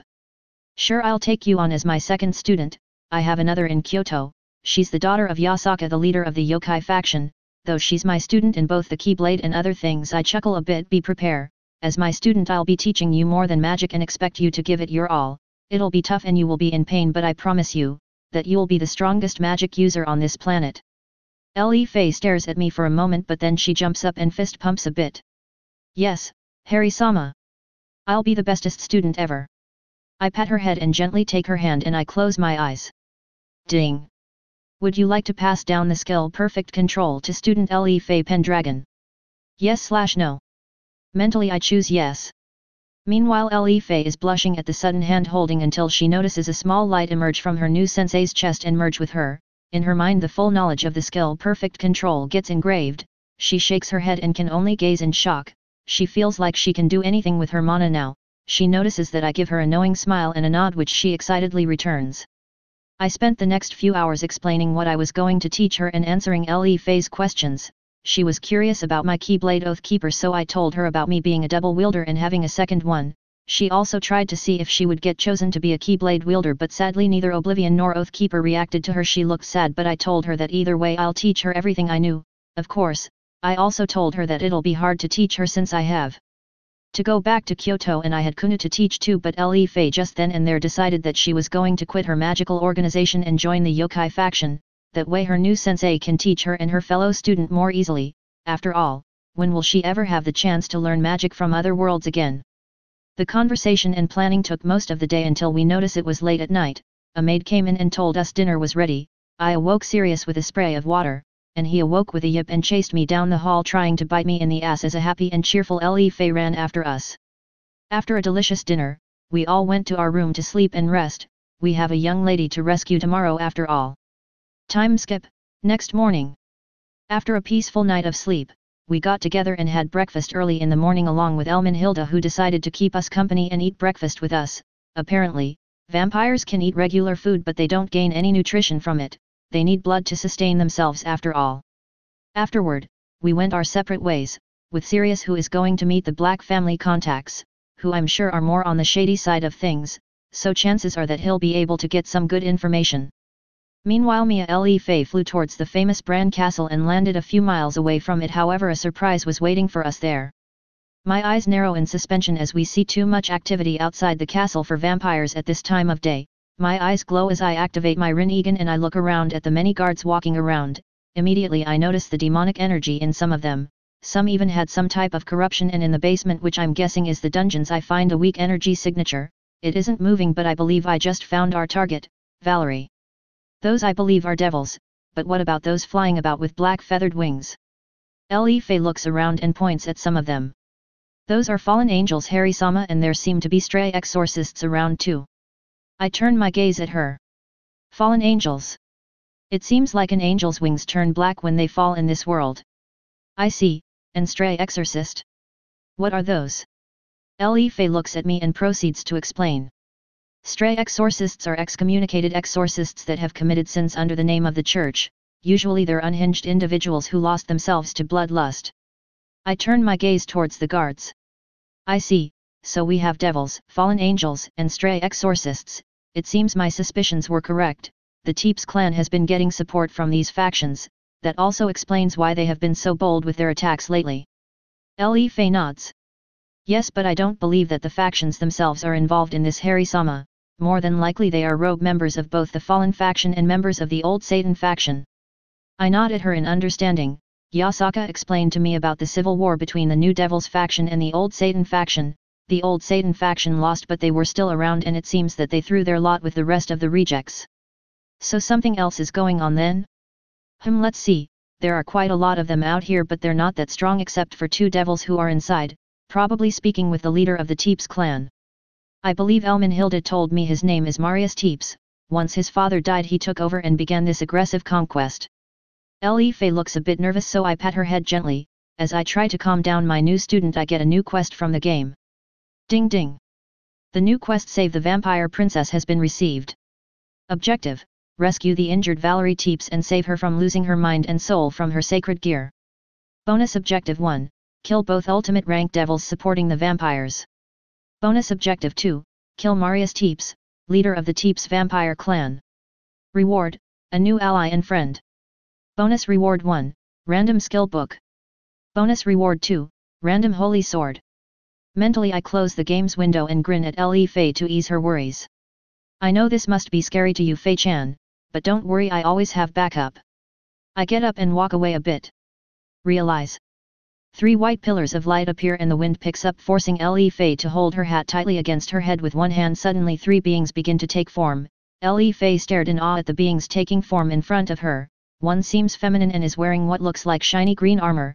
The other is male and is wearing a blue and silver full armor, and the last one was the strangest. It looked like a mix between a bunny and a jester. Outside the castle, all the fallen, devils and stray exorcists jump in fear at witnessing 3 pillars of light raise up to the sky and at the 3 enormous energy signatures that suddenly appeared. The devil's skin began to steam and burn from the intensity of the light, while the fallen can only shiver and look fearful at such pure light. Inside the castle, 2 devils and 1 vampire jumped to their feet in panic and began to sweat uncontrollably. These 3 were Cruzery Asmodeus and Shilba Beelzebub, 2 ultimate rank devils and leaders of the Old Satan faction, and with them, Marius Teeps, Valerie's older brother and current leader of the Teeps vampire clan. These poor fools have no idea that today is their last day alive. Chapter 9. Harry's POV. I couldn't help but smile at the familiar warmth that's always present with these 3 holy Digimon. I turned to look at them only to be suddenly hugged and slammed into something metallic. A loud clang resounds around the area. Ouch! Hello Ophanemon, hehe. The one now identified as Ophanemon lets go and smiles brightly at me. I turn towards the other 2 and nod happily at them. Seraphimon, Cherubimon, it's good to see you too. They both nod and smile at me, glad to see their friend/master again. Le Fei, who just was busy staring at these strange beings and wondering who and what they are, she notices that the 3 beings in front of her are quite large and couldn't help but be amazed at the amount of power they seem to be letting off. But then she was suddenly grabbed and hugged, resulting in her forehead slamming into Ophanemon's armor with a loud clang too. Oh wee. I and the 2 other members of the holy trio sweat drop and wince a bit and can only give Le Fei a pitying look. We all have been victims of Ophanemon's hugs at some point after all. An excited Ophanemon turns to me. Master. Who is this adorable little witch? I nervously chuckle at her enthusiasm. She's my new student in the magical arts. Her name is Le Fei Pendragon. But do be gentle with her, Ophanemon. She isn't as tough as me yet. Ophanemon jumps in alarm and lifts up a dazed Le Fei up to her face and turns her around while checking for any injuries until she finds a bruise on her forehead. Oh, dear. I'm sorry. Ophanemon gently places her forehead on Le Fei's and softly says. Heal. A tiny light surrounds Le Fei's body and the bruise disappears. Ophanemon puts Le Fei down and pats her head gently. There. All better. Le Fei shyly smiles at Ophanemon while chuckling softly. It seems like these 2 will get along quite nicely. Le Fei, she turns to me. These 3 are Ophanemon, Seraphimon, and Cherubimon. They are beings called Digimon and they come from a digital world. Consider them my familiars and friends. I smile as I see Le Fei turn towards the holy Digimon and happily talk to them. The holy trio seem to get along with her according to the soft smiles they're giving her. I chuckle when I see her hug Cherubimon tightly, making the poor holy Digimon blush. Cherubimon has always been shy even back when it was a tiny Lopman. Alright everyone. We have a bunch of devils, fallen angels, and stray exorcists to deal with. I need you 3 to take care of the enemies outside of the castle. I point at the castle and we can see a bunch of beings running around in alarm.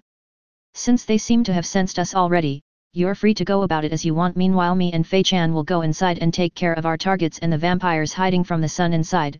The main objective is to save a vampire princess who is kept in the dungeons. She seems to be injured, so I'll have to heal her as soon as I find her, so make sure there aren't any enemies left. If some run away, that's fine, but the important thing is that we can leave here without risking her any further. The poor girl has gone through enough. Seraphimon nods and looks at the beings surrounding the castle.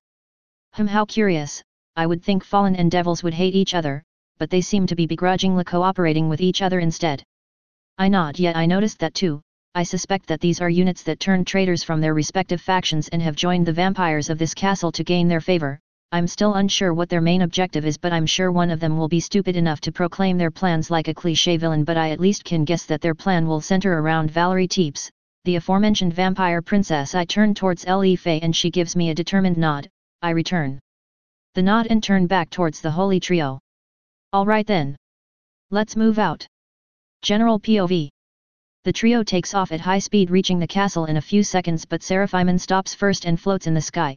He points his hands at a group of fallen angels flying around in front of him who were getting ready to attack with spears of light. Strike of 7 stars. 7 golden orbs of light shoot off at high speed, going through multiple fallen angels, completely catching them by surprise that they couldn't react fast enough to dodge. Some distance away the orbs explode, taking down even more fallen angels, and his hands begin to glow gold as he rushes at as many fallen angels as he can reach. Saint Knuckles. The fallen angels burst in flashes of light as they're being punched by Seraphimon, only leaving a few black feathers floating away in the wind. Meanwhile, Cherubimon stops in front of the groups of devils who only laugh arrogantly and begin to insult him. And what are you supposed to be? A clown? Begone, silly creature, don't waste our time. But all Cherubimon does is smile and spread its arms wide. Heaven's judgment. Golden lightning falls from the sky, striking the devils, instantly turning them into piles of ash. Cherubimon flies off and continues to smite the devils with a kind smile. Ophanemon appears above a group of stray exorcists and raises her hand. A beautiful golden lance appears in a flash of golden light on the palm of her hand and she grabs hold of it. Some of the stray exorcists look in disbelief and begin to call her Gabriel, while others were glaring at her in hate. What is this bitch doing here? Shouldn't she be hiding in heaven like the rest of her accursed siblings? Ophanemon is both curious and confused at their words. They must be confusing me with some other angel from this world, but that's a lot of hate I sense in their hearts. It seems like the heaven of this world isn't doing its job properly. Ophanemon shakes her head in disappointment. This, of course, infuriates the stray exorcists, thinking that she wasn't taking them seriously, causing them to begin shooting at her with their guns in anger, only to see the bullets bounce off of her. Ophanemon's only reaction was to scowl at them in disgust. She points her lance at the group and it begins to shine in bright and golden light. Eden's javelin.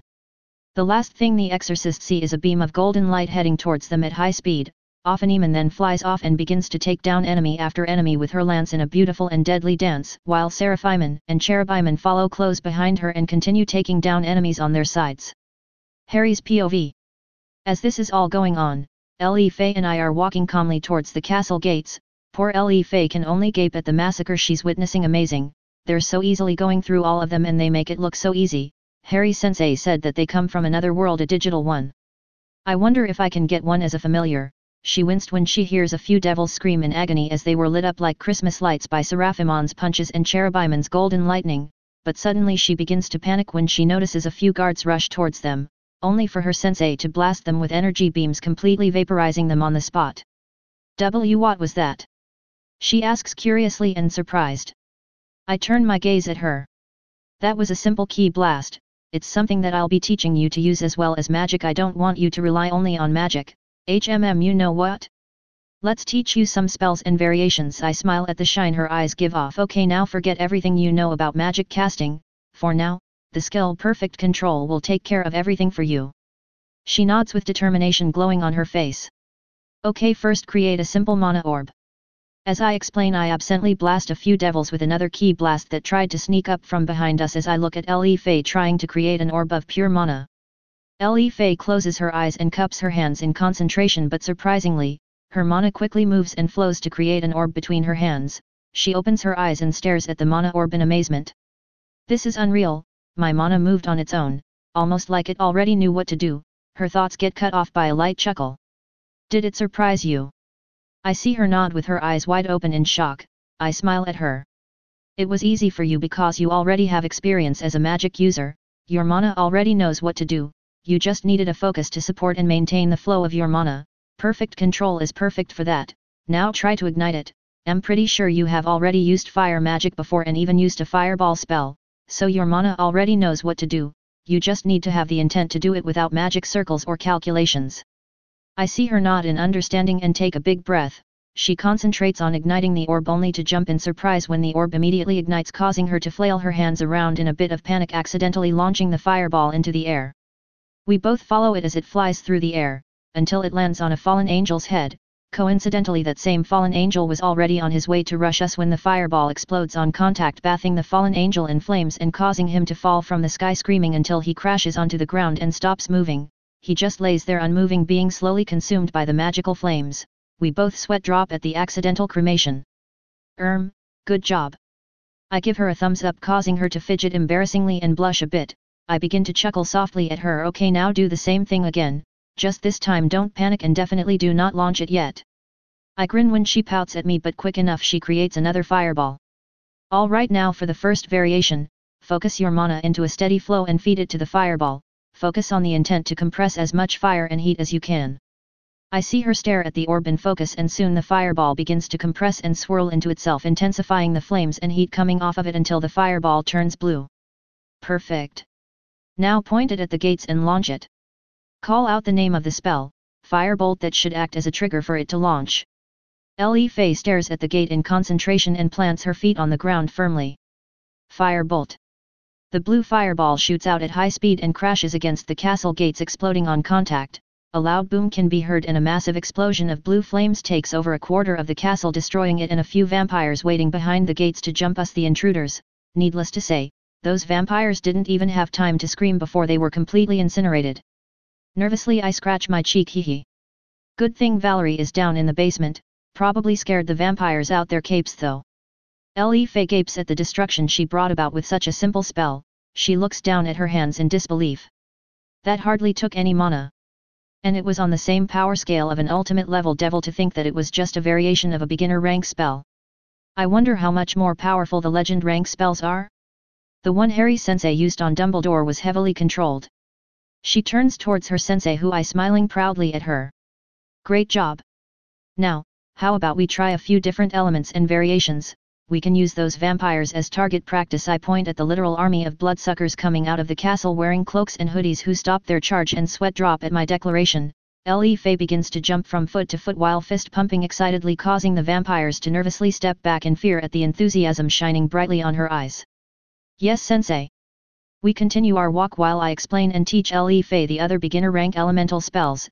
The slaughter brought about by the tiny and cute little witch would become a legend spoken about by vampires through generations. Bran Castle, Throne Room, General POV. Inside Bran Castle, the famous home of Dracula Teeps, the vampire lord, we find his heir and current lord Marius Teeps along with two high-class devils, Cruisery Asmodeus and Shulba Beelzebub. These three individuals were in the process of making plans against the other vampire clans in hopes of overthrowing them and gaining control of their territories. But the two devils? They have more sinister plans. They belong to a terrorist organization named the Cows Brigade and the Old Satan faction. They hope to gain access to the Sephiroth Graal by helping the Teeps clan. Their plan consists of increasing the Cows Brigade's power and army by using this sacred gear to get rid of their weaknesses. The leader of the Old Satan faction, Rezevim Levon Lucifer, the son of the original Mole Lucifer, also has plans to use the Sephiroth Graal to resurrect evil dragons, and who knows what else he has plans for such powerful sacred gear. However, today these plans will be completely destroyed by Harry Potter. As these three plot and laugh arrogantly at the fate of their enemies, the castle begins to shake. Explosions can be heard outside and the sounds of battle consume the silence of the throne room. The three look outside the windows only to begin to sweat when they see a giant golden-winged angel punch a fallen angel with light. The three jump up from their seats and gape. Michael? But how? And what's with that ridiculous amount of power? Shulba Beelzebub turns towards Marius and Cruisery in shock. We planned for the church to send exorcists at some point. Not for the leader of Heaven's faction to come himself. Cruisery. We're leaving. We can't have the angels finding out about us yet. Both devils try to teleport via magic circle, but it shatters before it can even finish forming. What? Cruisery looks in anger and shock as he keeps trying to teleport. Shilba. Something is cutting off our connection to our magic circle. Marius is sweating profusely. He can still hear the explosions going off and see the flashes of light along with the screams of pain coming from both inside and outside of the castle, and he begins to panic. Just what's going? Who would dare to attack us? And why would the Seraph Michael involve himself? Did the church find out about the Sephiroth Grawl? But suddenly a soft chuckle forces them to freeze and turn towards the entrance to the throne room, only to jump in fright when they see two bright reptilian eyes glowing in the dark. Harry's POV. Look, Fei-chan, two devils and a vampire. I wonder what devils would want with a vampire lord. Le Fei nods at me. Yes, it is unusual for them to work together. Usually devils, specifically purebloods, don't work with other races, they mostly just treat others with disgust. I stare at both devils. I see, so you two must be the reason the Teeps clan has been feeling bold enough to attack as of late, and those devils, fallen angels, and stray exorcists must also work with you. Shilba and Cruisery begin to growl in frustration. This boy, what is he? The amount of energy he's letting off is off the charts, and he has managed to figure out that we're supporting the Teeps clan. Shilba turns his nervous gaze towards Cruisery and hopes this idiot doesn't provoke this monster. Meanwhile, Marius begins to shake and pale even more, which for a vampire that's mighty impressive. No. No. No. No. This boy can't be the master of death. This feeling. And that energy, how? Is he here? Did the Carmilla clan call him? Fear begins to overtake him, and in an act of defiance, he roars and rushes at me at high speed. I grin at Marius's reaction to my presence and I prepare to punch his head off, but a wind dome spreads around me and stops him cold as he crashes into it. Gale. Burst, and the dome does just that. It bursts and blasts Marius back, sending him crashing against his throne. I turn to Le Fei, who has her open palm pointing at the downed vampire. I chuckle and smile at her. I am genuinely impressed with how fast she learns any magic spell I teach her. I nod at her and she smiles. She raises her open hands and crosses them above her head. Light begins to gather in her palms. Starlight, little orbs of light begin to dance around her, and then they shoot off towards Marius, who was just about to get up, but the orbs of light crash against him and the little orbs consume him in bright explosions. The two devils jump back as soon as the mere shine of the light orbs begins to burn their skin. Ah! The screams of pain are the last thing that is heard from Marius before he turns to ash. I pat Le Fei on her head gently. Good job, Fei-chan, you really have a talent for magic, but leave these two to me. You go find Valerie. I already showed you where to go. These devils seem to want to use her too, that's why they're helping the Teeps clan. Le Fei nods and takes off running. The devils, of course, try to stop her by rushing at her, but I appeared in front of them and blast them back with a wave of my hand. They recover quickly by spreading their bat-like wings and glare at me. Cruisery grows even more frustrated. TCH. Get out of our way, human. And maybe we'll grant you a quick DEA arg. In a blur of speed, I appear in front of him and grab hold of his face, and I begin to squeeze tightly, causing the devil to scream and throw punches and kicks at me in an attempt to make me let go of him. You're the type to arrogantly talk too much, hey? I hate people like that. I glare at the struggling devil in my grasp, and suddenly he burst into white flames, causing him to scream in pure agony until he stops and I let go of him. I watch him fall to the ground slowly and stared coldly as he turns to ash before he even hits the ground. Shilba can only stare in shock and fear. That was holy fire, only gods are supposed to be able to wield it in that speed. I didn't even see him move. His thoughts are interrupted by the monster in front of him. So, mind telling me the name of your group? And what you were planning to do with Valerie and her sacred gear? All of these different supernatural races just don't ally with each other for no reason. I glare at the devil, who seems to be struggling to keep it together. However, in an act of cowardice he takes off flying as fast as he can towards an open window. In response, I point my hand at him. Drain. Shilba Beelzebub can only let out a grunt of pain when he feels all of his stamina and magic leave him, causing him to stop his flight and fall until he crashes into a wall. He notices an orb of energy leave his chest and fly off towards the monster, who seemed to absorb it. He slowly slides down to the ground. He lays there breathing heavily as he hears the soft footsteps of his enemy slowly approach him. You're not very smart, are you? I mock the devil on the ground as I see him struggle to get up, but he seems to give up and just lays there growling and glaring at me. You might as well finish me off. But know this, the Cows Brigade will have your head for this. I chuckle at this idiot. He just told me the name of his organization. Okay. Shilba's eyes widen in shock when I raise an open hand at him and then shower him with holy fire. He doesn't even have time to scream before he becomes another pile of ash in the room. I shake my head at the sheer stupidity of this individual sigh. Cow's Brigade, hey? They sound like a pain. I'll make sure to let Yasaka and Elmenhilda know, they might become a bigger problem later. I turn when I hear the rushed steps of Le Fei and see her come into the throne room with an unconscious Valerie floating behind her. Sensei. She's badly hurt. Please, you have to help her. I run towards Le Fei while she gently lays down the poor vampire onto the ground. I kneel beside her taking a look at her. She has broken bones and multiple lacerations on her arms and her legs, her clothes are in tatters and her body and face have bruises all over its side. What did these bastards do to you? Gently I place a hand on her cheek. It seems that my warmth wakes her since two ruby-colored eyes look up at me. I give her a smile.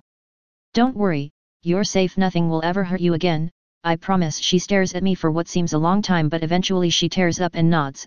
Softly I caress her cheek and I spy poor Le Fei tear up too. Softly I chuckle and smile at her. I close my eyes and start to chant. Arise, O light of life. Healing circle.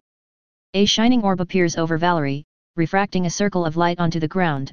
The light begins to gradually heal all of Valerie's wounds until they're gone. Le Fei eyes shine in excitement at the new spell. I chuckle again at Le Fei's expression. That's an intermediate rank healing spell, and yes, I plan to teach it to you. Le Fei looks sheepish but still gives me a bright smile. A soft voice catches our attention. Thank you. I look at Valerie, who seems to regain her strength and wits. Gently I help her slowly get up. You're welcome. How are you feeling? Anything hurts? I question her, just to make sure she's okay. She inspects herself and touches where she knew she had cuts and bruises, but she doesn't feel any pain. No, nothing hurts. I feel better than I have in a long time. She smiles and seems to be in high spirits, which is good all things considered. Good. We were sent by the Carmilla clan to take care of the Teeps clan and rescue you. Unfortunately, I decided to pretty much kill anyone in this castle. It seemed to me like they were planning something big with you, and I thought it would be best to stop it now. She looks down sadly for a bit but nods to herself. She knew deep down that this was the best choice. Did Lady Elmenhilda send you? I nod. At her, that's right. She was the one to contact the yokai faction for help, which in turn sent me to help. Suddenly we're interrupted when the holy trio fly into the throne room through one of the windows. Oh. Are you guys done? They were about to respond when Cherubimon grunted in surprise. We all turn towards him only to sweat drop when we spot Valerie hugging his left side tightly. He's so cute, and soft too. It seems like Valerie has a soft spot for cute things. I was going to speak but found myself interrupted again by another grunt from Cherubimon. I turn only to sweat drop once again when I spot Le Fei hugging Cherubimon's right side. He, I couldn't help myself, sensei. She's the best, right? Cherubimon looks like she was about done with life if her deadpan was any indication. I couldn't help but laugh at her predicament, only to be followed by Seraphimon and Ophanemon. Okay, how about we get out here? I told them once we were done laughing. The holy trio nodded and informed me that a few fallen angels and vampires got away, but I told them that was fine. Our main objective was Valerie after all. Afterward they vanish in bursts of light. Valerie and Le Fei pout, but I promise to summon Cherubimon again for snuggles, immediately cheering them up. We walk back outside and Valerie seems curious about the devastation inside the castle. Dead vampires everywhere and what seems to be an assortment of elemental damage done to the surrounding area. She was surprised when I told her that Le Fei was the one to cause such devastation. Once outside we walked a bit away from the castle and I turned towards it. Le Fei looks at me in curiosity. I'm just going to make a statement towards any other vampire clan or faction that wishes to endanger our allies and show you another legend rank spell. I pat her head as she basically begins to vibrate in excitement. Valerie looks at me curiously while I point my open hand at the castle. Oh, countless particles that wander the very heavens, rain down and glorify the land. Meteor storm. Both Valerie and Le Fei stare at the castle waiting for the spell to do anything, only to gape when meteors literally begin to fall from the sky and crash against the castle, destroying it completely and shaking the very earth at the collision. Of course, this is felt all around the world and the supernatural faction began to scan in a panic for the cause of such power and destruction. Meanwhile, I open a dark corridor and gently push the girls into it. As soon as we go through it and the corridor closes and the explosion consumes the location where we were standing in. Chapter 10. A day has passed since the rescue of one Valerie Teeps. After a good night's rest she was mostly recovered from her ordeal, and Harry along with Valerie and Le Fei took off to buy some clothes for their use. With the use of the dark corridor, Harry was dragged all over the world for clothes. It seems both Valerie and Le Fay really did have a soft spot for cute things, since Valerie picked a black hoodie with cat ears to wear she liked so much that she took another one in white for Hilda too. Le Fay, of course, picked a cute light blue school uniform she fell in love with, along a tan jacket, though he didn't mind all the cute stuff too much. He even picked a few things for Kunu, Yasaka, and Ereshkigal, along for some cool things for his dog father.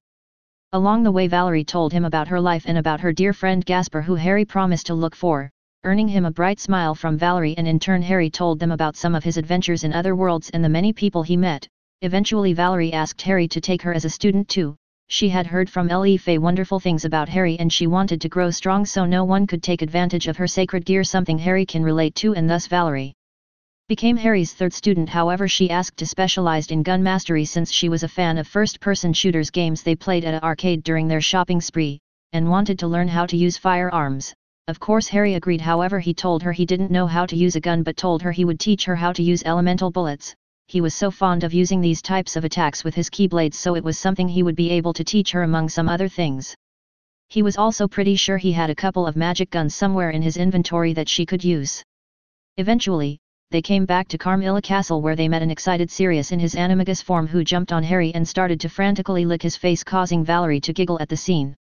Eventually, Sirius calmed down after Harry proceeded to flick tiny fireballs at him, and he gave his report about the information he managed to gather with his contacts, not only confirming the name of the organization that supported the Teeps clan as the Cows Brigade, but also confirmed that a lot of money was being moved around, especially to acquire rare ingredients and magical objects. Amongst the most pricey objects he found were phoenix tears and information on the Excalibur blades. This made Le Fay jump in panic and immediately contacted her family to let them know, and also to inform them of her leaving her organization Golden Dawn and being under the tutelage of Harry Potter. She also let them know of her joining the yokai faction so she could stay close to her new sensei, something she will later find out did not go well with her brother. However, her daddy and mommy seemed oddly happy about her decision. And speaking about Excalibur blades, it came as a surprise when Harry checked the rewards he got for clearing the Save the Vampire Princess quest he received. One was the Holy Sword Clarent. This surprised him and he immediately checked it with Observe. Clarent, Fate's Day Night series version. The radiant and brilliant royal sword. Originally stored away by King Arthur in the armory of Camelot. Described as more dazzling than any silver, it is an ornate, sparkling white silver sword adorned with splendid decorations, acting as a symbol of kingship denoting the right of succession of the throne. It is a treasured sword that has worth equal to, if not, exceeding Caliban, that amplifies the authority of the king's royal aura. In one possible future this beautiful sword was stolen and used by Mordred Pendragon, resulting in the corruption of its once beautiful light, becoming a demonic holy sword. However, this version is one that was never touched by Mordred and thus remained untainted. As Harry read the information about the sword and confirming that it was indeed powerful, decided to chuck it towards Le Fay, who struggled to catch it and said, "That's yours now, Fei-chan. And I'll be teaching you how to wield it, so swordsmanship lessons will be added to the training regime." Poor Le Fay was left gaping at the powerful and beautiful holy blade she was holding, which in return shrank and became thinner, taking on a rapier-like form, making it easier for Le Fay to wield and also confirming her as its chosen wielder. The second reward was unique too, a skill orb with the skill summoning, which would allow the user to summon elemental spirits to help in battle, but he put it in his inventory since he already has his Digimon friends, but maybe he'll find someone else to use it. Another surprise was Remus Lupin sending Sirius an owl mail. Apparently, Sirius sent an owl mail while he was looking for information and demanded Remus to give a good reason for not looking out for Harry. It wasn't a surprise when the response was that Dumbledore refused to tell him where he was and that he spent all these years globe-trotting in hopes of getting a hint of where Harry was, but no matter how much he looked he couldn't find out anything. No one knew where he was or and refused to tell him under orders of Dumbledore. This made Harry and Sirius happy. It was good to know that their furry-afflicted friend was on their side, and happily they sent him another owl mail to tell him to go to Kyoto, Japan, and wait for them there. They also informed him that they had left the British magical community and joined the yokai faction, something they were sure would greatly surprise him. The day passed with Harry and friends joking and playing around to the amusement of the vampire mates and Hilda, who was doubly happy to be able to see Valerie smile after being abused and hurt for so long. She smiled and teared up a bit at the scene of Valerie giggling at Harry hitting Sirius with a stream of water after he had turned Harry's hair bright pink. The group was completely unaware of the panic Harry caused to the supernatural world, or rather they really didn't care. Time skip. Next day. 7th Heaven, God's throne. 4 angels were having a meeting while keeping an eye on God's system. These four were the archangels and leaders of heaven and the church: Michael, Gabriel, Raphael, and Uriel, four powerful seraphs. These four are in charge of the everyday maintenance of the system, political and research needs of said faction. Today they called a meeting to speak of current events and happenings along with the mysterious activity from God's system. Gabriel was the most concerned and hopeful, as it seems like something is causing her father's precious system to actively respond to something happening in the human world. Meanwhile, Raphael sent a few angels to investigate. According to the reports they've received from said angels that were sent to investigate the surge of holy energy, they found nothing but small traces of that strange holy energy, along with a heavily injured old man who was promptly ignored in favor of investigating. Further, they spent most of the day questioning a few of the magic users found around. All they found out were rumors of a boy who lived who abandoned his people and used light to bring down an evil and foolish old man. This information confused them all, but they decided to leave it at that and go back to heaven to report. Michael was mostly concerned because his connection to his father's system was deteriorating and he didn't know why, but just now Raphael and Uriel reported another surge of holy energy, this time over Romania on vampire territory, and the use of holy fire, something that only his father and a few other sun gods were only able to use.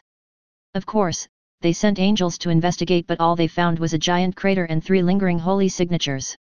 Michael can only rub his brow in stress. What is happening? All of this doesn't make any sense, and what was that holy energy? It almost overwhelmed our sensors. Even Father didn't let off this much holy energy. Uriel spoke up, bringing Michael out of his thoughts. What are we going to do about this, Michael? The devils and fallen might take this as an aggressive act from us and use it as an excuse for war. Michael stares at Uriel in concern. Uriel is right, I have to get in touch with Azazel and Surtsks, and let them know that heaven and the church weren't involved in this. Hopefully, they know more about what's going on. Underworld, Grigori headquarters. Azazel, for the first time in a long time, has concern vividly showing on his face. Last night a bunch of hysterical and heavily injured fallen angels returned to headquarters. Of course, they tried to lie about why and where they were attacked, but Azazel and the others executives were already aware they were traitors. These fallen angels were interrogated and executed on the spot for risking war with the other factions, but the most concerning thing about all of this is the information procured from the traitors. 3 holy beings of massive power came down on them and basically destroyed them, and 2 of these beings had similarities with both Gabriel and Michael. However, Azazel knows that those 2 wouldn't risk a conflict like this and that their power would reach that level, not since God's death, that is. Azazel is sitting down by himself in his office thinking about the information he received and the report of the constant surges of power. Sigh. According to prior reports, the Teeps clan was rebelling against the other vampire clans, causing a civil war. However, the Teeps were obliterated in a single day along with an army of fallen devils, and who knows what else. Did the Carmilla clan called for assistance from another faction, but who, and who would have such power? I'm going to have to let Michael and Surtsks know about all of this and about this group that seems to have formed right under our noses. Azazel was completely unaware that Kokabeel, another executive of Grigori, was part of this terrorist group and secretly passed down any information they were able to get about the event. Underworld, Gremory Mansion. Ajoka Beelzebub and Surtsks Lucifer were having a meeting in Surtsks' office. A stoic Graphia Lucifer ne Lucifuge is standing beside her husband, listening to the report Ajoka is giving to her husband in concern. Ajoka looks intently towards Surtsks. 2 days ago a massive signature of holy energy practically blew up our sensors and sent everyone in the research facility in a panic, but we were able to find that it originated from somewhere in London. We suspect it came from one of those hidden magical communities. Ajoka closes his eyes and takes a big breath. However, that isn't the end of it. 3 more holy signatures were picked up by our sensors a day after, this time in Romania. Surtsks, they were massive, and they seemed to have had a fight with a vampire clan. Surtsks closes his eyes in worry. Do we know who they are? Was heaven involved? Ajoka slightly shook his head. No, we don't know who it was, and I don't believe heaven is involved. They wouldn't risk war by doing something like this, but that's not the most concerning thing. Pure-blooded devils were killed. Surtsks and Graphia's eyes widen in shock. What? Surtsk stands up while slamming his hands on his desk. What were devils doing there? Who and why? Ajoka stares at Surtsks, not surprised by his outburst. We don't know. The only thing we found out is that most of those devils belonged to the old Satan faction. Among the ones killed, we suspect Shalba Beelzebub and Cruisery Asmodeus were in that list. Their energy signature was found in the area, which was completely destroyed. Only a giant crater was found. Surtsk sits back down and gapes at this information. Shalba and Cruisery are dead. They were ultimate class devils. Who would have the power to take them down? I'll have to meet with Azazel and Michael. we have to make sure this doesn't escalate into war. Chaos Brigade Headquarters, unknown location. Rezevim Levon Lucifer was infuriated. Not only are 2 of his generals dead, but the Chaos Brigade's army took a giant hit. And to make things worse, he lost access to the Sephiroth Graal. Suddenly a cold and emotionless voice frightens him out of his thoughts. Why did we lose so many soldiers, devil? Rezevim turns around in fright and shakily answers the question of this massively powerful being. Lady Oafis. We don't know for sure, but according to the few surviving members and our spy in the Grigori, they were attacked by 3 holy beings. 2 are described to have a likeness to the seraphs Gabriel and Michael. Oafis, who is a petite black-haired girl with emotionless grey eyes and elvish-like ears, narrows her eyes at the foolish devil in front of her. Those seraphs wouldn't dare to attack devils or fallen, they wouldn't risk war. Find out what happened and who did it. With that said, she vanishes, leaving a sweating Rezevim. Damn stupid lizard. You'll get yours someday. He growls and disappears by a magic circle. He had other plans which now have to be changed. Damn whoever decided to stick their nose where it doesn't belong. London, St. Mungo's Hospital for Magical Maladies and Injuries. It's been almost 3 days since Albus Dumbledore's beatdown, and just this morning he regained consciousness. As he lay there in that lonely hospital room, his mind raced as he thought back on everything that happened that day. How did that boy get so powerful? I know he was being starved and beaten constantly. He shouldn't be able to move like he did, and he certainly didn't have that amount of magic he used last time I checked. I made sure to always monitor him, and Arabella didn't mention anything weird happening to him. Just how did all of this happen? Poor Severus is dead. How could Harry have done that? And that double be damn Rita Skeeter. She practically destroyed my image on that bloody newspaper again. The old headmaster was in pain and frustrated. The healers weren't sure how to heal the injuries he received from Harry's impressive spells, and just now, to make things worse, he received an owl mail informing him he had lost all his titles and political positions. The only thing he was allowed to keep was being headmaster of Hogwarts, and that was because he was the only qualified for the position at the moment. The backlash from his battle with the boy and his reckless words was enormous in it. Seems like both his political and public image took a huge hit. He was taken out of his thoughts by his healer coming in to check on him. Good afternoon, Mr. Dumbledore. I regret to inform you that we still can't find a cause for your injuries not responding to any of our healing methods. We're still investigating, and we have requested the unspeakables to research possible solutions. Dumbledore didn't know what to say. He wasn't sure what kind of magic that blasted boy used on him. However, a familiar voice spoke up. There won't be any need for that, Master Healer.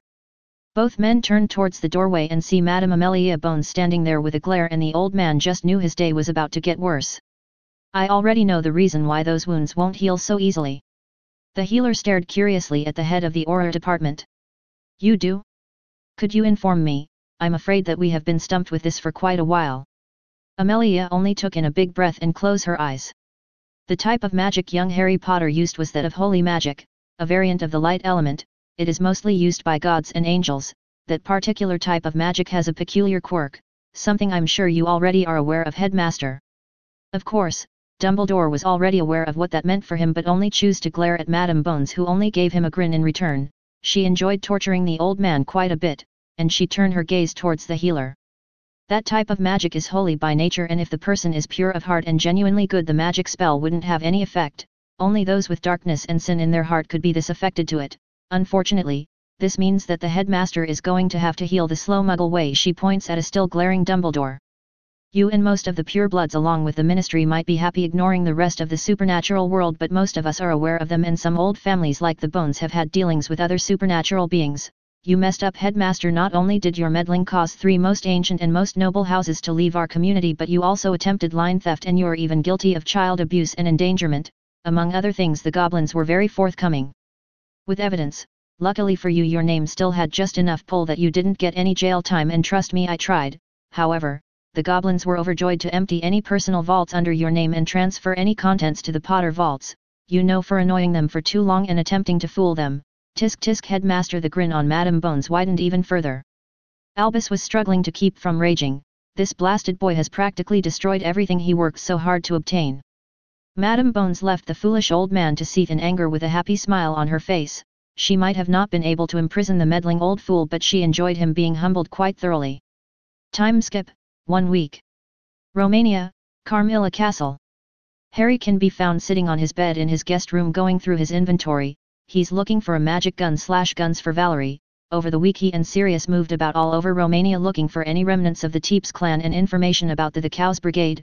However, the information on the latter has gone cold, and thus he focused on training Le Fay and Valerie, starting with adding gravity seals and physical conditioning like he did with Kunu. He's still teaching Le Fay all sorts of magic spells, but it seems that she has a talent with the sword too. Her bloodline seems to be strong in her, both magical and with the sword. This was proven by the ease in which she learned new spells and adapts to wielding a sword. Even healing to time magics were easily learned by her, and the young witch was loving it. I'm sure I have some magic guns here somewhere. I have to organize my inventory soon. I have too much stuff in here. Ah, here they are. Let's see. I'll give her these, they seem cool and they have infinite ammo too. Harry pulls out both handguns and uses observe on them. Ebony and Ivory, Devil May Cry series.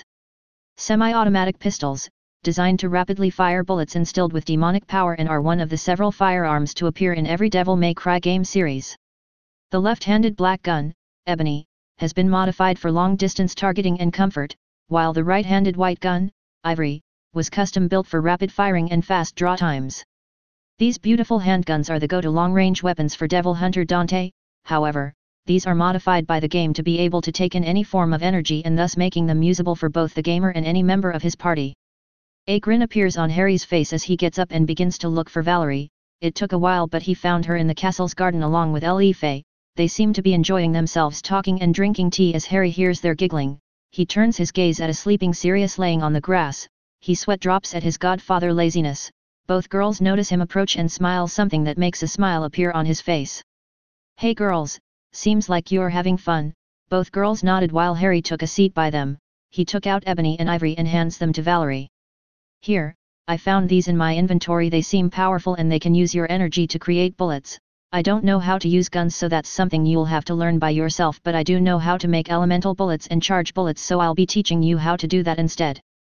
Valerie stares at the guns with sparkles coming out of her eyes. They're so cool. She grabs Ebony and inspects it carefully. She then takes aim with it and charges a bit of her mana into it.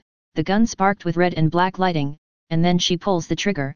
A loud bang resounds all over the garden, scaring the fur off Sirius, who jumped with a bark and began to run around in a panic, causing Harry to chuckle. However, he was also amazed at the power displayed by the gun, and it seems that Valerie was too, if the excited look on her face was any hint.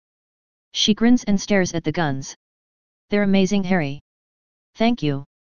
Harry nods and smiles at her. You're welcome. We should prepare to leave soon. Me and Sirius haven't found any signs of the Cows Brigade or of any leftover vampires from the Teeps clan. I'm sure they'll stay quiet for a while since their operations were stopped. Sirius walks back towards them, having calmed down and turned into his human form. I'm going to miss the vampire maids, they are very pretty. He turns to stare at one who was cleaning the windows, who must have sensed his eyes on her since she turned around to wink at Sirius, who just boyishly grin and wave at her.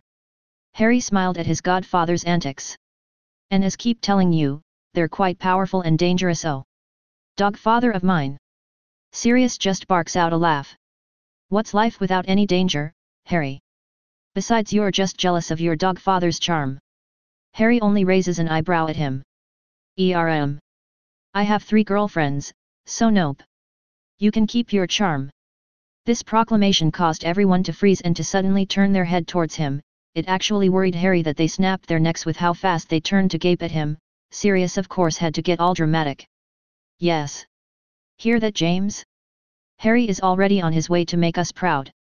I sweat drop and the girls just sweetly smile at me while their eyebrows twitch in irritation, causing me to start sweating bullets. Sirius just had to make things worse by asking how they look, if they were sexy or if they were cute, causing a black aura to begin to flow out of the girls. I silently pray to Ereshkigal to save me. In the end, I ended up describing my girlfriends to my annoying dog father. One is a feisty red-headed mage who is very good at wielding a whip, so I recommend not to piss her off, Sirius. She will whip your bollocks off. Sirius sweats and pales a bit. The other is a ninja from a village hidden in waterfalls to Kigakur. She wasn't well liked in her village and she went through a lot, but she's very friendly and very powerful. She's a Jinchuriki like my friend Naruto I've mentioned before. The girls look confused at the weird terms, but Sirius is aware of how hard life was for Harry's friend Naruto. He smiled sadly at me in understanding.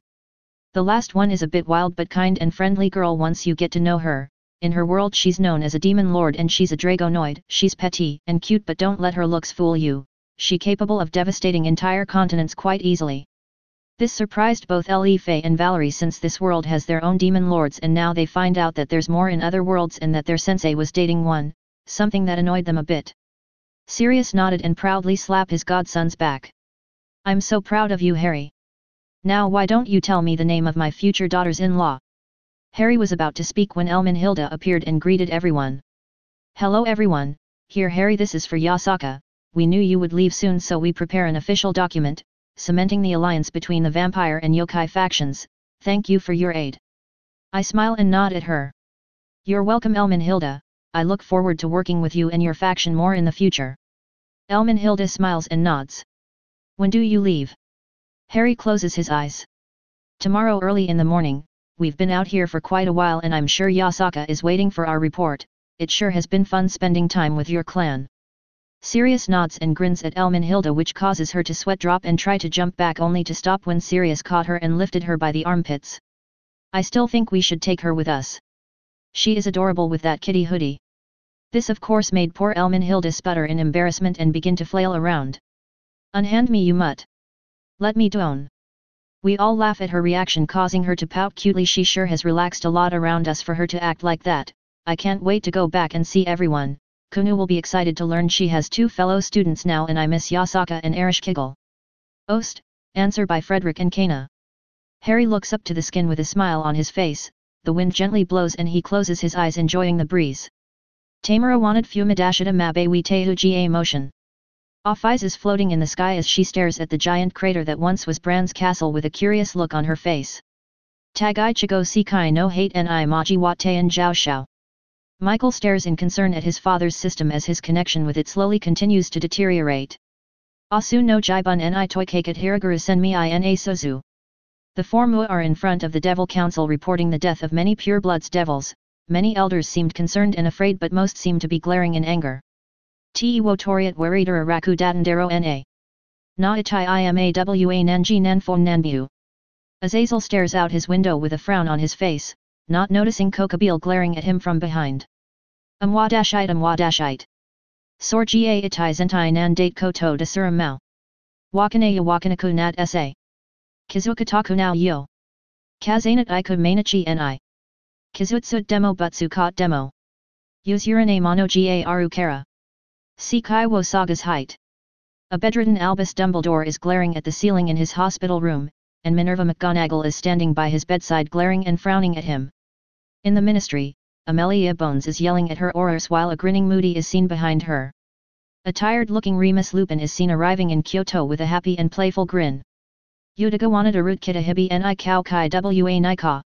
Ashi ga moshur samayata saki wa saju no fukiai. We see aboard Kunu doing her homework, with the Yasaka who is drinking some tea and smiling at her daughter fondly. Kinu ima keikomarai no koto. Ima da shinkuru no uni abatsuku. Umfuri no kokoro wo takamitsu kite. Rizevim is trashing his office in a fit of anger. He glares hatefully at the floor, his eyes glowing with malice. Sashite sono te wo sashinabit hoji cute. Le Fei and Valerie are seen playfully packing their belongings the next day while smiling happily. Amwadashite. Koko ni nakaru kashoka na hibiki saemo. Wakanaya wakanaku nat sa. Aboetsutai yo. Kazanat iku teikutsu ga. Haidane hodo ni utsakushiitu. Kizukane mamada iru kara. Makage I wotadas height. Harry is speaking with Elmenhilda while they smile and shake hands. Sirius is running in circles in his dog form, happily barking. Harry opens a dark corridor and the group wave at a smiling Elmenhilda as they begin to walk through. Amwadashite sukandat. Hanaridi kizuiden day.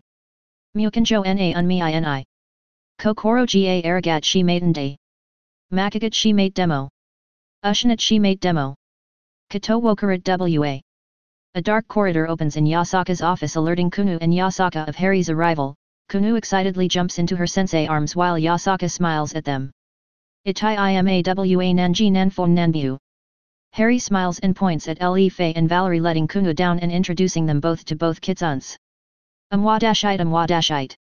Sor ga itai zentai nan date koto dasuram mao. Wakanaya wakanaku nat sa. Kizukataku nao yo. Kazanat iku mainachi ni. Kizutsud demo butsu kot demo.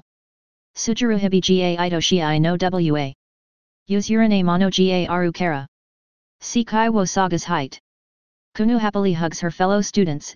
Ereshkigal rushes in and the moment she sees Harry she tears up and lunges at him. Harry catches her with a smile on his face and hugs her tightly. Chapter 11. Time skip, 1 year and several months. Kyoto, Japan, Harry's room, Harry's POV. As I prepare in my room for today's training I couldn't help but reminisce about everything important that has happened. Flashback. More than a year has passed since Sirius, Le Fei, Valerie, and I returned to Kyoto after dealing with the Teeps vampire clan and learned about a new terrorist organization named the Cows Brigade. I am now 10 years old and in the summer I turn 11. Over time our little family was quickly accepted and respected by the yokai and a lot of things have happened and changed over the year. One particular change was the arrival of Remus Lupin into our small family.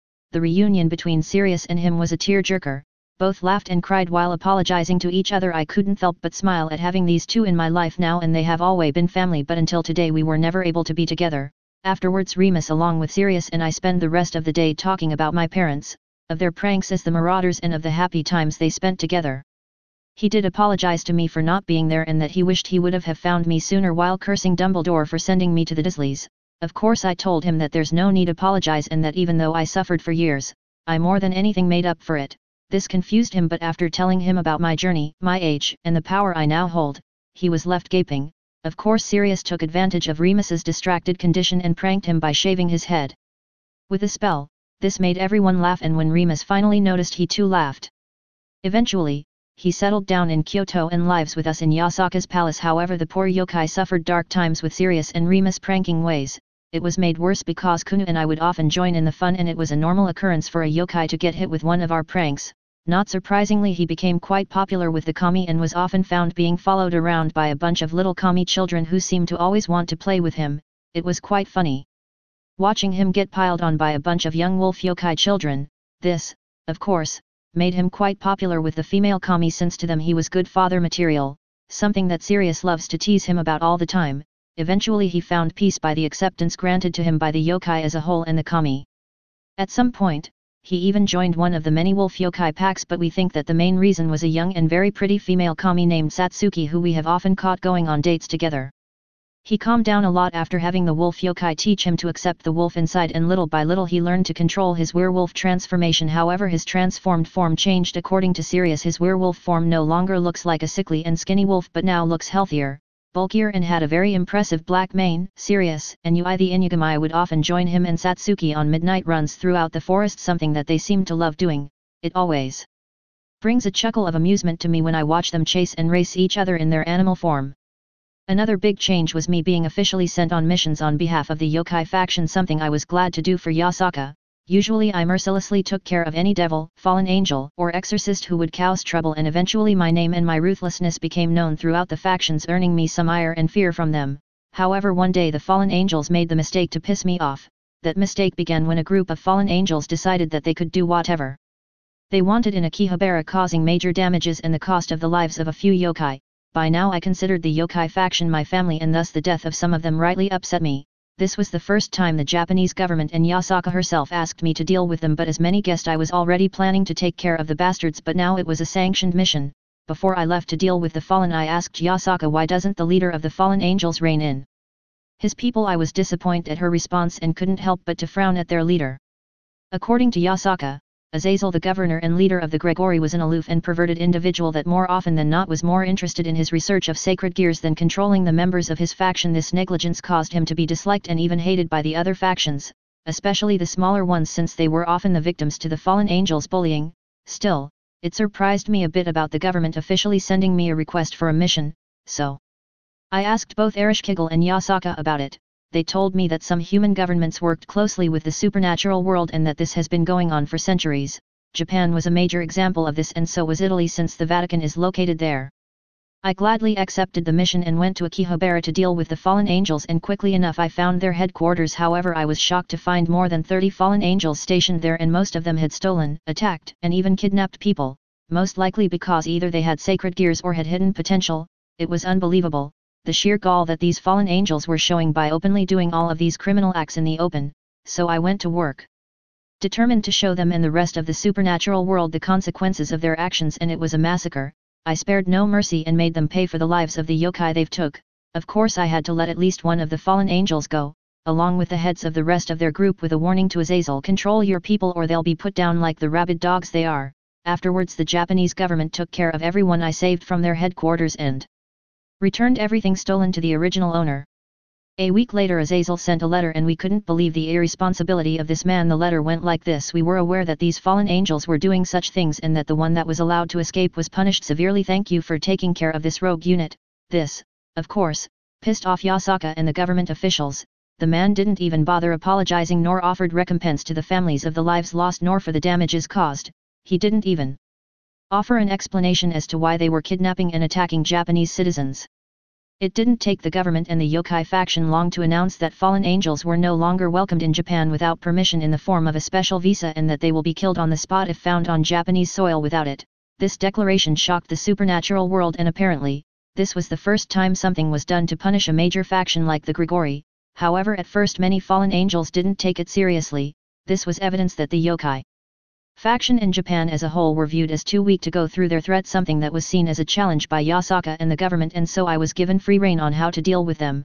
So I, along with my Digimon friends, dealt with any fallen angel found on Japan, and soon reports of giant dragons, beasts, humanoid-like creatures, enormous knights, mechanical monstrosities, plant creatures, devils, and angel-like beings were being reported to the other factions. Once again the supernatural world was shocked. The reports of these creatures described them as too powerful and merciless towards any invader, proving that Japan was not longer to be messed with, that it has risen in power, becoming a major faction. Azazel tried to set up a meeting on multiple occasions, but he was denied. It was too late for apologies or negotiations, and he was only warned that if they don't put a stop to their people's foolishness, war would be declared. By now the fallen faction, along with the rest of the supernatural world, was fully aware that they were no match for the strange and mystical creatures that seemed to have become the defenders of Japan, and eventually the fallen stopped trying to do anything with Japan.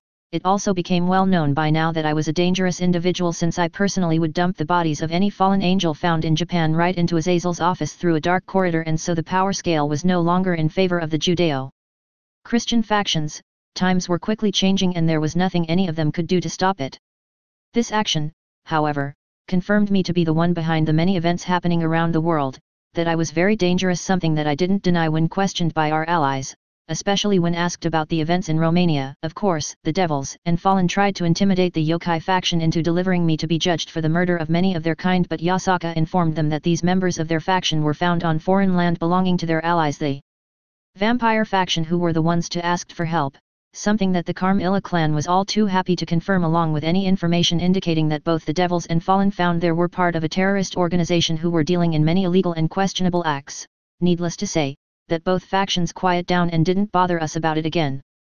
Things calmed down for a few months, and Japan and the yokai were enjoying peaceful days now that the most troublesome of the factions was taken down a peg for their arrogance. However, one day two of them all requested a meeting with Yasaka and the government officials, and I was asked to attend, which I happily agreed to. I was admittedly curious about the Mu of this world, however I was very disappointed. Seraphal, Leviathan and Surtsk's Lucifer were powerful, sure, but they were way below the power scale of some of the other demon lords I met. Even Mao and Beryl were above their power scale way before Mao became the principal of Devil Academy and earned the title of Overlord. Mu Leviathan was a petite but voluptuous woman. She has black hair and violet eyes and seemed to be the cheerful type of girl, and Mu Lucifer was a tall individual with blue-greenish eyes and scarlet-red hair. He wore a confident smile and had a carefree attitude. They posed quite the impressive image as they walked proudly towards Yasaka's desk, where she calmly sat.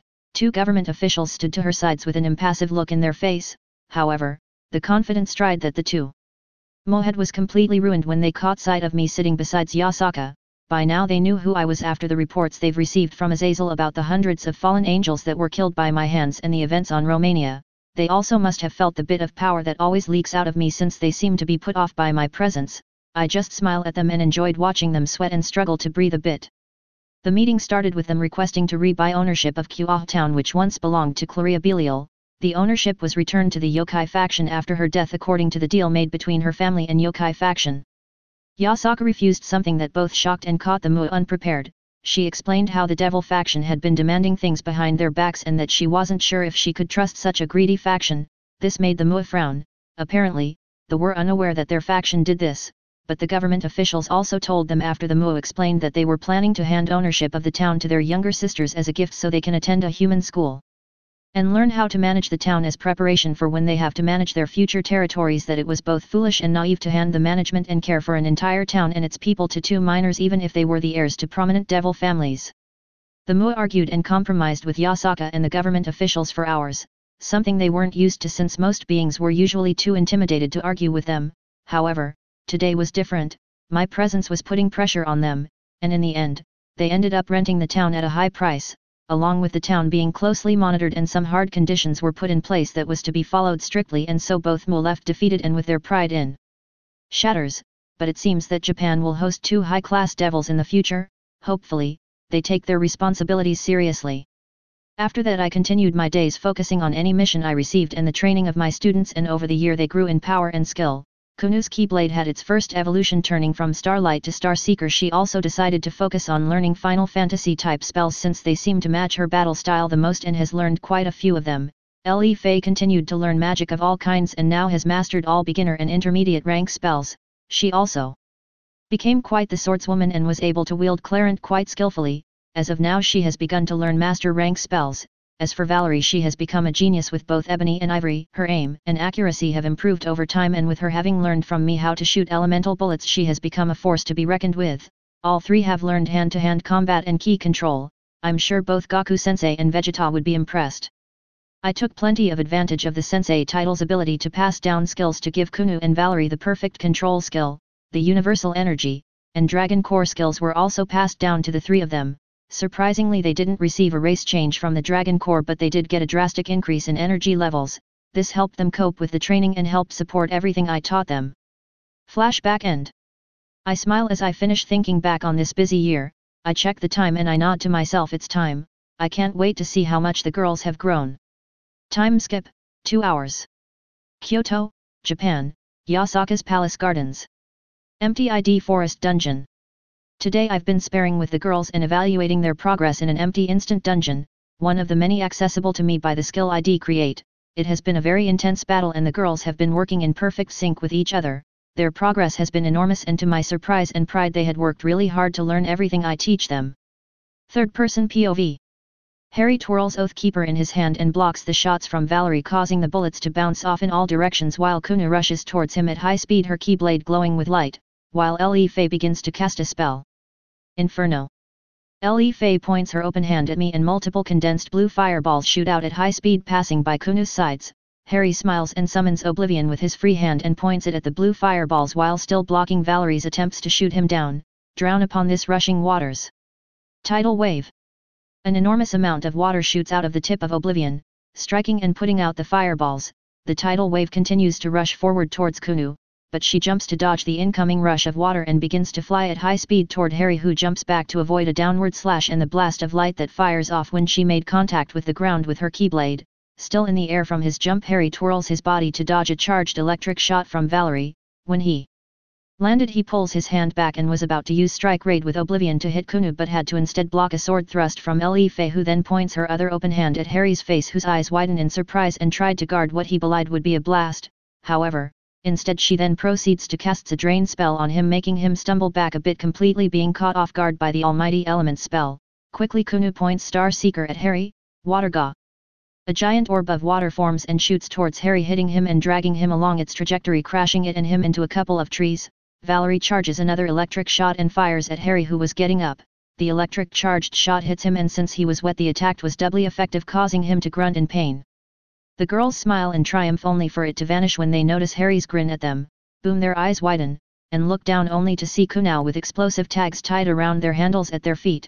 They tried to quickly jump back, but the tags explode too fast and sent them flying in different directions. Harry's POV. The three girls lay there on the ground groaning in pain. Ugh. No fair, sensei, we had you that time. Oh, we poor Kunu can only complain from her face down position. She was literally kissing the ground. Le Fei shakily pulls herself up from the ground. A small flame can be seen on the tip of her witch's hat. Ouchie. That really hurt. Valerie? Are you okay? Le Fei looks towards Valerie and questions her friend and fellow student, who was struggling to get up. What? I can't hear you. I think I'm deaf. Le Fei winced at her friend's volume. She begins to approach her and proceeds to heal her. Oh, healing power. First aid. A soft greenish light bathes Valerie, healing her so she can hear again. Oh, thanks, Faye. That's much better, Sai. Sensei, you shouldn't use explosives on girls. She then licks her thumb and index finger and proceeds to put out the little flame on Faye's hat. I deadpan as I slowly help Kunu up and begin to play with her ears, says the vampire princess, who was trying her damn best to fill her sensei with bullet holes. The girls giggle at their sensei's sarcastic response. But you girls did great and even caught me off guard. Good job. They smile brightly at their sensei's praise. I look at the time. Wow. We've been at it for a while. Let's go home, it's getting late, and I'm getting hungry. Escape. The area around them begins to shatter and soon they appear on the palace gardens where both Yasaka and Ereshkigal are waiting on them. Yasaka approaches Kunu and hugs her gently. How did they do, Harry-kun? I smile at Yasaka proudly. They did great. All three of them have improved drastically and their teamwork is something to be feared too. They caught me off guard and were able to push me back. Ereshkigal claps excitedly. Great job, girls. It isn't easy catching Harry off guard. Even if he was holding back, it is a big accomplishment. Yasaka nods, agreeing with her friend, and smiles proudly at Kunu while still hugging her. The trio blush but continues to look proud. I look around. Where are those mutts of mine? Suddenly I feel a magic spell heading my way and I move my head to the side to dodge a stinging hex from Sirius. Oi! I resent that. We turn and see both Sirius and Remus walking towards with grins on their faces. Remus chuckled at Sirius's childish reaction. Hello everyone, we're sending an owl to Andy. As you know, she joined Hogwarts' staff as the potions professor some time ago, and a few days ago we got an owl mail from her. It seems like Dumbledore is convinced that you will join Hogwarts next year and is impatiently waiting for your acceptance letter. He knows your location will be revealed when it comes out. Not that it matters, Remus shrugs. Sirius barks out a cheerful laugh. Ha! As if. And I'm actually surprised he hasn't found you yet, Harry. You're already well known in the supernatural world. I see. Well, I'm not surprised. I'm pretty sure Dumbledore is the same as the purebloods.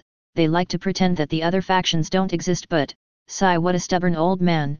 He practically lost all of his power, political positions, and the goblins literally drained all his money, and he's still determined to continue to meddle in my life. Sigh. Too bad that even if he knows my location, he's blacklisted in Japan and by the yokai faction, and there's no way I'll attend Hogwarts. There's nothing for me to learn there. I look up to the sky and think back about Andromeda Tonks née Black.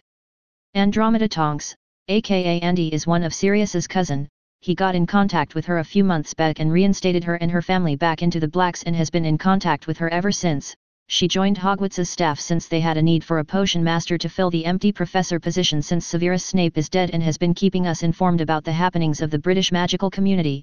It is how we came to learn that the old fool lost all of his titles and positions of power and had only barely able to keep his position as headmaster. His injuries crippled him for months and someone let the public know the reason for it. It was published on a newspaper called the Daily Prophet.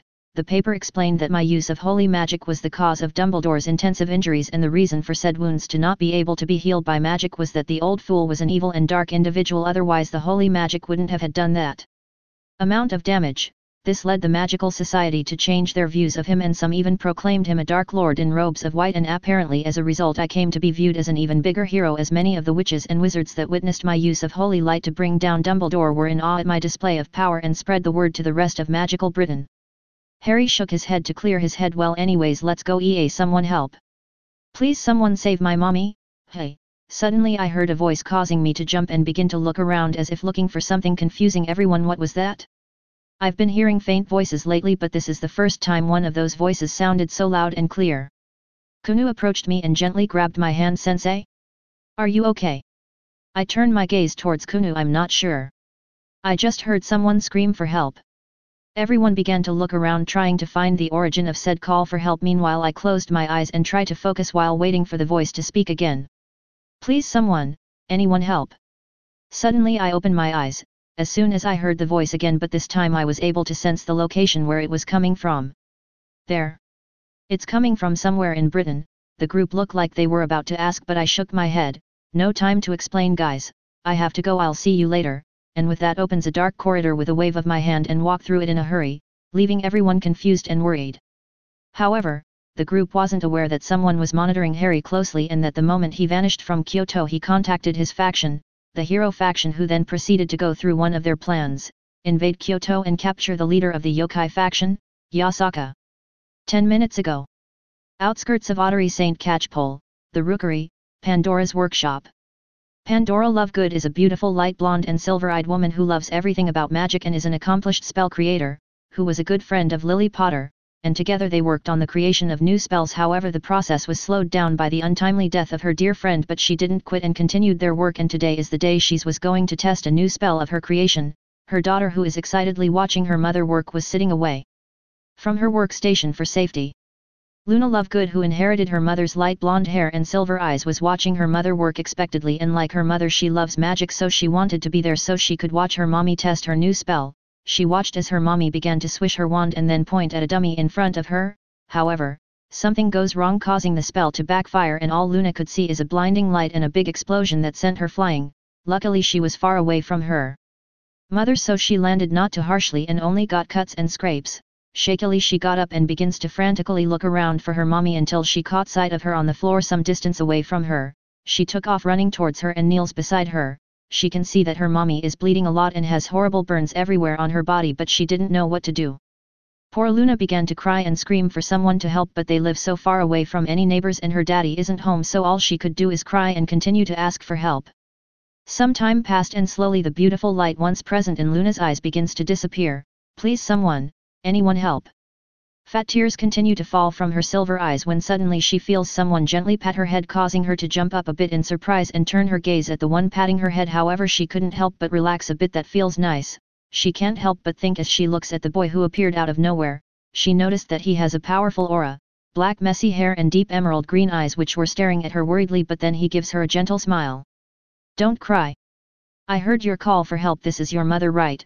She sadly nods and grabs hold of her mother's hand. Please, save her. She doesn't know why, but something in her is telling her that she can trust this boy.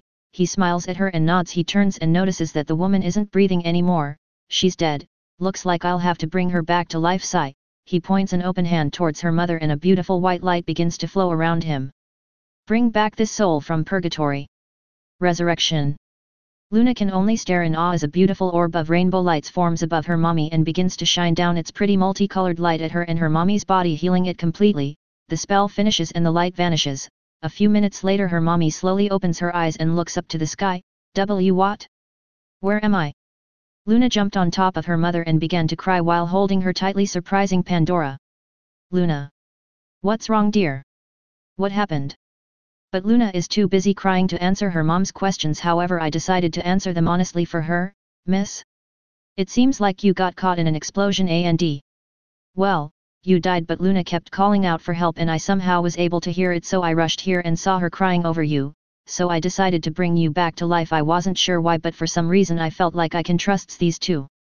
Pandora stares at the boy sitting at her side and she immediately recognizes those emerald green eyes. Harry.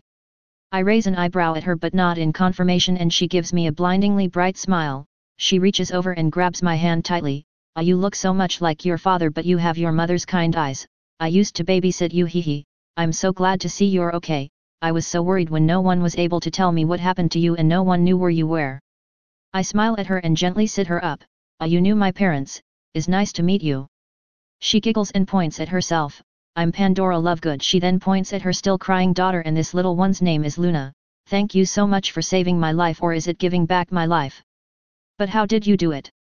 Did you use a holy light spell? Like the ones you used to beat up the old headmaster with? I was there with my little Luna, you know. I didn't know there was a spell capable of bringing the dead back to life. That's so interesting.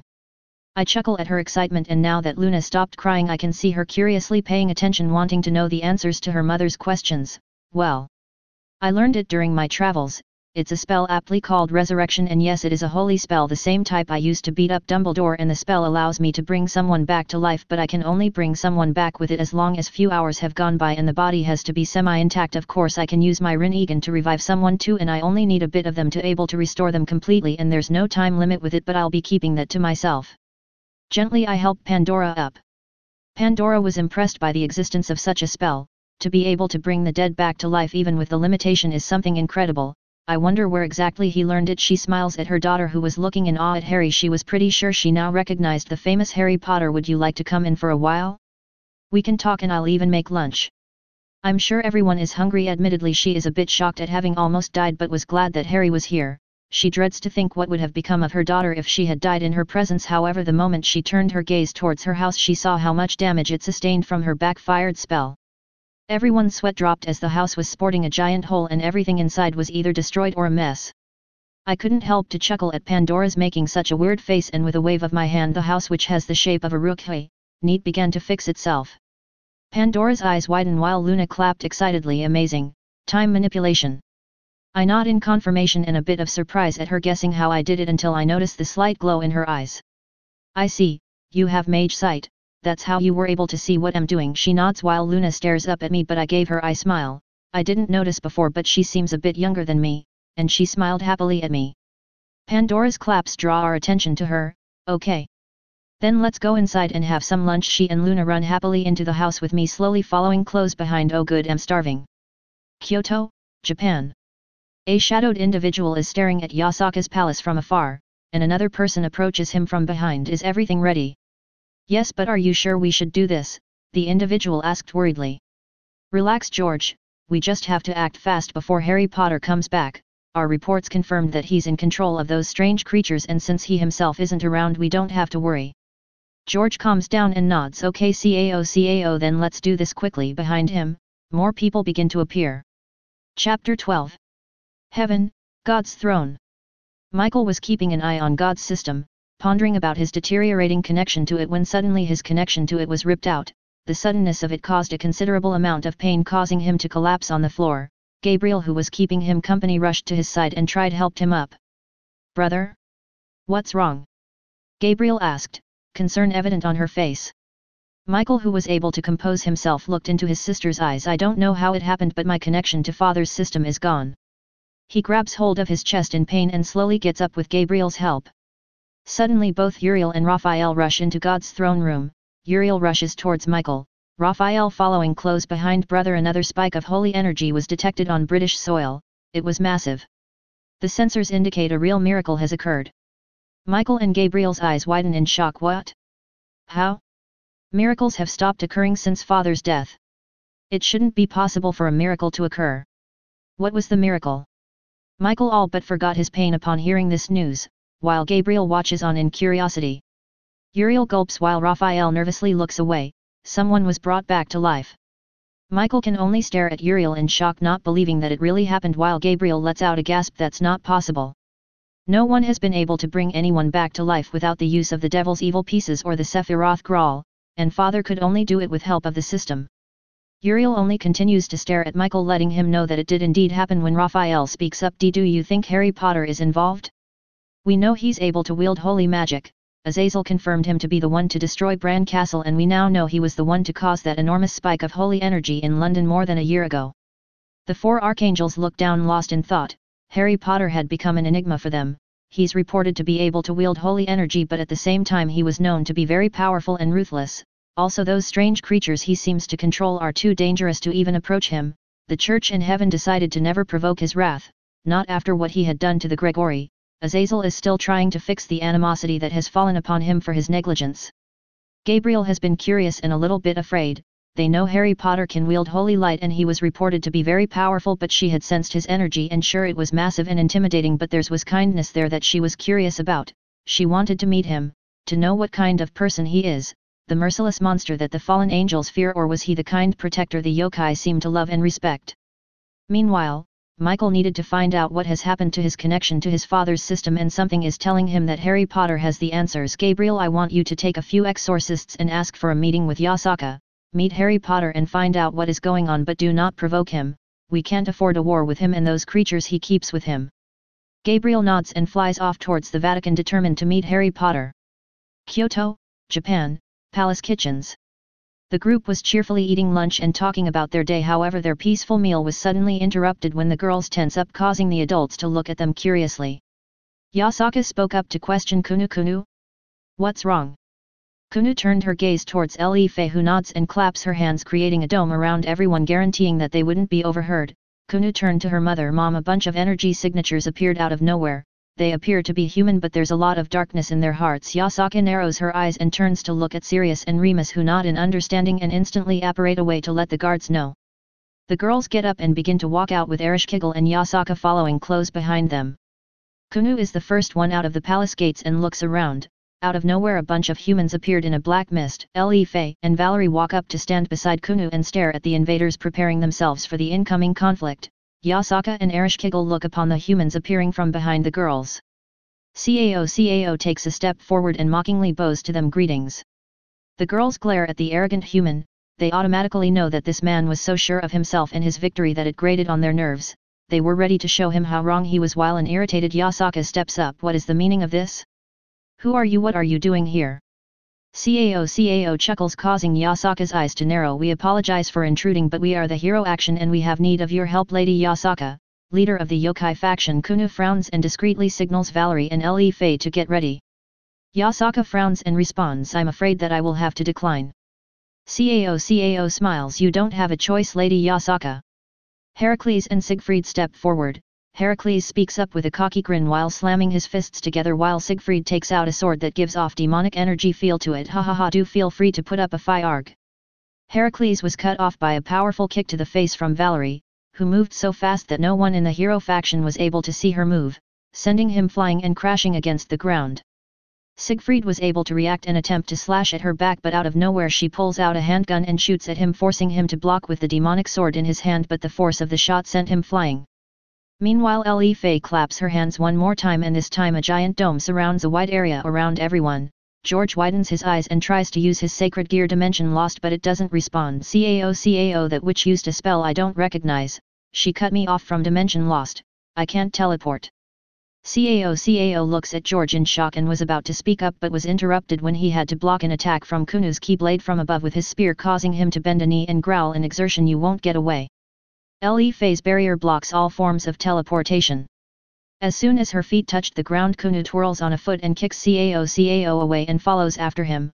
Another member of the hero faction, a female named Jean, was about to follow them, but she and George had to jump to the sides to dodge a blue fireball. However, they were sent flying by the explosion caused when the fireball impacted the ground. Fei rushed towards Jean with a thrust of Clarent. White lighting can be seen dancing dangerously around the blade.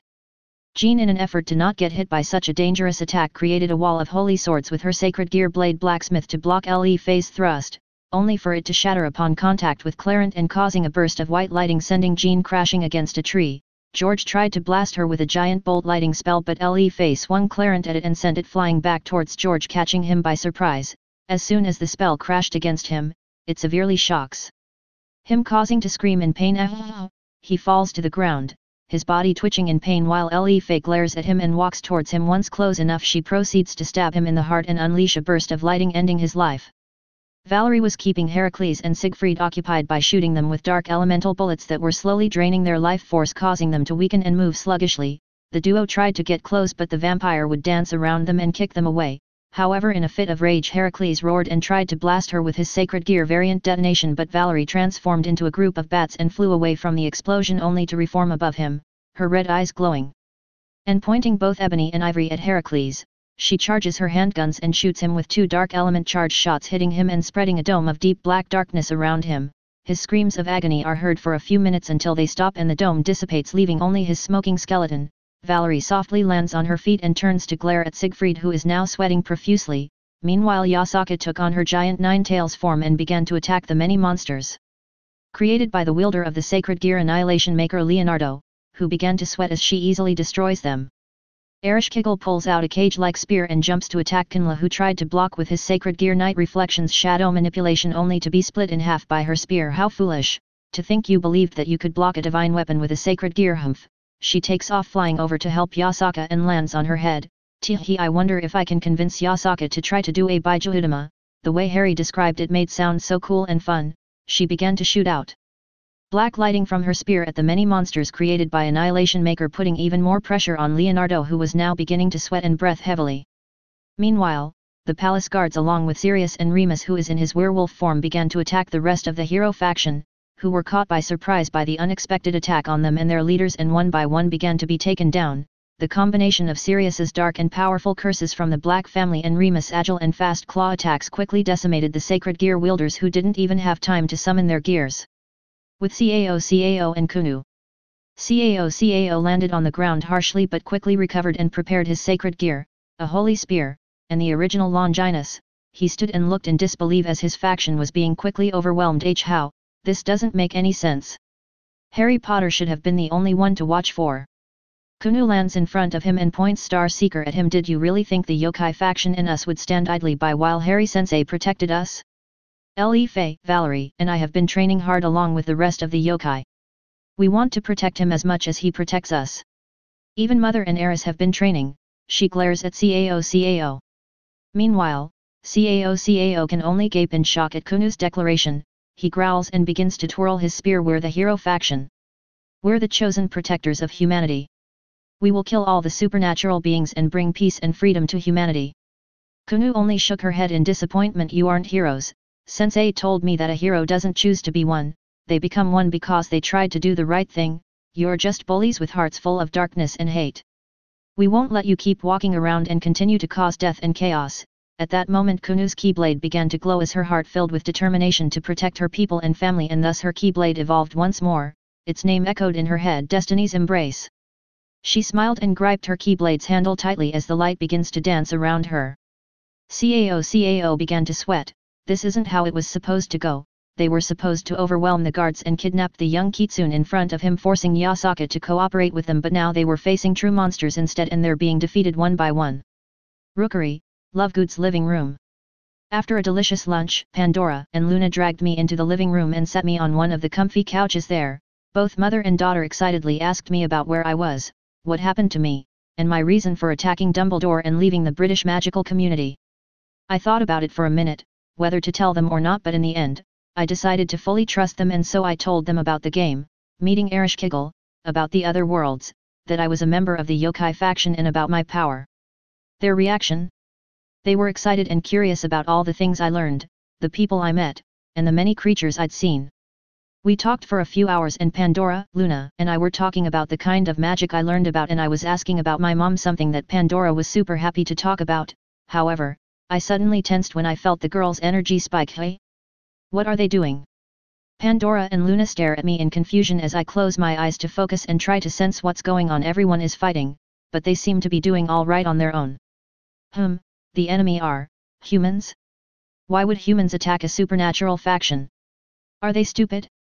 Looks like I'll have to ask what's going on once I get there, but for now, they don't need me to intervene. I'm so proud of you girls.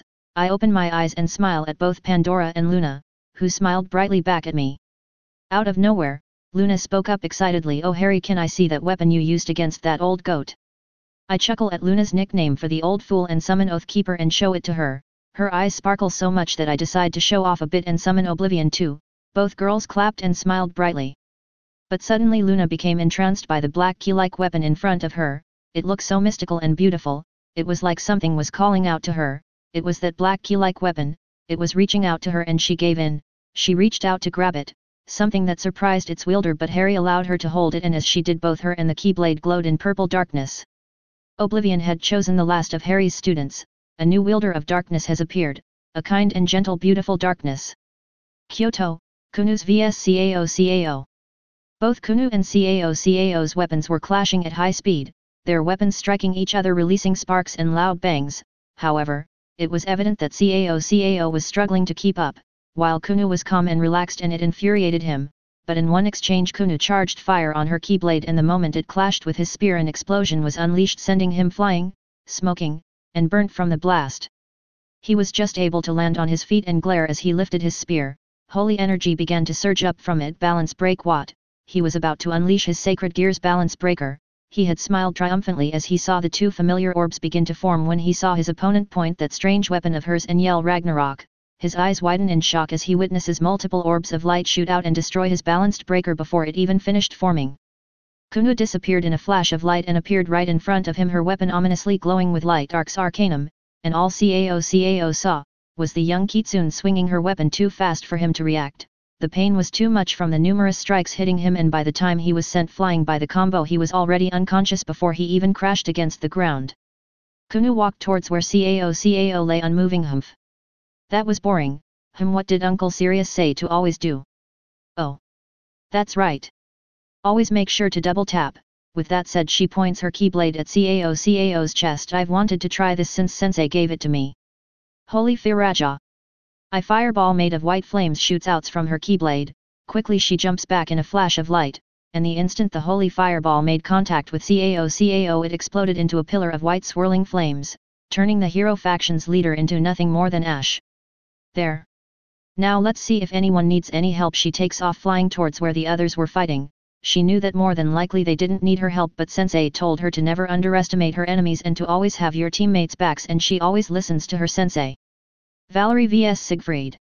After having killed that loud-mouthed human, Valerie glared at Siegfried, who was nervously holding his demonic sword in front of him. This is just a guess, but the hero faction is part of the Chaos Brigade, isn't it? Siegfried tensed up and Valerie smiles. Hey? I guess I got it right. I recognize that glasses-wearing mage. He was the one who brought all those devils and fallen angels to Bran Castle. I saw him walking around the castle before I tried to escape. Siegfried glares. Balance breaker. 4 metallic arms sprout out of him, and he then summons a demonic blade on each. It doesn't matter if you know that, I'll just have to defeat you. He lunges toward Valerie and swings all 6 of his swords, each one hitting Valerie. However, none of the swords are able to penetrate her skin. She just stands there with a deadpan on her face while Siegfried stares in shock. What? But how? He was about to jump back but stop himself when he felt the cold barrel of one of her guns below his chin. All he could do was look into Valerie's eyes in fear and anger. Valerie only smiles at Siegfried. Harry showed us how to reinforce our bodies with ki. Even if you and your little club were somehow able to hit us with your weapons, it wouldn't do anything to us. You lost this fight before it even began, but don't worry, we'll send the rest of your friends to you soon enough. With that said, she pulled the trigger and blew Siegfried's head off in pieces. His body fell to the ground twitching, and Valerie stared at the swords, now on the floor. Might as well take them. She shrugs and picks up the swords. She puts them in her pocket dimension. I'm sure Harry will find something to do with them. She shoots a charged fire shot at Siegfried's body and incinerates it as she walks off towards where Le Fay is fighting. Le Fay and Jean. Jean stood up trembling from pain. The collision with the tree was hard enough to cause quite a bit of damage. She looked up only to see George be easily defeated by Le Fay and could only stare in shock as she kills him. Le Fay only continued to glare at the now corpse of George. She points her hand at his body and fires a stream of flames, cremating his body instantly. Jean in anger creates 2 holy swords and lunges at Le Fay, who without even moving or looking at Jean creates a shimmering green magical barrier around her, stopping Jean's attack cold. Why did you do that? He was already dead. There was no need to desecrate George's body like that. Le Fay made the barrier burst, pushing Jean back. She tilted her head lightly and looked into Jean's eyes before she honestly answered her questions. My teacher told us to always make sure to destroy an enemy's body. You never know when some necromancer or a sexually confused snake, I'm still not sure about that one, would use their bodies and revive them or turn them into monstrosities that would later become too much of a pain in your butt to deal with. Jean gaped at her reasoning but couldn't really argue with that logic. Then Le Fay glared at her, making Jean tense up. But you don't have room to complain. You attacked us first, and what was your plan anyways? Just walk in here and beat everyone? Did your leader really think that it would be that simple? Jean could only look to the side in shame. Le Fay was left speechless. Are you guys stupid? Who thinks that they can attack a supernatural faction and get away with it that easily? And you're all human. Sure, all of you have sacred gears, but as you can see, that really didn't help you. Le Fay points at a giant Yasaka in her 9-tail fox form, who has a cackling Ereshkigal riding on her head and shooting black bolts of lighting while she slams her tails, destroying any creations of Annihilation Maker.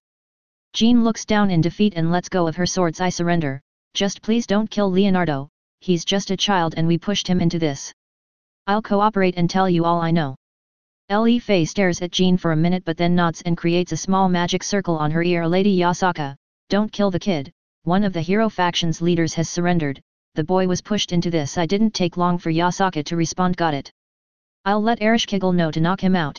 Good job, Fei-chan. Le Fay smiles and points a hand in Jean's direction. Seal. Jean's body glows in grey light for a second and she felt her connection to her sacred gear vanish. Then Le Fay proceeded to hit Jean on the forehead with Clarence hilt, knocking her out. Was it necessary? No, not really, but she did enjoy it. Kunu and Valerie walk up to Le Fay. All done, Fei-chan? Le Fay nods and looks back at Kunu. What about everyone else? Valerie spoke up. Sirius and Remus are already done dealing with the rest of the hero faction. The Envio guards helped and they overpowered them quite easily. She lets out an amused giggle. Harry is going happy that his suggestion to create the Envio Corps was a success. Kunu grins. What about Mother and Eris? Le Fay points at where Yasaka and Ereshkigal are walking from. An unconscious Leonardo was being dragged by the scuff of his uniform by Ereshkigal. A few minutes later both Sirius and Remus join up with the group. That was fun. I haven't had a chance to let loose in a long while. Sirius cheerfully exclaimed while Remus looked at Jean prisoner. Le Fay nodded yes, she surrendered with the condition to not kill that young boy Ereshkigal is dragging around. She has information on the Cows Brigade that we can use. Everyone nodded. Suddenly a voice speaks up from behind them. It seems like everything is already over. Did you guys have fun?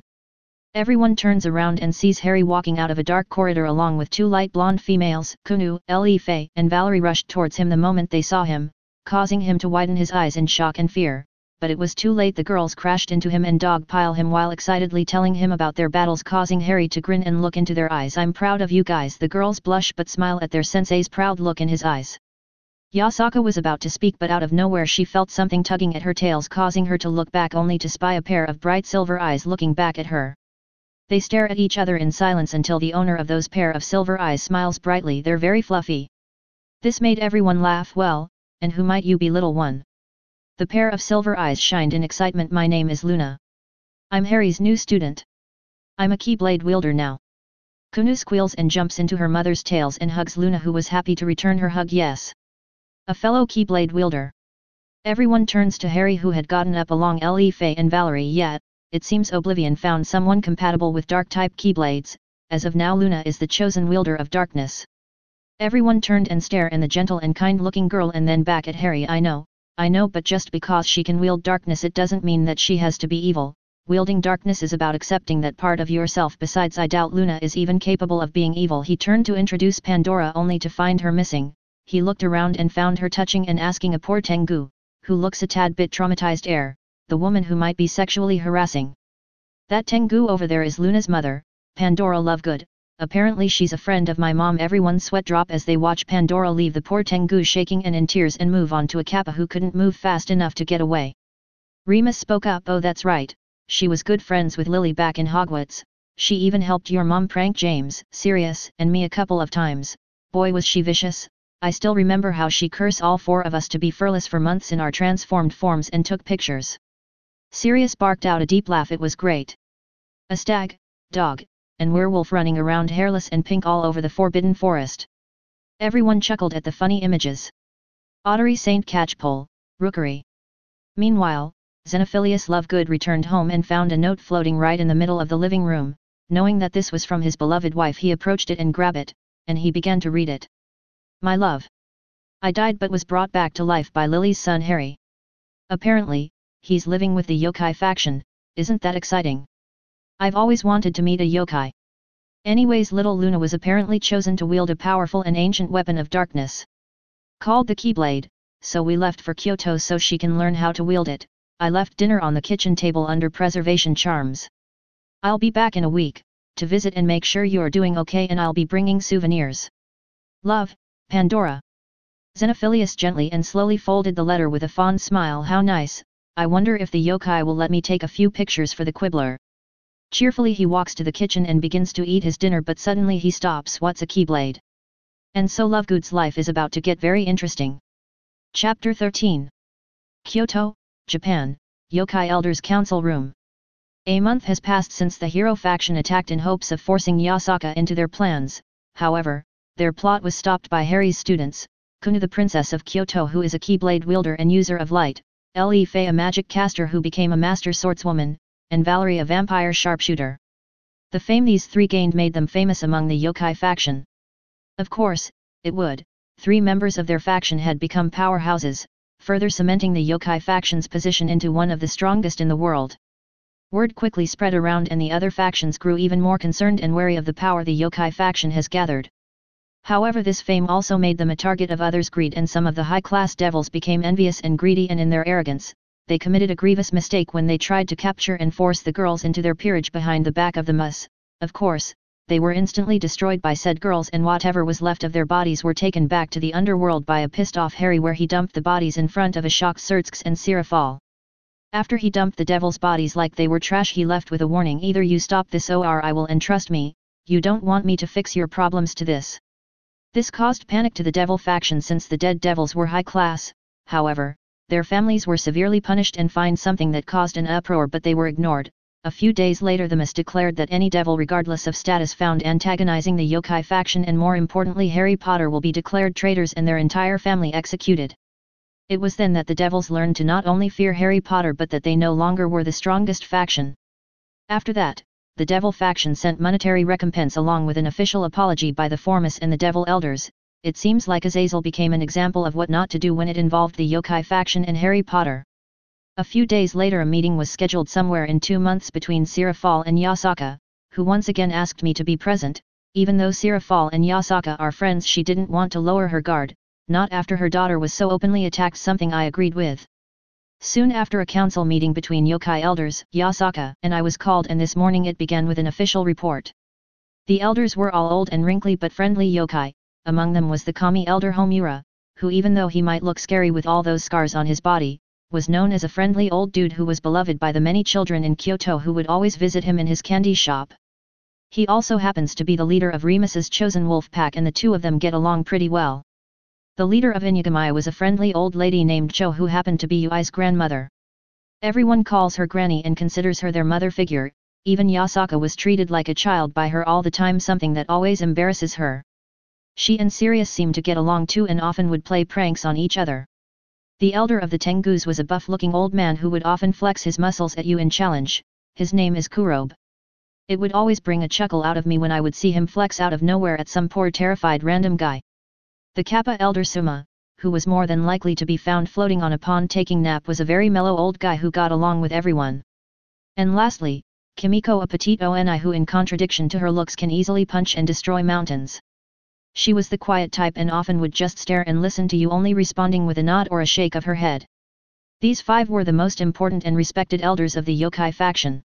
Yasaka and I were sitting together while I was giving a report on all the information gathered so far. After going through the memories of Jean of the hero faction, I can confirm the following: the old Satan faction and some of the new devil faction members, Kokabeel and multiple fallen angels, former archpriest Valper Galilei along a great number of stray exorcists, Hades, ruler of the dead of the Olympian faction along his reapers, Azura of the Hindu faction, Loki, god of mischief of Asgard. Whatever remains of the hero faction and an assortment of evil dragons are all members of the Chaos Brigade. I look at the elders with a frown on my face as I informed them of this.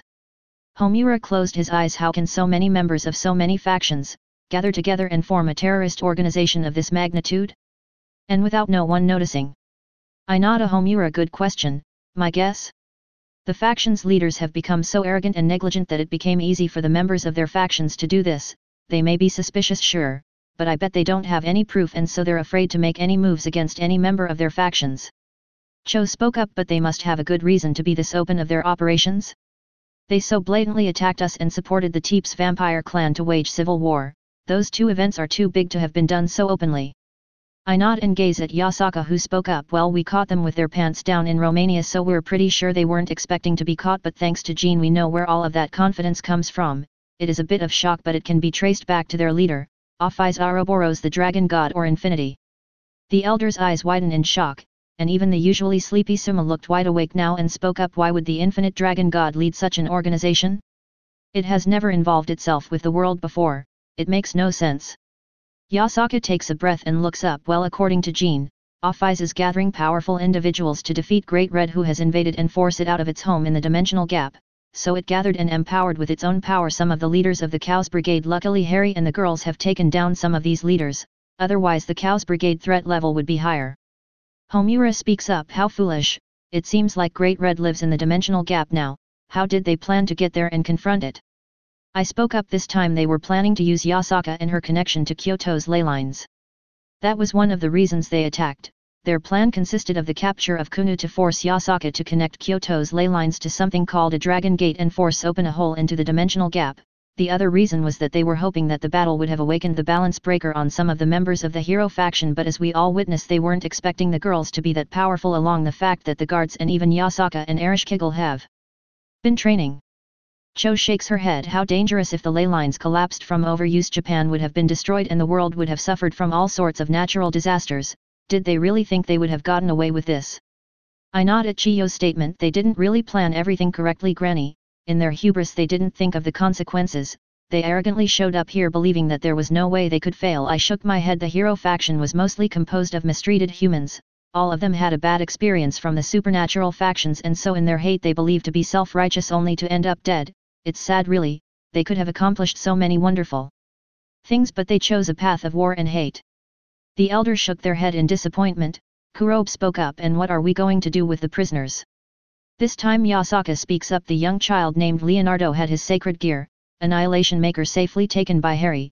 We removed his memories of his time as a member of the hero faction and took him to a well-respected orphanage. He's just a child who was manipulated because he had a Longinus, so we gave him a chance for a better life, away from the supernatural world. As for Jean, she'll continue to be our prisoners until we have a better idea of what to do with her, plus she's been cooperative so far. The elders nod in agreement, and I choose to speak up. Also, I've decided to leave a group of Digimon to protect and dissuade any other faction from attacking or thinking they can do anything they want, like the devils who tried to force the girls into their peerages. Cho smiled and spoke up. You must be proud of the girls.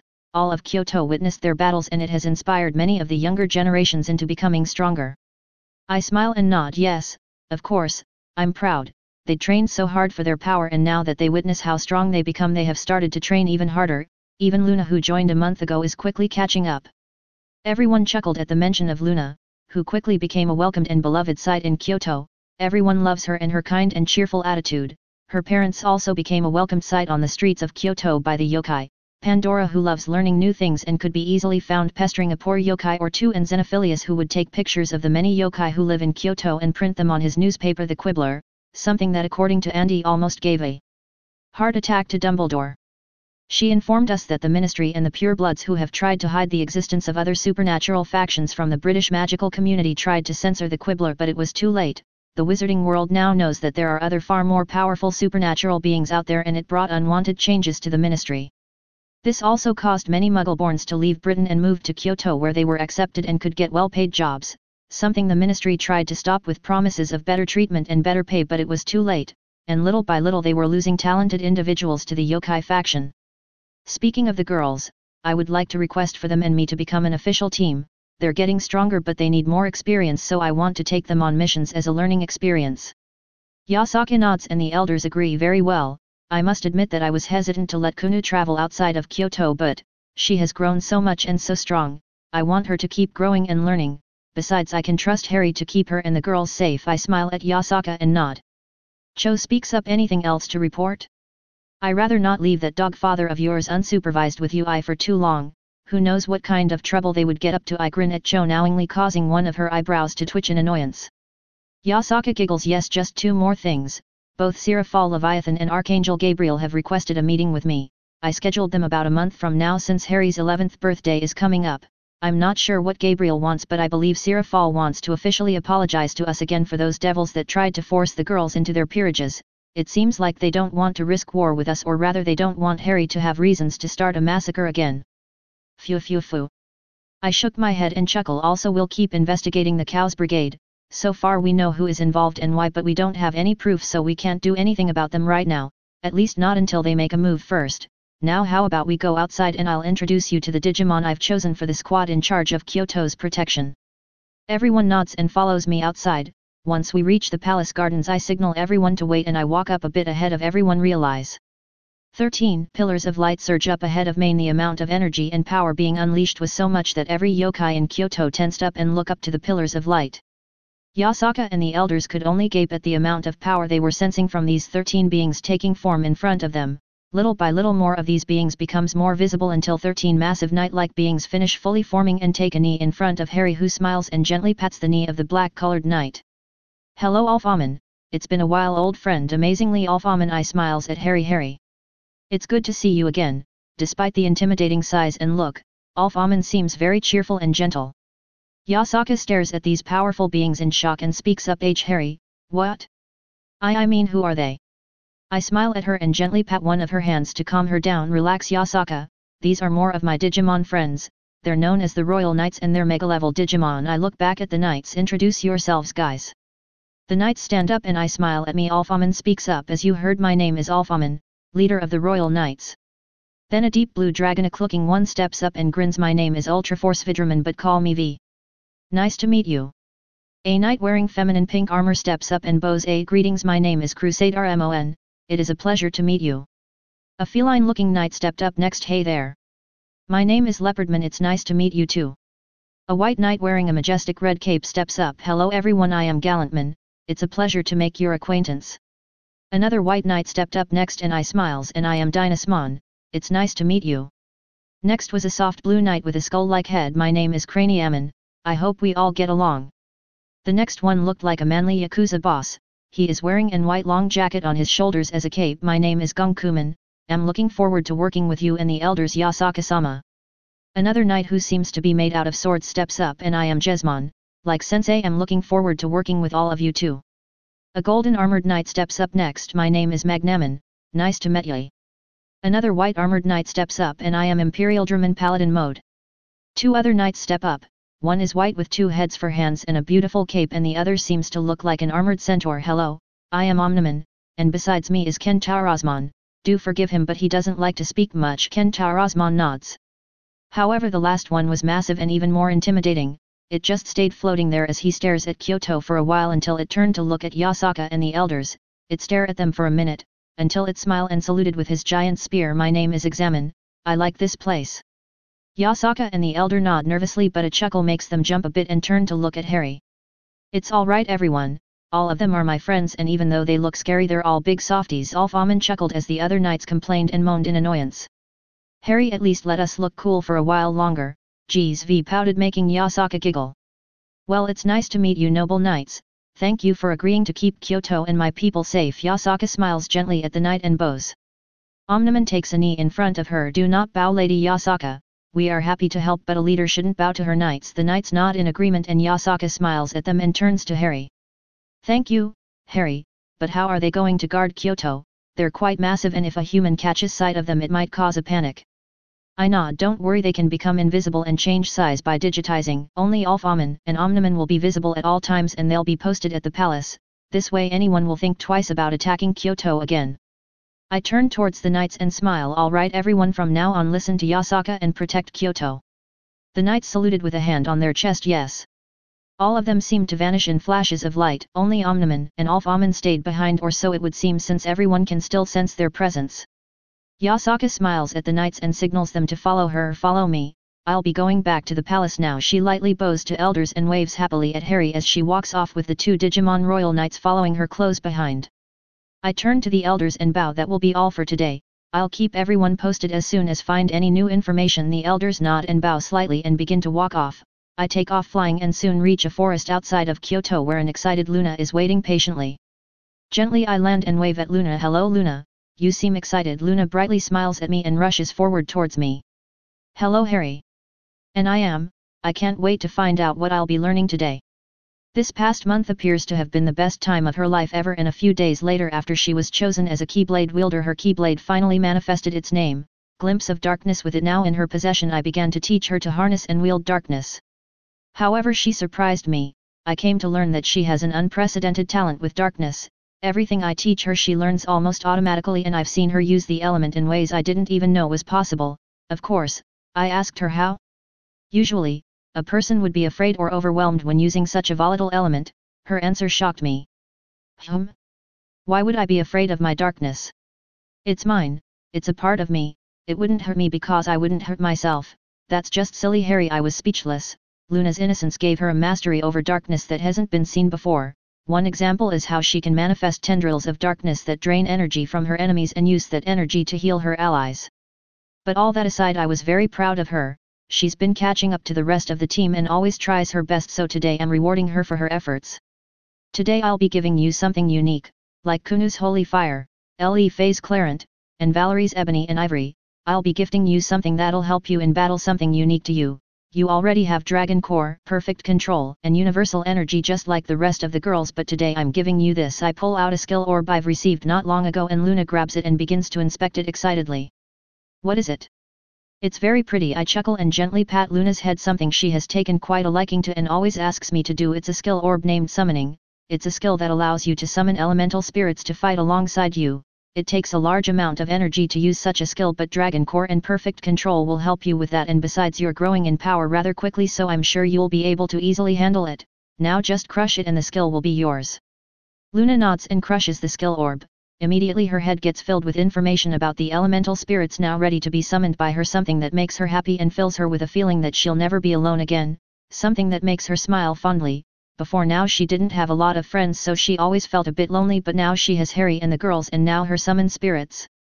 Luna closes her eyes and focuses on Dean, Ifrit, Sylph, Gnome, Volt, Celsius, Shadow, Luna Hehehe, Origin, and Grandpa Maxwell. It's nice to meet you. She seems to be speaking with the spirits and they just introduced themselves. It looks like they accepted you. She opens her eyes and happily nods yes. They seem fun and I even share a name with one of them. She happily fist pumps and I couldn't help but smile at her antics. Come on, let's go find the others and go to an instant dungeon. Let's see your new skill in action. She nods her head and takes off running towards me. She grabs hold of my hand and begins to excitedly pull me as we walk back towards the palace to look for everyone. Underworld, Surtsk's office. Both Sirafal and Surtsk were having a very important meeting. Both were rightly upset with some of the high-class devils that disobey their orders to leave the yokai faction alone, but no. They had to go and provoke them, and now they have a bunch of dead pure-blood devils and an angry powerhouse faction against them. Sirafal on her part was sad. She's in charge of international affairs and has been friends with Yasaka for years, but now, she's not sure Yasaka even considers her a friend anymore. Her daughter was personally attacked by members of her faction and this rightly pissed her off. Sirafal heavily sighed. This is a mess. Surtsk, the yokai have every right to declare war on us. Her daughter was targeted for Lucifer's sake. I'm surprised they didn't kick our sisters out QA as it is. Surtsk for his part can't help but to feel angry. For some devils to go behind their backs and so openly attack the daughter of a major faction was not only foolish, but the sheer gall of them to think they could get away with it grated on his nerves. Something fierce. I don't know, Sirafal. We can't afford a war with them, we'd be destroyed. You heard Azazel's and Ajoka's report. The individual known as Harry Potter is already considered to be at the top of the world's strongest list now. Along with Off-Eyes and Great Red, and those strange creatures being reported to have helped him purge the fallen angels out of Japan, the scans couldn't even measure their power levels. Sigh. Sirafal closed her eyes. We gave them monetary recompense and an official apology, but I'll have to make sure we keep a friendly relationship with the yokai faction from now on. Hopefully, Yasaka knows that this happened behind our back, but we can't let this happen ever again. Surtsk nods. We already gave the announcement and hopefully that will make any devil think twice about doing this again. After all, the consequence of anyone caught or even being suspected to provoke the yokai faction will be to be declared traitors and their families and them will be executed, no exceptions. Sirafal opens her eyes. We have to let Misana and little Rias know that they're forbidden from even approaching anyone from the yokai faction without permission, especially Harry Potter. He wouldn't hesitate to kill them and dump their bodies at our feet if they provoke his wrath. Both must frown at the thought of their beloved little sisters being killed, but they know that they have to control this, otherwise it could mean the end for the devil race. Vatican, Exorcist's Barracks. Gabriel was in the Vatican preparing for her trip to Kyoto. She chose Griselda Quarta and her apprentices Zenobia Quarta and Irina Shidu to accompany her. Griselda, it's important you control young Zenobia and Irina in this meeting. We can't afford to incite hostilities with the yokai faction and Harry Potter. Griselda nods. Is the yokai faction that much powerful now? Gabriel nods yes, the scans and reports are accurate. The yokai faction has risen in power and as of now it's considered a major faction. Harry Potter alone is already assumed to be on top of the strongest list. His 3 students, who one is the young daughter of Yasaka, the other is a Pendragon and the last one a Dumper, seem to be powerful enough to be in the top 10, and those strange creatures that seem to obey Harry Potter would make the yokai faction a dangerous enemy, and we the church and heaven faction can't measure up to them. We'd be destroyed. Griselda could only gape in shock at Gabriel's words. She can only hope Zenobia can keep her mouth shut. Time skip, 3 weeks after. Kyoto, Yasaka's palace. Today is Harry's birthday and this morning he has decided on sleeping late and being lazy for the day. He really should have known better. As Harry was sleeping peacefully, a dark corridor opened above him and the girls fell down from it on top of him. Phew. Then the door to his room slammed open and 2 dogs, a wolf and a werewolf, joined on the now literal dog pile, completely destroying Harry's bed. Ugh, why? Poor Harry could only groan from his position at the bottom of the pile. The girls cheerfully giggle while the canines bark joyfully. Happy birthday, Harry. It doesn't feel happy at all. Get off. Everyone laughed and jumped down from him while I grumbled in annoyance and with a wave of my hand fixed my poor abused bed. I wholeheartedly regret teaching you how to use the dark corridor, Luna. The only thing I received in return to my statement was a sweet smile. I hope everyone knows that my revenge will be ruthless and swift. Everyone stepped back from Harry as his eyes glowed ominously. Phew now Harry, leave that for later. There is cake and presents to be open. A cheerful Yasaka with a giggling Ereshkigal step into my room. Sigh, fine. Come on everyone, let's eat that cake. I smile at everyone as I walk out of my room, everyone following close behind, smiling and laughing. Everyone that I consider family gathered to celebrate my 11th birthday, bringing a smile to my face. the cake was delicious. Thankfully Yasaka and the girls were able to keep Ereshkigal away from the kitchen, they didn't want another incident like the pasta monster crisis to happen again.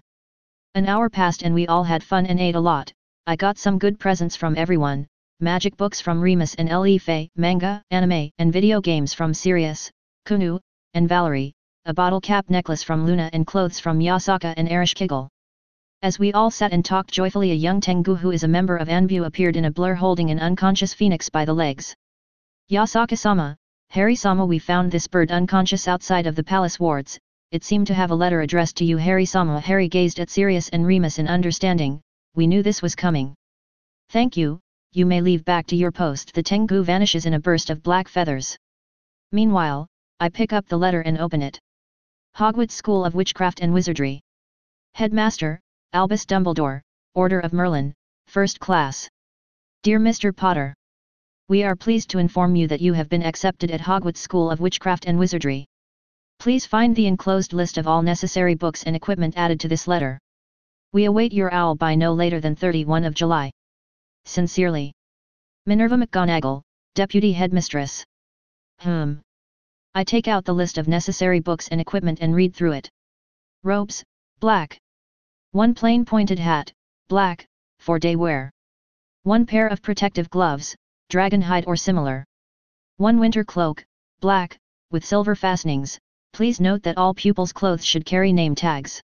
All students should have a copy of each of the following. The Standard Book of Spells, Grade 1, by Miranda Goshawk. A History of Magic by Bathilda Bagshot. Magical Theory by Adalbert Waffling. A Beginner's Guide to Transfiguration by Emmerich Switch. 1000 Magical Herbs and Fungi by Phil Littaspore. Magical Drafts and Potions by Arsenius Jigger. Fantastic Beasts and Where to Find Them by Newt's Commander. The Dark Forces, A Guide to Self-Protection by Quentin Trimble. A Wand. Cauldron, pewter, standard size 2. Files. Telescope. Brass scales. An owl or a cat or a toad. First-year students are not allowed their own broomstick. Yours sincerely, Lucinda Thomsonical Pocus, Chief Attendant of Witchcraft Provisions. Hey! All of this seems very primitive. A pointed hat? I mean, Ellie looked cute with hers, but not everyone should wear one. I hand the letter to a blushing and curious Ellie who could only sweat drop as she reads the list. British magicals are still using scales and cauldrons. Wow, both Sirius and Remus win CE as if they were being struck. Meanwhile, I shake my head and stare at the unconscious phoenix when I was hit with an idea for an awesome prank, something that the grin on my face alerted everyone. Kunu giggles. Sensei is plotting something. I grin at Kunu and quickly summon a pen and paper to write a letter. When I was done, I grabbed the unconscious bird and tied the letter to it, and ran outside. Everyone excitedly runs out too to see what I would do. Realize how human. An enormous golden phoenix with 2 pairs of massive wings appears in a burst of golden flames and lands in front of me and leans her head towards me. I smile and gently pet her beak. Hello Howman, can you do me a favor and take this bird and letter to Hogwarts, and let the old fool know not to send garbage unless he wants me to destroy and make a show off it, okay? Howman smiles and nods. She picks up the unconscious fox in one of her talons, and in a flash of golden light and fire vanishes. Sirius approaches me with a grin. That's just evil Harry. I grin at him and nod. Well, I am a demon lord after all, a bit of fun evil is a must. Everyone shares a laugh as we go back to the party in a good mood. Highlands, Scotland, Hogwarts Castle. Albus Dumbledore was in good mood today. Finally, he found out where Harry Potter is hiding, and even though he can't go to Japan for risk of getting attacked by the faction in charge of the country, he's sure the boy will attend Hogwarts. Then he'll finally gain control of the boy who lived once school starts. He even sent Fox to give the boy his admission letter. There's no way he won't receive it. However, as we all know, his good mood is about to disappear. In a flash of golden light and fire, an enormous phoenix appeared. Its sheer presence completely destroyed the school's wards, sending the staff in a panic to rush outside to confront this powerful being. Albus along Minerva arrived first and could only gape at the enormous bird who landed softly and stare at the old fool with a glare, causing the headmaster to sweat and shake until a soft voice made it gaze behind him. You're a Digimon, aren't you? A smiling Andromeda Tonks steps forward as all of the school teachers finally arrived, only to stop and gape at the enormous bird who nods slightly at her question. Minerva, who looks back at the potions professor, questions her. You know what this creature is, Andy? Andromeda smiles and steps forward and Haoman leans in to be petted, which Andromeda cheerfully does. All I know is that it's a being called a Digimon and that it along with many others like it are Harry's familiars. Everyone gaped at this news. To think that Harry Potter had such powerful creatures as his familiars were outstanding. Meanwhile, Dumbledore was panicking. Never in his dream would have thought that the boy would have such powerful familiars. Haoman, I smiled at Andromeda. You must be Andy, Sirius, and Harry told us about you. My name is Haoman. It's nice to meet another member of Harry's family. Everyone's eyes widened in shock when they heard its melodious feminine voice.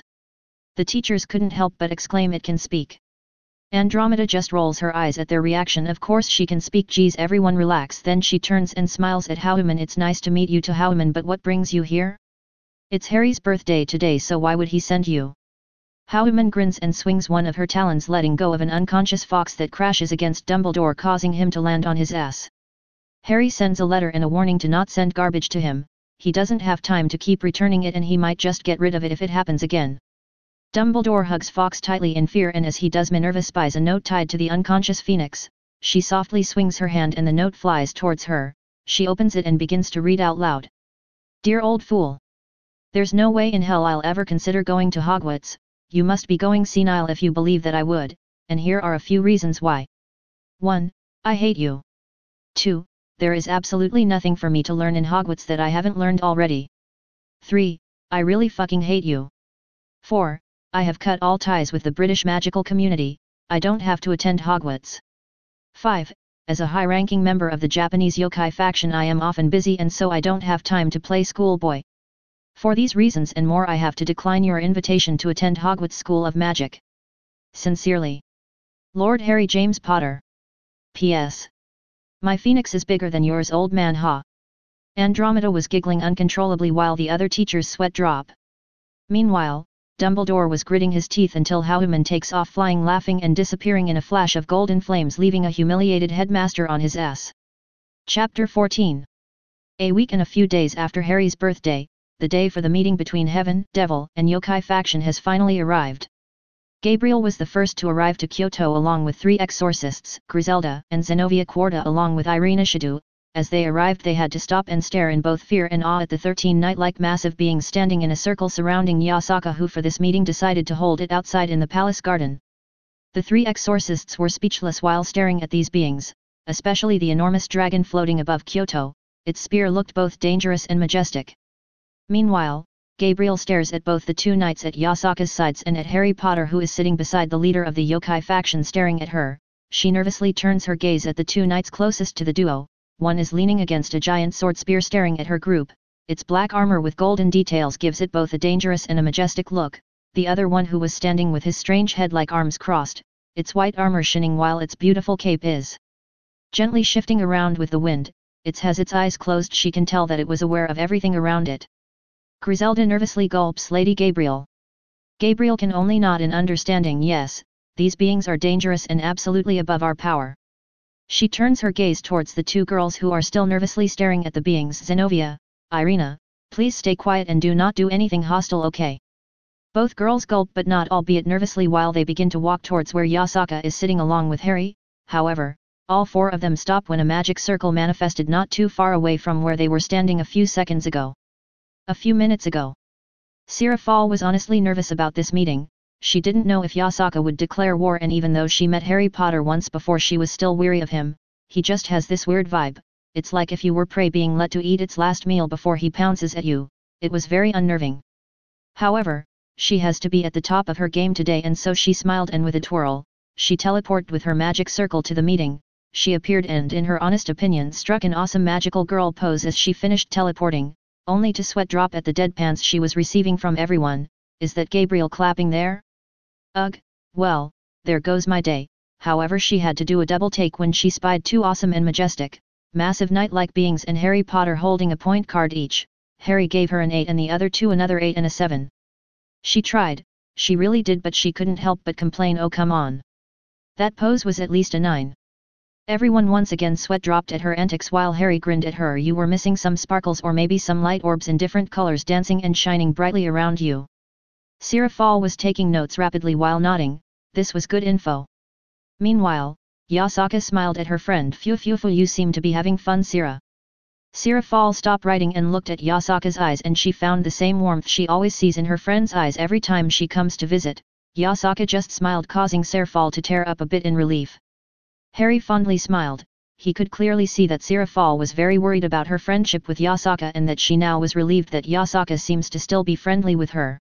Yasaka on her part smiled and nodded at Sirafal. Take a seat everyone, let's begin this meeting. Gabriel and her entourage along with Sirafal hurried and took a seat.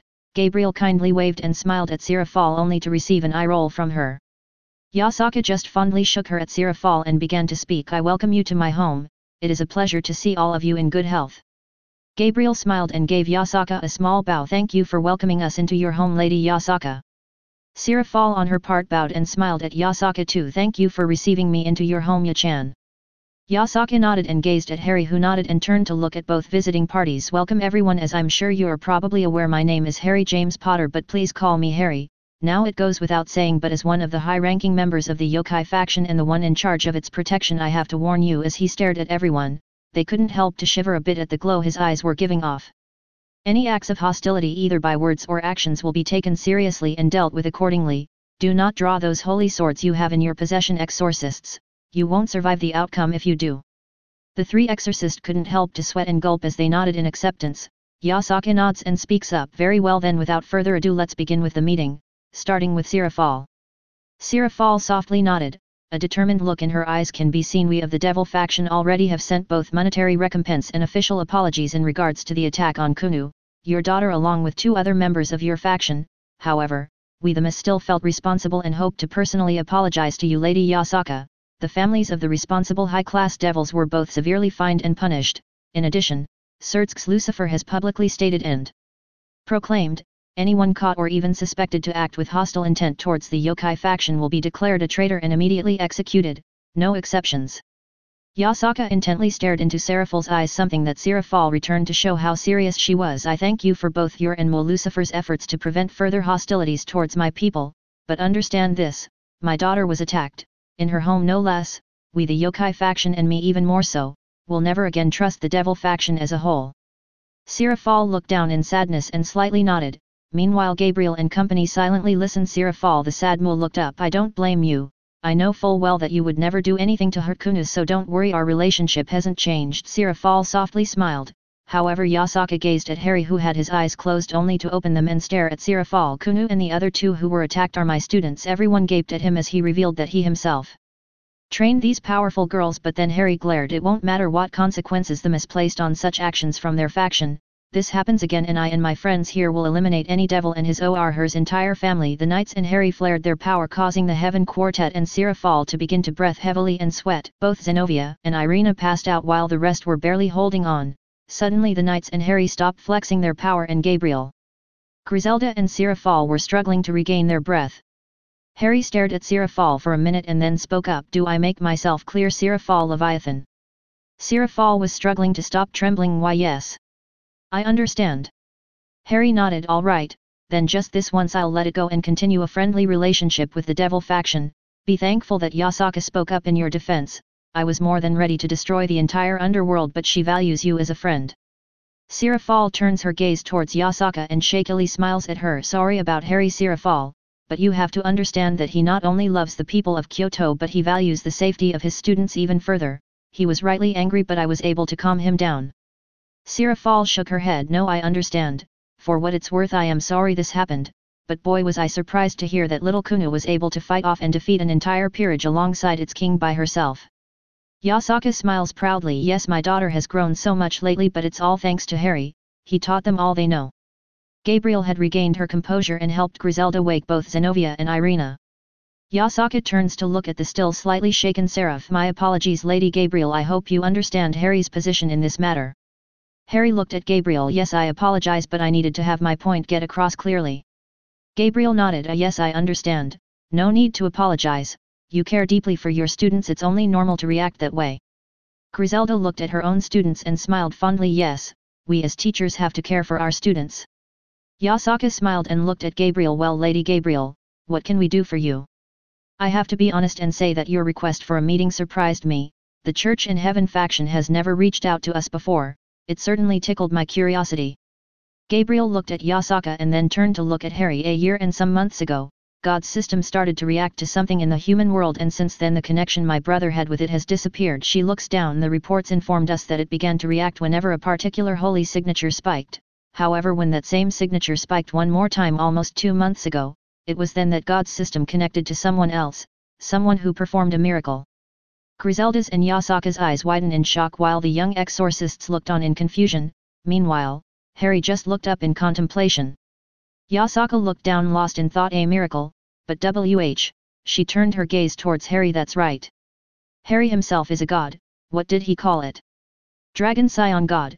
She turned her gaze to Gabriel. What was the miracle? Gabriel looked up. A perfect resurrection, without the use of the devil's evil pieces or the Sephiroth Grawl.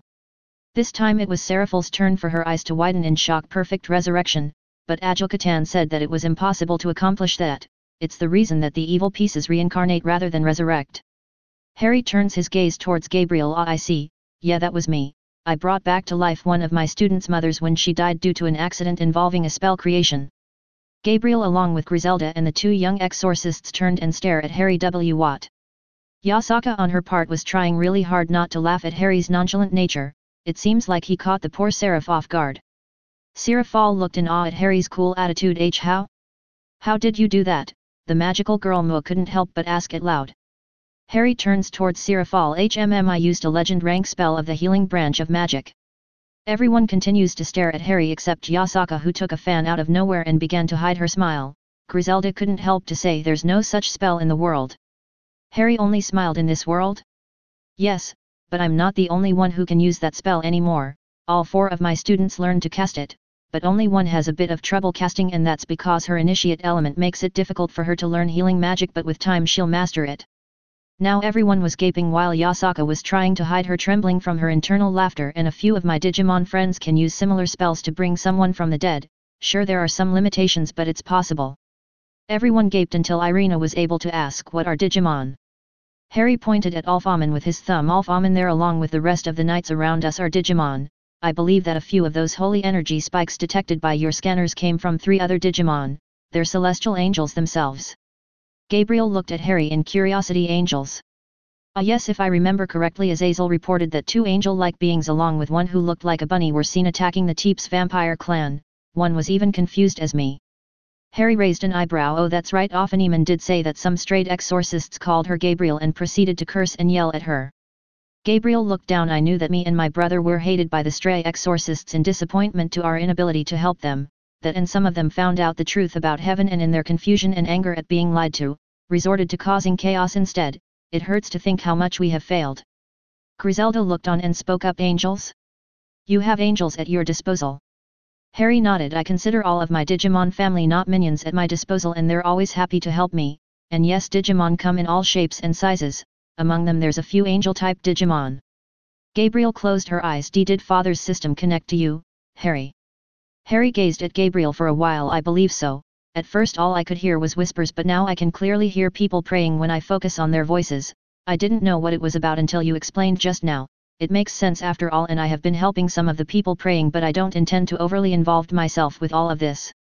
Gabriel continued to stare at Harry for a long while. She can sense his overwhelming power, but beneath that, she can see kindness and loyalty. Griselda worriedly gazed at Gabriel, while the 2 young exorcists looked on confused but unwilling to voice their concerns. Gabriel closed her eyes. Harry Potter, would you consider joining the Heaven faction? Everyone gaped at the seraph while Yasaka glared at her. However, Harry narrowed his eyes. No. Secretly both Yasaka and Seraphal breathed out in relief. Meanwhile Gabriel looked down, and Griselda glared at Zenobia, who looked like she wanted to say something, causing her to tense up and look down. Gabriel looked up towards Harry's emerald eyes. May I ask why not? Harry looks up at the sky. I would never abandon the yokai faction. I love them and I've come to consider many here my family, and besides, both the church and Heaven faction are a mess. Just look at all the stray exorcists who massacre in the name of your father, and don't even get me started on the Excalibur sword project and the cloning.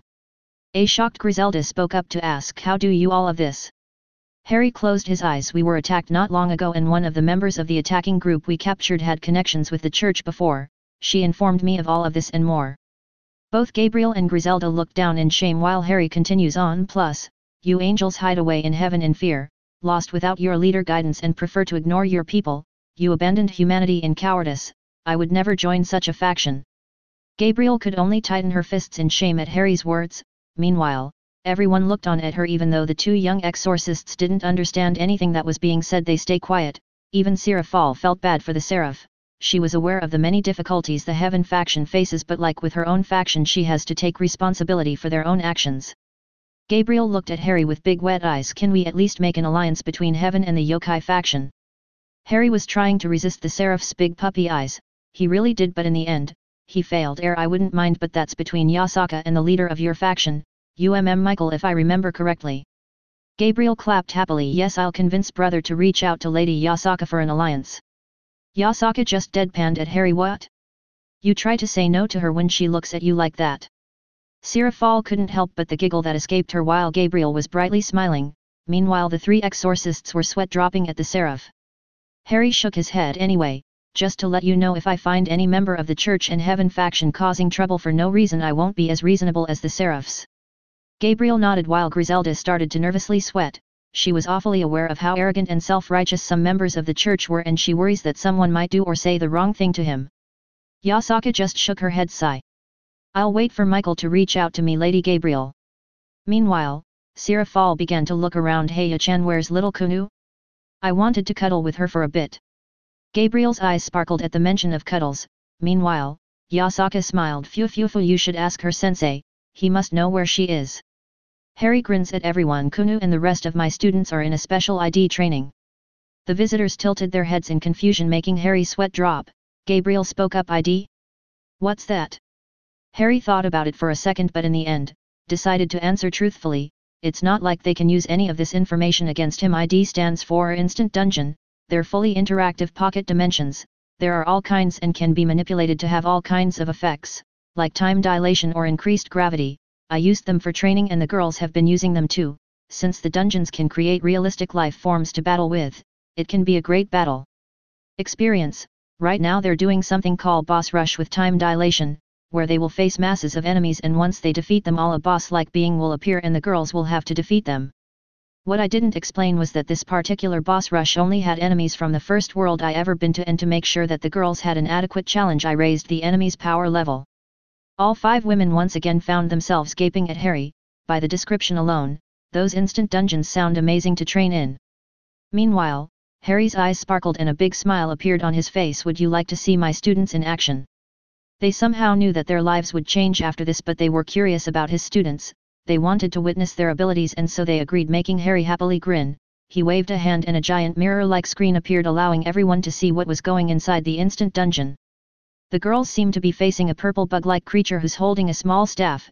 It has a big glowing belly and impressive long goat-like horns. Seraphal and Gabriel narrow their eyes at such a creature.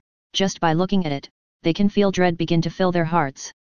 Gabriel turned her gaze to Harry. What is that? Harry was glaring at the creature, memories of that final battle against it coursing through his mind. That's Demon Lord Rapthorn. This caused everyone's eyes to widen in shock, and they turned to watch what they believed to be an impressive battle that was about to begin. Hours before the meeting. Instant Dungeon, Boss Rush Mode, Kunu's POV. Early in the morning, Harry Sensei woke me and the rest of the girls. He told us that today we'll be going to a special kind of instant dungeon, one where we will be put to the test, and of course, I was excited about this challenge, and so we went in fully prepared for battle. The first area we arrived was a cave filled with monsters we've never seen before. At first, the enemies were easy: slimes, bat-like creatures called Draki, and all kinds of small monsters. We were able to easily defeat them with just physical attacks. Funnily enough, Luna picked one of the small blue slimes as a pet. Look guys. Isn't adorable? You think Harry would mind if I keep it, and it's been with us since then. Got to admit though, it was a cutie with that big smile on its face. He. The first boss was a merman named Geezer. He wasn't that strong, but it did catch us by surprise with an attack that cursed us, making me and Faye unable to move. Luckily Luna and Valerie are immune to dark type curses and were able to take care of the merman, while Faye and I broke free from the curse. Needless to say, that we will be more careful about those types of attacks. The second area was a big ship in the middle of the ocean. At first we were having some difficulty with space and the number of monsters coming aboard, and some of the monsters, aptly named Sea Angels and Heal Slime, could both heal or buff their allies. Faye, you and Valerie focus on the healers, me and Luna will take care of the rest. Don't let them heal their allies. But in the end, we adapted and defeated them all. The boss this time was an enormous squid-like monster named Calamari. Its size, its surprising ability to breathe fire, and the number of tentacles made it a tough fight. We also found out that these monsters for some reason had a bit of magic resistance and our magic wasn't able to do full damage, and in some cases, it made them immune to some elements and even status effects. It made things even more difficult, but working as a team we were able to defeat the giant squid after first disabling it tentacles first. The next area was creepy. It seemed like an underground abandoned temple. It was filled with undead-type monsters, mummy boys, skeletons, and walking corpses. Boy was it a bit scary. Only Valerie and Luna seemed to be having fun. Luna, stop poking that walking corpse. And Valerie, stop laughing. In any case, the boss here was truly difficult. It was an undead called Torture Soul. It had a bad habit of calling for backup and attacking us with fire magic from afar, but it seemed to be weak to light-based attacks and magic, so Faye and I faced it while Luna, her slime, and Valerie took care of its backup. Take this. Holy Ferga, Faye shouted, be blessed and purified. Blessed drop, holy fire and holy water rained upon the Torture Soul, causing major damage, and then we were finally able to defeat the boss. We were tired and a bit hungry, but luckily Sensei gave us food and medical supplies before we left. Oh, these are the medical gels Sensei told us about. They're delicious, and we were able to recover quickly enough. In the next area, we found ourselves in an even bigger underground temple. The monsters here were even tougher and more versatile. Among them the most dangerous were the phantom fencers, restless armor, and lost souls. What made them dangerous were their high resistance to physical attacks, forcing us to rely on magic. The boss was even more dangerous. Its name was Trapbox, and it was not only fast but its physical attacks were very strong. It also used magic that would either confuse us or put us to sleep. At some point, Luna's slime saved us by slamming its squishy body against our faces to wake us up. Brave little guy. In the end, we defeated the Trapbox, but it shows us that we still have more to learn and that we should always be careful of any surprises an enemy might have. The next area was a cave full of funky moles, along with some other beast-like monsters like a Mars rover, Chimera, and Hawkman. They were tough, but at this point, they were nothing we haven't faced before. The boss was Don Mole, and let me just say that the most dangerous thing about Don Mole is its singing voice. I think we took more damage from that than its earthquake attacks. Its voice even damaged its backup. I would have laughed, but I too was a victim to its singing. After that trial, we were ready for the next area, which was a forest filled with small red wingless dragons named Argon lizards, along with Haxorus and Orc Kings. They were strong and could cause quite a bit of damage, especially the Haxorus, but the most dangerous was the Orc Kings. They could heal and even revive its allies, prolonging our fight even longer. Faye, Valerie, the same as before, take down the healers fast and hard. Eventually we came face to face with the boss, a giant dragon named Great Argon Lizard. It was really tough and strong. It had a habit of swiping at us with its massive tail, and it could jump really high, but we could fly, and we took advantage of that to defeat it. We took a bit of time to rest and heal before we went to the next area, which was a dark ruin, and it was scary. The whole area felt evil and dark. Even Luna was uncomfortable, and the monsters here were even stronger. Among them were trolls, Bone Baron and fallen priests, and they were dangerous. The trolls were not only very strong, but they were hard to put down. The Bone Barons were fast, and it could use lighting magic, and the fallen priests, their magic was what made them dangerous, and it made us rely on our reflect spell to survive. Finally, we faced the boss here, Dolmagus, and boy was he the strongest foe yet. At first it was a human wearing a dark jester costume, and its attacks were truly terrifying. Wind sickles, waves of ice that could weaken us, and giant vines of thorns. We fought hard and long, blasting it with magic, slashing with our keyblades, and Valerie sniping from afar. After a hard fought, we won, but then it showed us its true form. He looked like a demon, with its big horns, blue skin, and black feathered wings. We immediately learned that it was way more powerful than before. Its magic was also a surprise, powerful waves of fire and blast of ice. It could fly and shoot its sharp feathers at us. It was a hard battle. We had to use all kinds of magic and skills to win. Even our slimy friend cast small fireballs at our enemy to distract him, and we would take advantage to unleash our strongest attacks until it fell dead. We were sore, tired, and almost out of magic, something that hasn't happened since Sensei gave us those support skills. This time we took longer to rest and recover. As we did so, we wondered how Sensei faced this many enemies with his friends, and what sort of adventure he was on that would force him to face this many dangerous foes.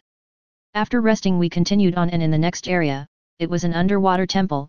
Many marine-type monsters came at us. Most of them were stronger versions of some of the monsters we faced before, but among them were the Demon Thunderer and their lighting attacks. The Octavian Pirate and its masterful spear thrusts were the only challenges. The boss was Captain Crow, Apparently, he was a ghost and thus an undead monster, but his mastery of the sword and wind blast-like skill made him a challenge.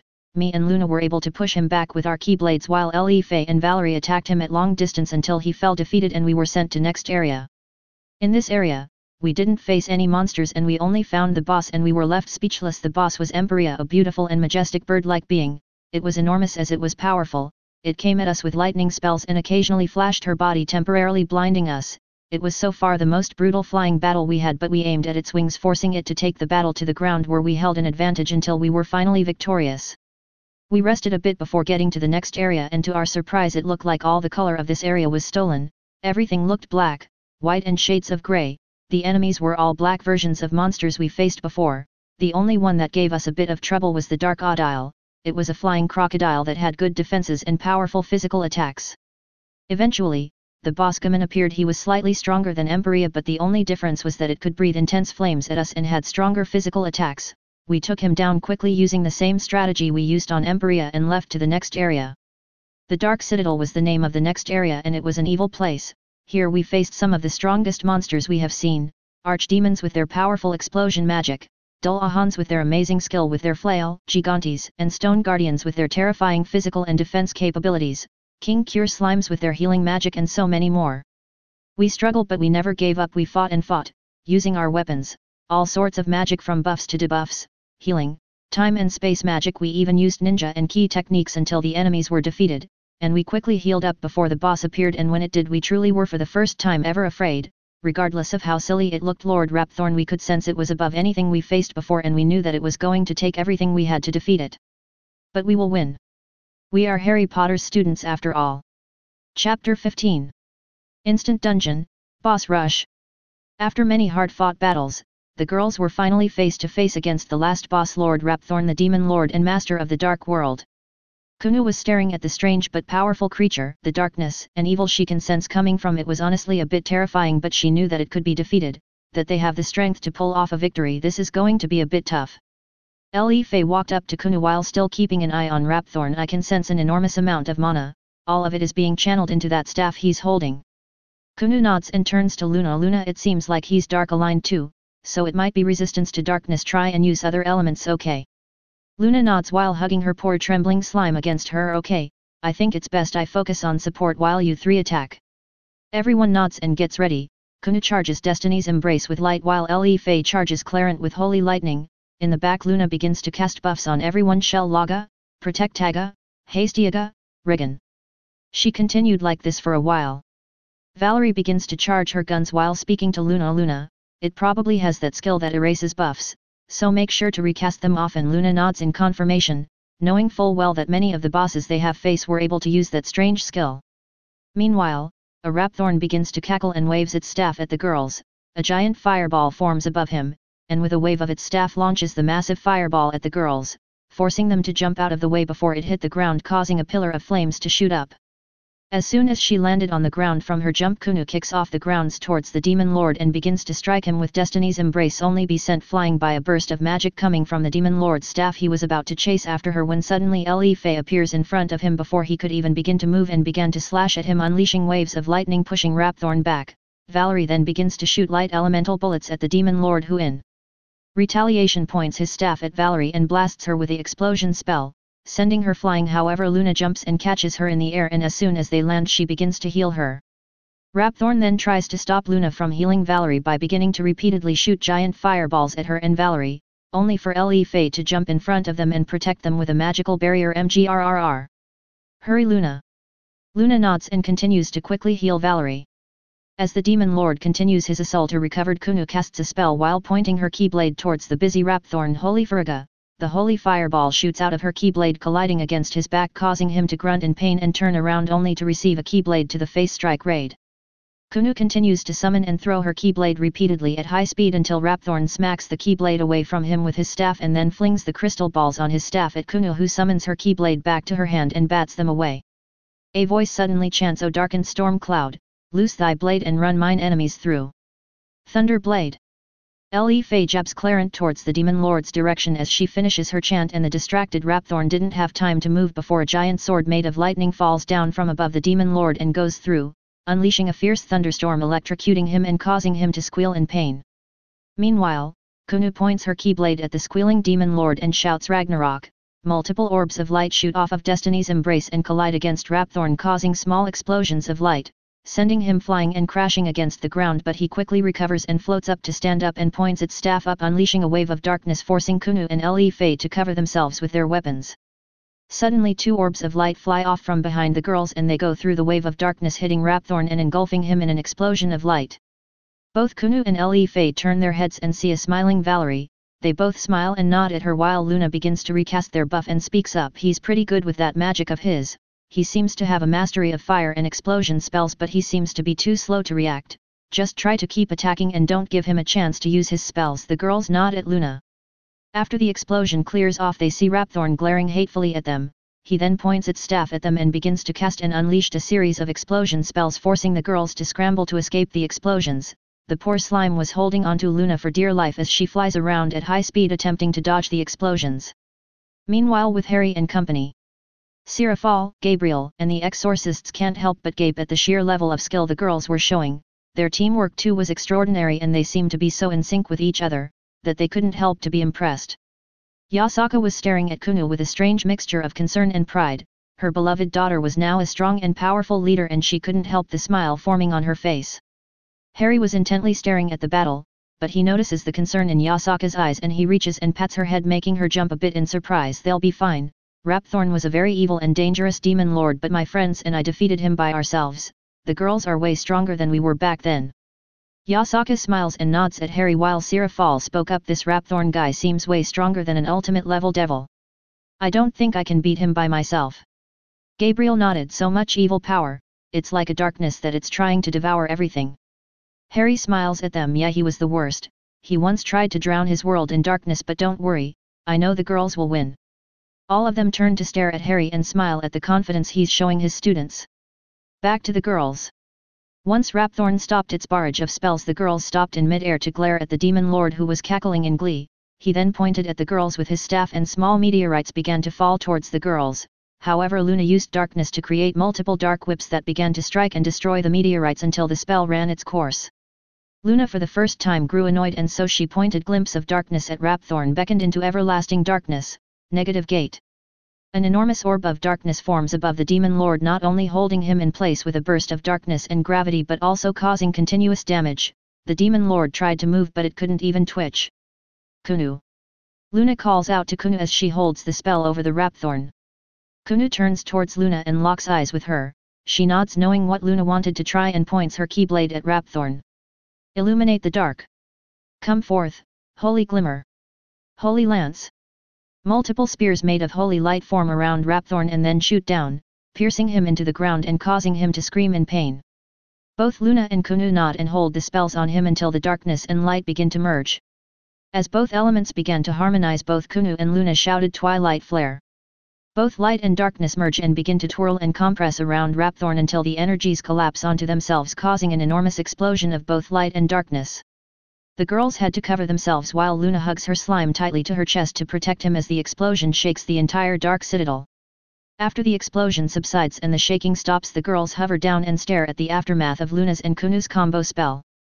A giant crater is the outcome of their new Twilight spell. A burnt and unmoving Rapthorn is seen in the middle of the crater.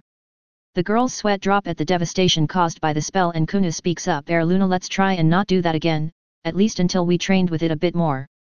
Luna just raises an eyebrow. Okay? But I think it was very cool, right, Mr. Goop?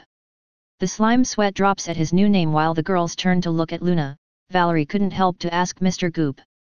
Luna smiles brightly. Yup. Cute name, right?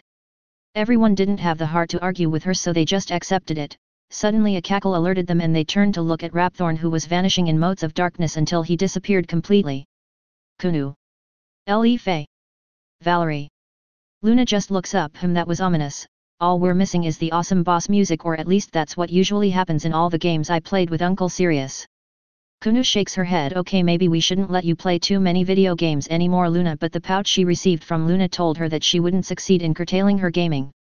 The dark citadel began to shake and the girls took off flying by blasting a hole through the ceiling until they were outside, only to stop to witness the citadel crumble slowly. But then they sensed an enormous amount of evil and dark energy causing them to turn and look at the massive entity floating above them, surrounded in a dome of darkness, its bellowing laughter causing the air itself to shake. Kunu stares at the giant monstrosity, its enormous and fat body, its giant horns, an evil-looking bearded face makes her frown. Of course, it has a second form, sigh. Luna stares at the darkness intently. Guys, that darkness is forming a protective barrier around him. I don't think we can go through it with our current level of power. Valerie looked down with a frown. Now what? I don't want to quit yet, I rather finish what we started. Li Fei was trying to think of a way to break through as she inspects the barrier. That darkness seemed unique and able to nullify energy. Any attacks sent toward Rapthorn won't cause him any harm. I don't know, guys, I think this is above us.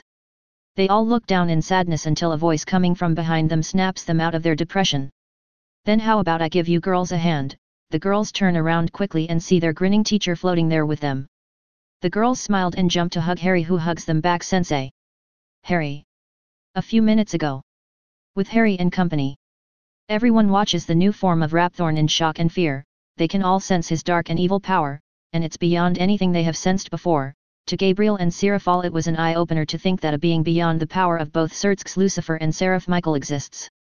Meanwhile, Yasaka turns to Harry with a worried look on her face, only to receive another pat on her head and a smile. Harry gets up from his seat and stretches him. Looks like it's my turn to help. Alf Amen, Omniman, hold the fort while I'm gone. Both Digimon nod, and before anyone can ask what he meant, Harry had already disappeared into a dark corridor. They turned towards the screen only to see him appear behind the girls with a grin on his face. Back to the girls. Harry smiles at them. I am very proud of you girls, all of you did fantastic. But Kunu looks down sadly. But we seem to be stuck now, Sensei. Harry gently pats her head. Kunu, you and the girls have learned a lot during these battles, right? The girls nod as they remember all they have gone through and learned. Like always be prepared, look for a weakness in your enemies, always look out for any surprises, adapt, rely upon and trust your teammates. Then this is another lesson. He smiles at everyone as they give him their full attention. Don't be afraid to ask for help, there's only so much you can accomplish alone, but with your allies anything is possible, so let me give you a hand this time, okay? The girls tear up a bit at his words but couldn't help the smile that appeared on their faces as they nod at their teacher. Harry nods and smiles. Okay, here's what we'll do, I'll take on my dragon god form and blast the dark barrier off of Rapthorn. You girls will be riding on me and blast him with all of your most powerful techniques and spells, hold nothing back. Okay. The girls nod and a determined look can be seen appearing on their faces, making Harry grin. He then floats away from them a bit. First let's take these off. Harry waves his hand and releases the gravity spells on the girls. The girls widen their eyes in surprise, they have honestly forgotten they had those on them. Harry only chuckles at their reaction there. That should make it easier for all of you to move and give you guys a boost in power. Now let's begin. Harry closes his eyes and a green and black aura begins to flare up around him until the energy forms an orb surrounding him and began to grow until it was enormous. Then the orb begins to crack like an egg until with a majestic roar a gold with silver underbelly dragon emerges from the orb. It has a black mane and beautiful bright emerald eyes that stare fondly at the girls. Two massive horns growing toward the back of his head and two pairs of wings that spread out, showing that the wings were covered in ethereal white feathers. The girls gape at both the size and dragonic form of their teacher. Back with Yasaka and company. The visitors couldn't help to shout in shock, he's a dragon. Yasaka can only stare at Harry's dragon form. She knew about it of course, but this was her first time seeing it, and it was both a powerful and majestic dragon form. Those gold and silver scales and enormous feathered wings that look so shiny and pretty made her eyes shine in interest. I wonder if he'll let me keep a few of his scales. Phew. Back to Harry and the girls. Harry grins at his students, showing off his fangs. Come on. Don't just stand there and gape, get on. His now deep voice snaps them back into reality, making them nod and smile in excitement. They fly around onto his head, which is big enough to hold all of them. Hold on with the tree climbing technique. As soon as I break the barrier, go all out and don't let up. Leave the dodging and defense to me. The girls nod and exclaim yes, even the small slime looked ready to fight to the death. With one powerful flap of his wings, Harry takes off flying at high speed. Let's go. Rapthorn noticed the giant dragon coming his way at an impressive speed and began to shoot giant fireballs towards Harry, who began to easily dodge them and fly around them. Soon enough he reached the dark barrier, but the demon lord took a big breath and then breathed out super cold air, forcing Harry to both protect himself and the girls with his pair of his wings. Get ready. Harry shouted at the girls and then took a big breath himself, and as soon as Rapthorn's frost breath let up he fired a light elemental breath attack that hit the dark barrier hard, causing the demon lord to flinch back a bit. However, his eyes widened when he saw that the attack didn't go through, causing Rapthorn to start to cackle mockingly. Harry's eyes narrowed in annoyance, and so he increased the power of his breath attack, and it was then that Rapthorn stopped cackling as his dark barrier began to crack. The demon lord tried to increase the strength of his barrier, but it was useless as it shatters, forcing him to protect himself from Harry's light breath attack, but was pushed back. The attack stopped and Rapthorn turned its hateful gaze at Harry, who only grins at him in return. Faye begins to chant while pointing her free hand at Rapthorn. Mana can be seen surging strongly from around her. I, who stand in the full light of the heavens, command thee, who opens the gates of hell. Come forth, divine lightning. This ends now. Indignation. A giant magic circle forms from underneath Rapthorn and lets out a surge of lightning, shocking him and preventing him from moving, as an orb of pure mana forms above his head and shoots out an enormous lightning bolt that hits the demon lord, causing him to roar as the pain became too much for him. In his pain-deluded mind he began to breathe fire in retaliation, which Harry easily dodged by flying around it. As Harry flies at a high speed, Kuno begins to charge her keyblade with light. Sensei, get close. Alright. Harry begins to fly around Rapthorn while still dodging his fire breath until he got close enough and crashed against his side, grabbing hold of the demon lord with his claws. Rapthorn's eyes begin to shine, something Valerie recognized as a sleep spell. Harry, don't let him use his eyes. Harry nods, then headbutts the demon lord in the nose, forcing him to close his eyes in pain. Kuno then jumps onto Rapthorn's shoulder and points Destiny's embrace toward the sky. Take this. Magic hour. Beams of light begin to rain down on Rapthorn, and since the demon lord's body is enormous, all of the beams hit him, causing him to scream and flail in Harry's grasp in pain. As the spell finishes, Kuno jumps back onto Harry's head and he lets go of Rapthorn, who is breathing heavily in pain. Harry stares at the demon lord suspiciously as he begins to fly around slowly, but then Rapthorn's body begins to glow. Harry's eyes widen. Shit. Hold on tight, girls. Harry covers himself and the girls with both pairs of his wings, and a barrier of light forms around them, his feather glowing fiercely as Rapthorn lets out an enormous wave of magic and darkness. The wave hits Harry's barrier, causing him to let out a grunt as the girls cover their faces with their arms, and as soon as the wave lets up, Harry rushes towards Rapthorn and slams the demon lord's head with his tail. Valerie puts away her handguns, closes her eyes, and raises a single finger towards the sky. Suddenly she opens her eyes and glares at the still recovering Rapthorn. A pinkish aura begins to flare up from Valerie's body and a big ball of pink energy begins to form above her finger. Death ball. Valerie slowly swung her finger at the demon lord and the giant orb of energy suddenly shoots off towards the demon lord at high speed, colliding with Rapthorn and causing a massive explosion, to which Harry flies away from. Valerie drops down on her knees, breathing heavily. Huff, that still takes a lot out of me. Huff. Faye holds onto her while she recovers and gives her another medical gel. After the explosion lets up, a visible damaged Rapthorn appears, breathing heavily and glaring at the group hatefully. He then begins to chant in a dark and ominous demonic language. Faye narrows her eyes at the demon lord. Her eyes see Rapthorn's mana reserves begin to refill. He's recovering all of his mana. We have to stop him now, or we'll never finish this battle. Luna steps up and holds her free hand in front of her and begins to chant. Ancient ruler of the elements, I summon thee, come, Maxwell. An old man in purple robes holding an intricate staff and sitting on what appears to be a throne made of gears appears in a burst of mana and points his staff at Rapthorn. Ho ho ho. Think you can dodge this? Meteor storm. Giant meteors made of pure mana begin to rain down from the sky towards Rapthorn, whose eyes widen in shock as he's unable to dodge because of his massive body. The meteors hit him head on, causing massive explosions that can be seen by the girls and Harry from afar as the demon lord is being struck repeatedly by the massive mana meteors until Maxwell finishes the spell and begins to disappear in motes of light. Luna smiles and waves at Maxwell. Thanks, Gramps. Maxwell chuckles as he finishes disappearing.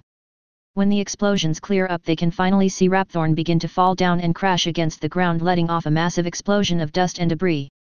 Mr. Goop begins to jump around in victory, only to be stopped by Luna. Not yet, Mr. Goop, always remember this rule. The girls begin to let up surges of power and point their hands at the downed demon lord. Luna smiles. Always make sure to double tap. The girls shout at the same time. Ha!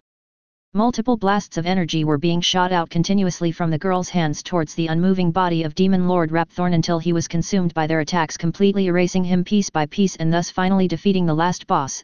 The girls let up their attacks and breath out in exhaustion. Luna hugs her pet slime. Now we can celebrate. Everyone laughs as Harry lands, the surrounding area begins to shatter and the instant dungeon begins to collapse now that the last boss is defeated. Kyoto, Palace Gardens. As they appear back onto the palace gardens, the girls jump down from Harry's head and begin to jump up and down in happiness while Harry sits on his back legs and smiles down at them while giving a thumbs up to the girls who happily return it. A proud Yasaka approaches the girls and hugs them tightly. I'm so proud of you girls, you did great. Meanwhile, Gabriel, Seraphal, and the exorcist gape at Harry's enormous dragon form, but Harry felt them staring at him and turned his gaze towards them. He grins at them, showing off his fangs, scaring the visitors a bit. He then gently lays down on the ground with his snout facing the girls and Yasaka. I'm proud of all you girls, you persevered, adapted, and learned a lot. You defeated powerful enemies and claimed victory against foes stronger than most of the beings in this world. You should all feel very proud of yourselves. The girls tear up a bit and hug Harry's snout while Yasaka giggles at the silly image of an enormous dragon being hugged by 4 young girls. Suddenly Harry feels someone climbing onto his back and turns his head towards whoever was doing so, only to catch Seraphal on his back. He stares at her while she stares back. Harry begins to glare and Seraphal begins to wave her hands in front of her in a panic. I'm sorry. I tried to stop but I couldn't help myself, tee-hee. Harry continues to stare at Seraphal, making her begin to nervously sweat. Whatever, sigh. Everyone chuckles as Seraphal swipes the sweat off her forehead and lays down on Harry's back to snuggle against him. Meanwhile, Griselda, Zenobia, and Irina were trying to hold back Gabriel, who was pouting and trying to climb up Harry's back too. Lady Gabriel, please stop. But Gabriel really wanted to ride on Harry too. But I want to cuddle Dragon Harry too. The girl's sweat dropped while Yasaka was hiding her giggles with her fan. She then gently pats Harry on his snout as he lays down his head in front of her and the girls and smiles at him, causing him to brightly smile at her. Suddenly a happy Sirius comes out of the palace. Hey everyo, holy shit. That's a big ass dragon. Everyone turns towards the gaping Sirius, but then Le Fay noticed Harry's grin and hurriedly covers everyone with magical barriers to protect their ears while Harry turns his head towards Sirius and open his jaws wide open, making Sirius pale, and then Harry lets out a big roar right into his dog father's face. Grrrr. After he was finished roaring, poor Sirius fell over to the ground with foam coming out of his mouth, causing Harry to sweat drop. Oops. Everyone's sweat dropped while watching a panicking Le Fay resurrect Sirius with magic. Kyoto, Yasaka's office. A few minutes later. A cheerful Sirius was laughing himself silly. Ha ha ha. Nice one Harry. You got me good. Now human Harry was laughing nervously. He he he. Still I am sorry Sirius. You did die for a few minutes. His godfather only gave him a happy grin. Met. It was nice to see James for a little while and it was fun to run away from Lily. She almost caught me but Le Fay saved my soul at the last minute. Sirius gave Le Fay a gentle pat on her head, causing a happy smile to appear on her face. Meanwhile, Seraphal, who was snuggling a content Kunu, spoke up. So that was the resurrection spell you spoke about, Harry. It sure is impressive. I'm sure Ajulka would like to see it. Harry turned to Seraphal. Ajulka? Isn't that Mua Beelzebub? Seraphal nodded. Yup, he's a bit of a nerdish cudir but he is the smartest devil. Harry nodded. Yeah. If I see him around Kyoto I'll rip his heart out and set him on holy fire for good measure. Seraphal paled and stared at Harry in shock until Ereshkigal, who had appeared after everyone went inside except the exorcists who went to rent a room at an inn, leaving a happy Gabriel with the rest of the group, spoke up. Sorry Seraphal, but Harry is not the biggest fan of Ajulka since he's the creator of the evil pieces, and even though he understands why he can't condone their use. Seraphal looks down while hugging Kunu to her a bit more tightly. We didn't have a choice at the time. The Great War and the Civil War diminish our faction's number greatly. We came really close to extinction. Harry looked at the downtrodden Mu. I understand Seraphal, but most devils treat reincarnated devils like trash and slaves. I can't accept that, but I know the devils didn't have a choice, so don't worry. Seraphal smiled at Harry, thankful that he wouldn't judge her. Meanwhile, Gabriel, who was sitting beside Luna and poking Mr. Goop, who was also resting on Luna's lap, making the slime wobble around, causing her to giggle. Luna, who was smiling at this, spoke up. Harry, can I keep Mr. Goop? Harry turned to look at the small smiling slime and observe. Name, Mr. Goop. Race, slime, Dragon Quest variant. Class, familiar, bonded to Luna Lovegood. Level, 10. STR, 20. VIT, 25. Dex, 30. Int, 20. WIS, 20. Luck, 50. An iconic mascot for the Dragon Quest series and recurring monster, this simple and often weak slimes are usually the first enemy the hero faces. usually very weak and easy to defeat, however this one has bonded and has become the familiar of Luna Lovegood, allowing it access to the system so now it can grow and evolve as Luna grows in strength. It may be small and weak now but has a lot of potential. Who knows what Mr. Goop will become later on. Harry smiled and looks up to Luna. Well, Mr. Goop has just bonded to you, Luna, so he has become your familiar, so yeah, you can keep him, and besides now he'll be able to grow and evolve as you grow stronger. Luna smiled happily at this news. Right now he seems to know the Frizz spell, which is a small fireball, the Dazzle Flash spell which causes his body to glow in bright light blinding his enemies, and just recently learned Heal, which does as advertised, and the Zap spell which launches a small bolt of lightning at an enemy. Everyone stared at the slime, causing it to flush a bit. Valerie smiled. Well, he is a brave little guy and he helped us quite a bit. He even saved our lives once. The girls nodded, remembering their fight against the trap box and the monster, putting them all to sleep only for Mr. Goop to wake them up before the monster could finish them off. Suddenly Remus stepped into Yasaka's office. Oh, there you are, Harry. Can you do me and Andy a favor and take a few rare potion materials to her? She needs them for her 7th year class later on this week, since apparently, Dumbledore is being a cheapskate with the school finances. Harry smiled and nodded. Sure, no problem. Harry got up and walked towards Remus, who handed him a shrunken package. Harry nodded and waved at everyone as he walked through a dark corridor. Remus looked around and noticed Seraphal and Gabriel waving to air. Why is there a magical girl and an angel here? Are we shooting a movie or something? Everyone chuckled and giggled at Remus's statement while he looked at them in confusion. Hogwarts, Potions classroom. Andromeda has been enjoying her time teaching one of her favorite school subjects. Sure, it was a pain to deal with the mess the prior potions professor had in his office and having to accommodate the potions classroom for safety, but she's done it and now she can safely teach her class.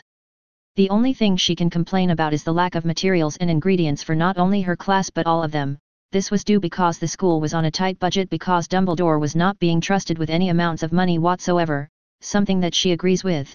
This was the result of Dumbledore's attempts to steal the Potter's money, and the consequences of which was the headmaster's lost all of his saved money, and so she was forced to procure ingredients and materials for her classes. Thankfully her cousin Sirius gave her free access to the Black's family money from Japan, and Remus was always happy to look for, buy and send anything she might need. However, this time she had need of ingredients in a hurry and she couldn't wait for the usual delivery method since it would take too long, and so she asked Remus to ask if Harry could deliver her order.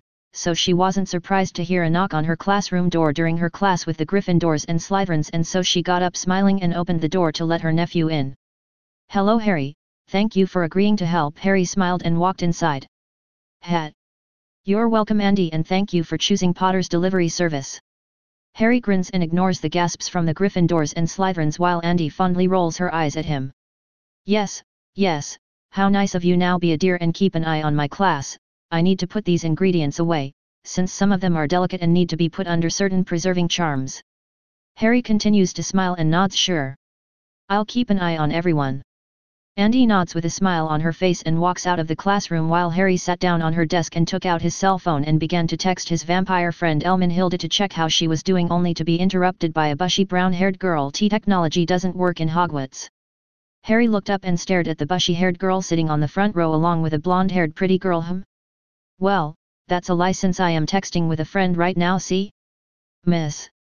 He turns his cell phone towards the girl to show her that it was working just fine, something that shocks her. The blonde girl spoke up. Her name is Hermione Granger and I am Lavender Brown. Nice to meet you, Mr. Potter. Harry chuckled at Hermione's expression and Lavender's cheerful demeanor. However, Hermione couldn't help to ask how? Magic should have burned out any electronic circuit. Harry smiled at her, causing her to blush. Well, this phone was created using Magi Tech, which is a combination of technology and magic, allowing electronics to work on heavily saturated magical areas. Hermione couldn't help but gape and was about to ask something but was cut off by a pompous and arrogant voice. That's absurd. If such advancement was really found, we the rich and purebloods would have access to it already. Everyone glared at Draco Malfoy. He was hated from day one when he came strutting and acting like he owned everything, but was soon taken down a peg by his own house since the Malfoy family lost a lot of money and prestige since Malfoy Sr.'s death. Harry smiled coldly at Draco, causing the boy to begin to sweat nervously. Pureblood, hey. Being a pureblood didn't help your father when he was kidnapped and killed. Draco paled and gulped. He looked down in shame and anger but didn't speak again in fear. Harry then turned towards the class and smiled. Sigh. Well, to answer the pompous git, The reason the purebloods don't know about this advancement in both magic and technology is that it was created by a few of the other supernatural factions on the world, and the purebloods like to live in denial of the existence of other supernatural beings.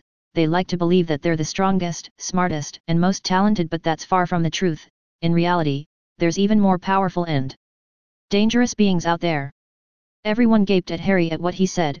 However, Hermione raised her hand, causing Harry to raise an eyebrow at her, causing her to blush. Sorry, it was a reflex, Mr. Potter. Harry smiled at her. It's fine, and please everyone call me Harry, except you, asshole. You can call me Lord Potter. He pointed at Draco, who only looked down in anger. Hermione couldn't help but shout language. Harry chuckled and said, well, English, Japanese, and a few others. Hermione just rolled her eyes and Lavender giggled. Well, could you tell us how you know all of this? Here in magical Britain we only found out thanks to the Quibbler, and only know that Muggleborns are leaving as soon as they graduate towards other so-called factions. Harry nods and speaks up. Well, as many already know, me and my family left magical Britain, but what not many might know is that I am a high-ranking member of the yokai faction located in Japan. It is because of my rank that I know that other beings exist like devils, angels, gods, and yokai are some of the other races out there. In fact, this morning I met one of the current demon lords and a seraph, and I am a friend to Yasaka, who is a nine-tailed fox and leader of the yokai faction. Everyone gapes once again at this information, while Hermione's eyes sparkled in interest. However, Lavender spoke up. And who were you texting, Harry? I know what a text is thanks to my Muggleborn friends, so who was it? A girlfriend. Harry chuckled at her question. No, I was texting a friend of mine. She happens to be a vampire and envoy to the vampire faction. A red-headed boy gasped and shouted, vampires are dark creatures. Harry glared at the red-headed boy. Don't judge a race without knowing anything about them. Vampires are only feared by the ignorant because they have a need to drink blood to survive, and sure, just like humans there are good and evil vampires. Don't just lump them all together, it isn't fair and it makes you look like a fool. The red-headed boy paled from Harry's cold glare and stayed silent, hoping he would move on. Suddenly Andromeda walks in. All done. Thank you, Harry. I hope no one gave you a hard time. Harry smiled. Nah. I was just telling them about the other factions, but now that you're here it's time for me to go. I have a few things to do before my day ends. But Hermione suddenly spoke up. How are you going to get back to Japan that fast? You can't apparate that far. How did you even get here? You can't apparate inside of Hogwarts, especially now that the Ministry and Madame Bones reinstalled the wards and took control away from Dumbledore. Harry raises an eyebrow and looks to Andromeda. When Howman appeared, it shattered the wards and the Ministry had to fix them. They made a deal with the goblins and sent Madame Bones to make sure Dumbledore wouldn't get in the way. However, the goblins found out that the headmaster had been messing around with wards, leaving them weakened, so now Madame Bones comes in once in a while to check the wards to make sure the headmaster doesn't mess with them again. Harry shook his head. There's something seriously wrong with that old man. Anyways, Hermione, not everything you read or been told is true. With a wave of his hand a dark corridor appears, and as he walks into it, as he waves at everyone goodbye until he disappears. Everyone stares in shock except Hermione, whose eyes were sparkling in curiosity. Meanwhile, Andromeda shook her head and clapped her hands. All right everyone, let's get back to work. As everyone gets back to their potions and Andromeda sits on her desk to keep an eye on everyone, a bedraggled and heavily breathing Dumbledore bursts into the classroom looking around wildly. Huff, where is Harry Potter? Huff. Andromeda just raised an eyebrow. You just missed him, he left a minute ago. The headmaster literally growled in frustration and left in anger and cursing all the way back to his office. That man is too stubborn for his own good. Anyway, get back to work everyone. Andromeda just shook her head and tried not to giggle out loud. Dumbledore looked like he ran from his office to the dungeons as fast as he could. She was sure Harry knew he was coming and left just before the old fool got here, just to mess with him. If you enjoyed this video, please give it a like and subscribe to the channel so you're notified of future uploads. You can find the next parts in the playlist visible on the screen or on my channel. Thank you for watching, and I'll see you in the next one.